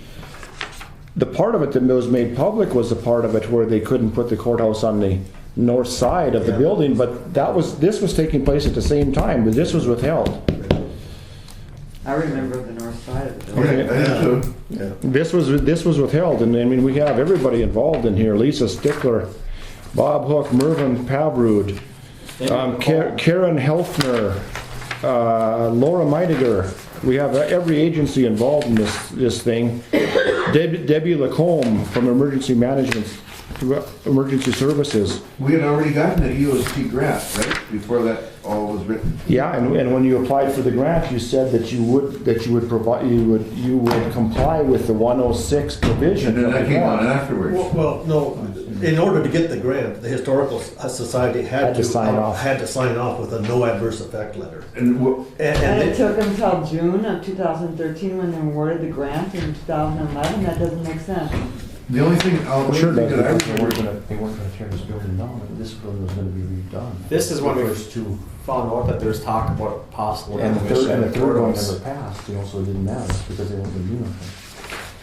So it didn't matter until they started building this one, and and this is all right before the construction started in July, when all this started coming to a head, when people realized this was gonna be built, then all this started, and by that time, for some reason, I can only speculate why it didn't come out to the public, but it didn't. It was hidden, and we found some of it a while ago, and Ron just found this last one here last week. And I've asked her for every signature. Yeah, and we The entire assumed, file. I said, the State Historical Society, Laura Meitiger. yeah. You got this letter from Bob Hook from her? No, I got it from Laura Meitiger. Yeah, it was with the State Historical. Because me and Jamie were both. Yeah, I got it from the State Historical Society. Well, you and I got the same stuff, and they came from. We were both writing to her at the same time, Yeah. asking for different stuff. And I had some of it from before, back with information requests back last winter, but not to this extent. And then the last one was this one where the related issues that the building cannot fall into demolition by neglect, and that we'd said, and that the county commission had signed off on keeping this thing in perpetuity, basically. Yeah, And so I don't know what in the hell we do now. no, because I mean, to go to an extreme case, it's gonna fall apart unless we tuck point the brick. the only thing that I'd ever heard about tearing this down, that they had to come in, and this was early on, through the Historical Society, had to come in and picture everything and measure everything, go through the whole thing, and after that was all documented, then it could be destroyed. That's all I've ever heard. Do you have documentation, any documentation? Right, it's just, they only said it was just on a historic, I mean, it's just on a historic register, that wasn't a historic site. Who's That's all they? we've ever heard. Well, we know who they is. I don't. Well, I mean, Who's they, Dennis? I don't know, I mean, this is all we ever were told. By who? Any of the five guys. By who? I think you read the name of it. I have no idea about it. Burns process. Yeah, that's a Burns Postmark process, so I don't know. Burns architect was very familiar. Yeah, but Yeah. you probably can tear it down if it's not connected to $1 million. That's exactly right. Like, I mean, this can historical be, buildings are torn down all the time. It's just that when it's connected to the money that funds the other building, it's kind of a bad situation. that's exactly correct. Just what you said, documented, it could be torn down. Right. But when you accepted the grant, as a provision of the grant, it can't be, you check the box. Liz, that was way back in 11 when we got the grant, wasn't it? Well, Yeah, but that's what he's saying, that section was in there, that 10 whatever section was in there. And we can show you in the grant application where he checked the box, Well, I have saying no idea. that we'll comply with the section 106 review. All this is documented. Right after he checked, we were in compliance with With- Title VI. It was right below, the Davis Bacon check box. If you don't accept the grant, though, you could tear the building down. Theoretically. Yeah. Yeah, if we, yeah. Theoretically, if the grant isn't accepted, theoretically the building could come down. That might be cheaper.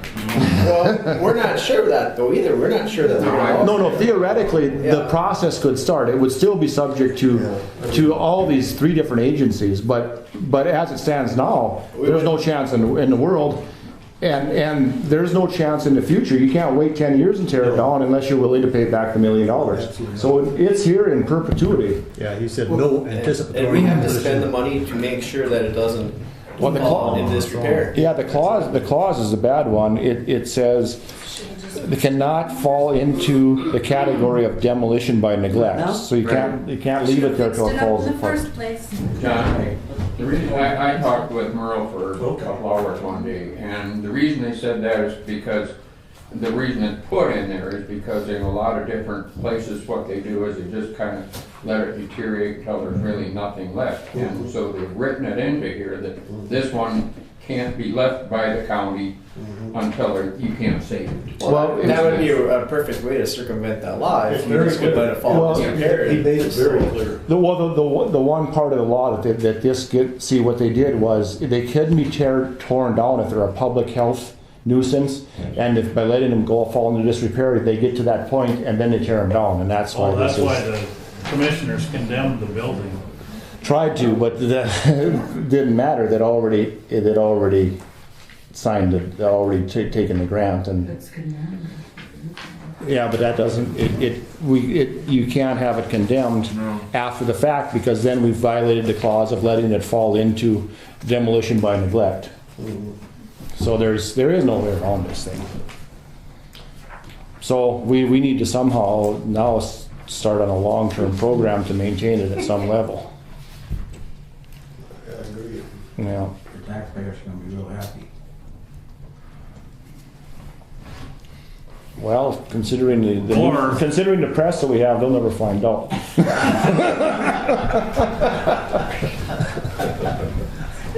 Or, and this isn't, I have no idea.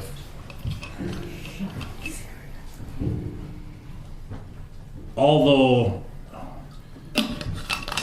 sketchy at best, the reason that they're pushing for this was because they maintained that there were health hazards with this building, and that's why it was condemned. No, it was never condemned. The commissioners condemned it, and I read it in the minutes. No, they made a resolution. They make it a resolution to so they could use the emergency fund. Yeah, we couldn't be in it right now if it was condemned. Right.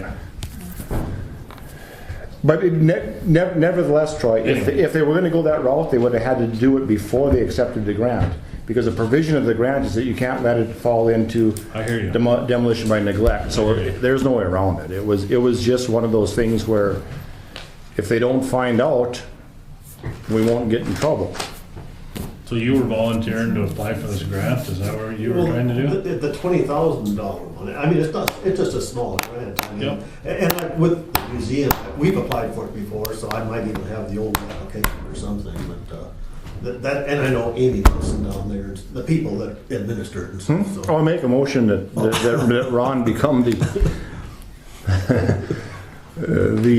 person in charge of applying for grants to try and save the old courthouse. One grant. Oh, yeah. Just this one. Well, that's the only grant that we know is available right Yeah. now. The other grants, I have to do some more checking to see if they're even available. It's like being Superman. Once you save one city, you gotta save them all.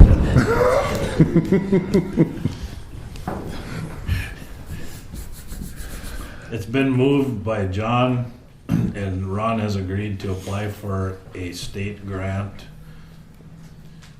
for the preservation of the existing courthouse. Is there a second to that motion?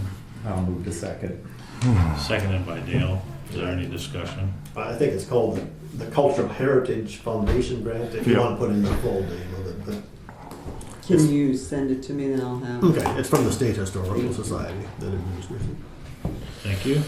Is there any further discussion? Is there any further discussion?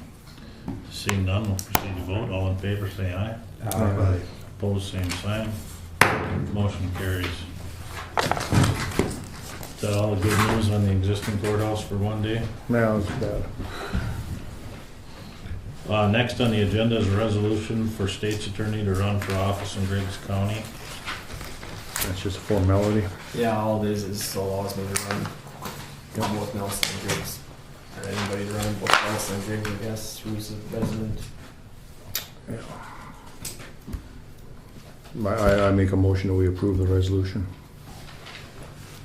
Been moved to approve a resolution allowing Nelson County State's Attorney Jamie Tennyson to run the 2014 primary election ballot and the 2014 general election ballot in both Nelson and Griggs County. Is there a second to the motion? I move to second. Seconded by Dale. Is there any discussion? Is there any discussion? Is there any further discussion? Seeing none, we'll proceed to vote. All in favor, say aye. Aye. Opposed, same sign. Motion carries.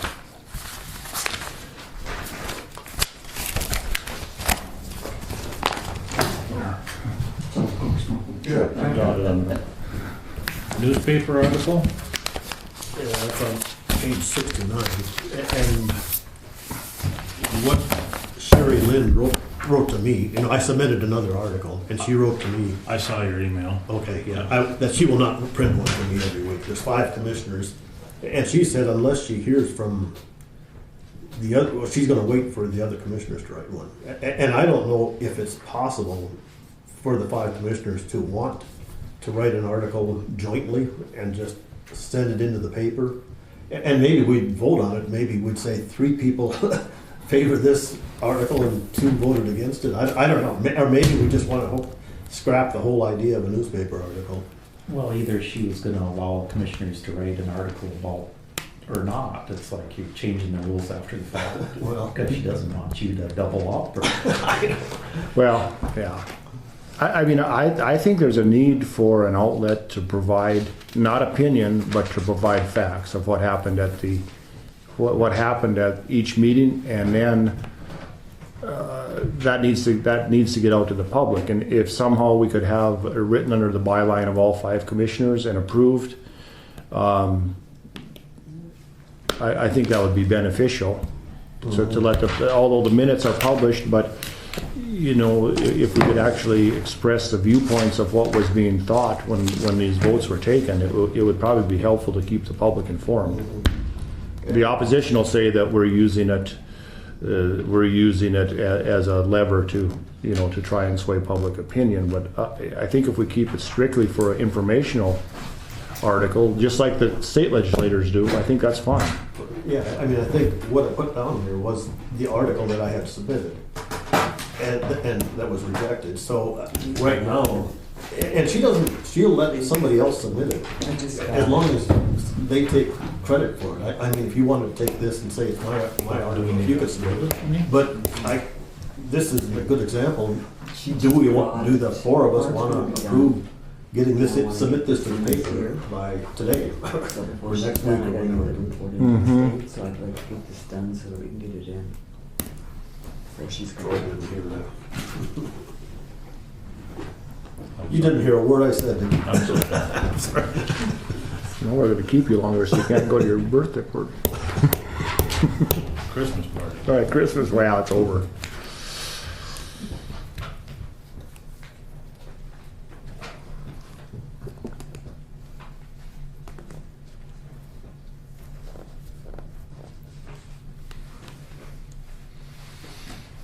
What's that? Well, there are restrictions to lobbying, you know, so I don't think we can, I think we have to stick to the facts. Yep. Moving forward, maybe the rest of us should make a little more effort in putting something together.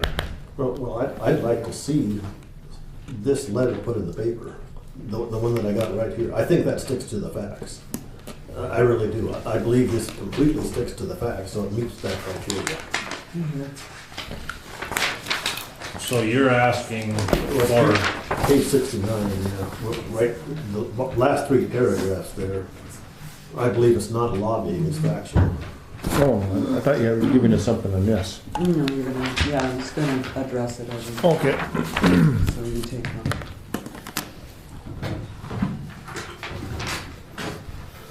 It certainly does speak to the facts. There was misstatements made as far concerning the budget, and I think everybody's in agreement that we don't have any money. Well, yeah. And what, you know, how that is explained, I guess, is a matter of each person's perception. And I think there was a lot of criticism after the article ran 2 weeks ago that they weren't seeing a response from the commissioners. You know, it was like, we're just not responding to it. Or Right.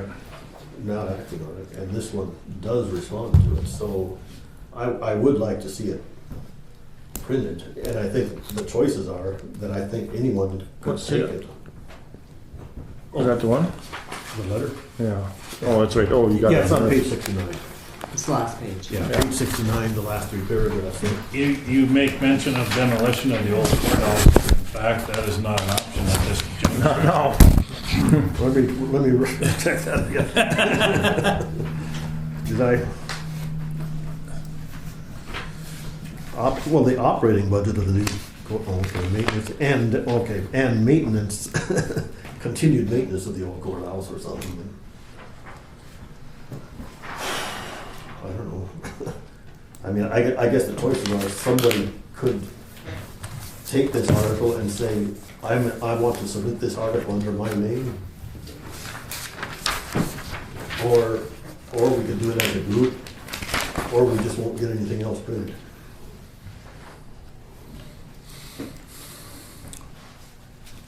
That is the way I see it too, Ron.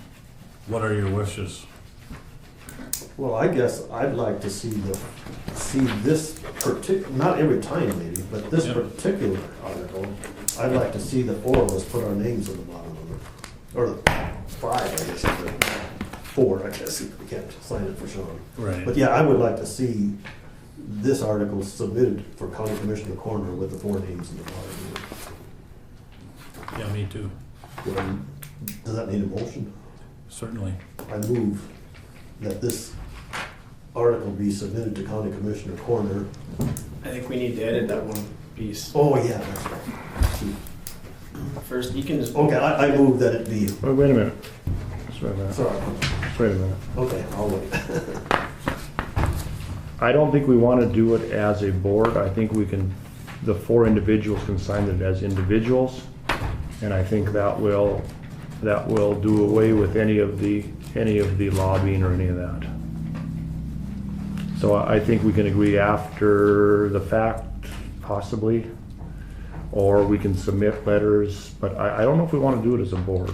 Yeah, so what I could send this to Sherry, and then if you three email her and say that you want your name on it, that might satisfy her. She might print it. Or does that act as a commission though, when you got 3 of your names on there? Here, let's fix it. Here, send it in. My name's on it. Oh, you mean actually photocopy the signature? Well, I'll just sign it. I mean, we can talk, then we can get the legalities of it fixed later. This isn't board business. I'll just take care of it later. Is there a second to the motion? Well, no. Is there a second to the motion? Yeah, let him finish. Yep. Is there a second to the motion? Motion dies for lack of a Yep. second. Good. Good job. Legal requirements for advertising for tax director position. Now, before we get rolling down this trail, it would be my preference, if possible, to just hire Steele County. I mean, 20 townships is a pretty small geographical area in my estimation. It's not a full-time position in most counties. Yeah, but we have to advertise before we hire somebody, right? Or am I wrong on that? I'm all for doing that, but I think we need to place the advertisement Well, twice. if we work with someone from a different county and joint powers agreements, then we. I don't think we need a Should joint, need to adver- we don't even need a joint powers agreement for this position. They serve at the pleasure of the commissioners. That's correct. But how can you hire somebody without advertising for the position? I mean, there's people in Griggs County that deserve the right to apply for this position. I mean, they're gonna say, you didn't advertise for that, and that's the exact job I wanted. Steele County's at 80% too. I mean, I just think there's a legal requirement for advertising for it, and then we hire the person from Steele County when we don't get any applicants. But if I'm wrong, then we don't have to do that, so. Well, we can advertise for a 60% position Yeah, just whatever and it takes. and see if somebody applies. And if we exhaust that avenue, we can look elsewhere. I'm okay with that. Yeah, I don't know if that, Cindy can tell us if it has to go in 2 weeks in a row or 1 week in a row, not 1 week in a row, but 3 weeks or whatever the hell it is. I don't know. I mean, you've We done normally do it 2 weeks in a row. that. Pardon me? We normally do it 2 weeks in a row. Should be 2 weeks in a row with the disclaimer that for Title VI that the county is an equal opportunity employer. And this wage is not subject to Davis-Bacon. Kidding.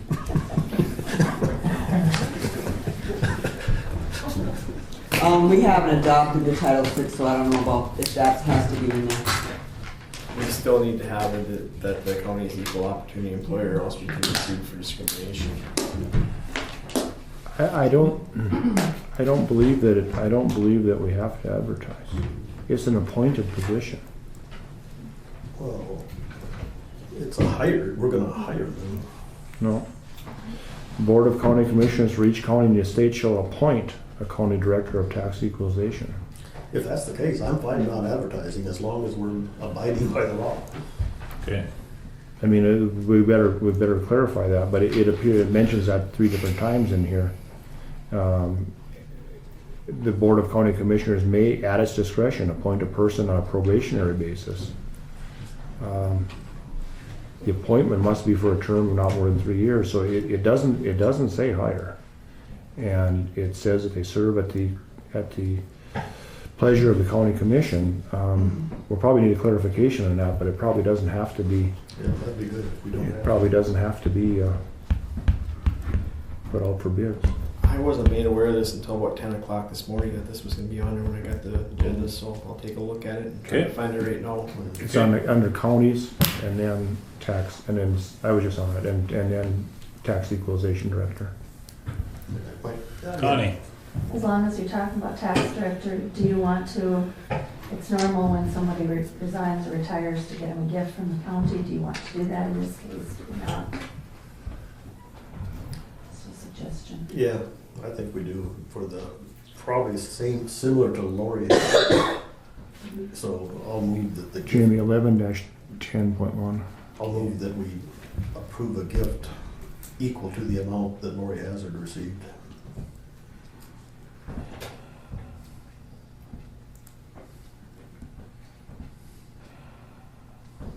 Been moved that a gift of similar value be purchased for I think it was gift and party, wasn't it?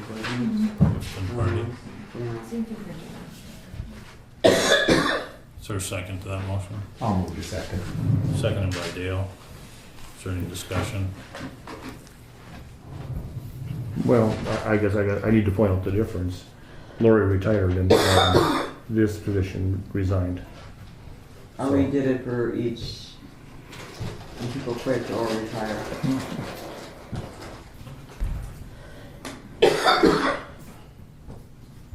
They still serve the county, and whether they retired or quit, it's kind of the same difference.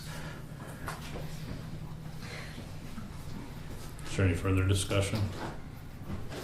Is there any further discussion? Seeing none, we'll proceed to vote. John? No. Dale? Aye. Ron? Aye. Troy votes aye. Motion carries. Yeah, this one, I have an application for abatement or refund of taxes need to from the city of Cooperstown. amend the agenda. This is somebody that's over 65, is that right? Yeah. So these are reimbursed by the state. I'd entertain a motion to approve. I move that we approve the application for abatement of taxes for Alan Kenninger. Alan Kenninger. Is there a second to the motion? Yeah, I'll second it. Motion's been made and seconded. Is there any discussion? Is there any discussion? Is there any further discussion? Seeing none, we'll proceed to vote. John? Aye. Dale? Aye. Ron? Troy votes aye. Motion carried. I don't need to sign that. Yes, you do. Right here.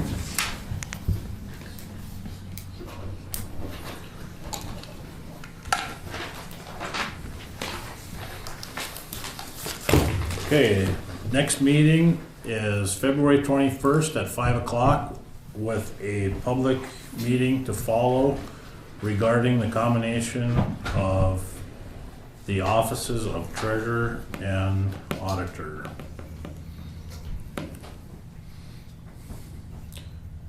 Entertain a motion to adjourn.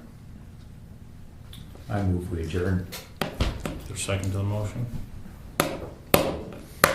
It is 6:35. Is there any discussion? Is there any discussion? Sorry. All those in favor say aye. Aye. Opposed, same sign. Using annual leave.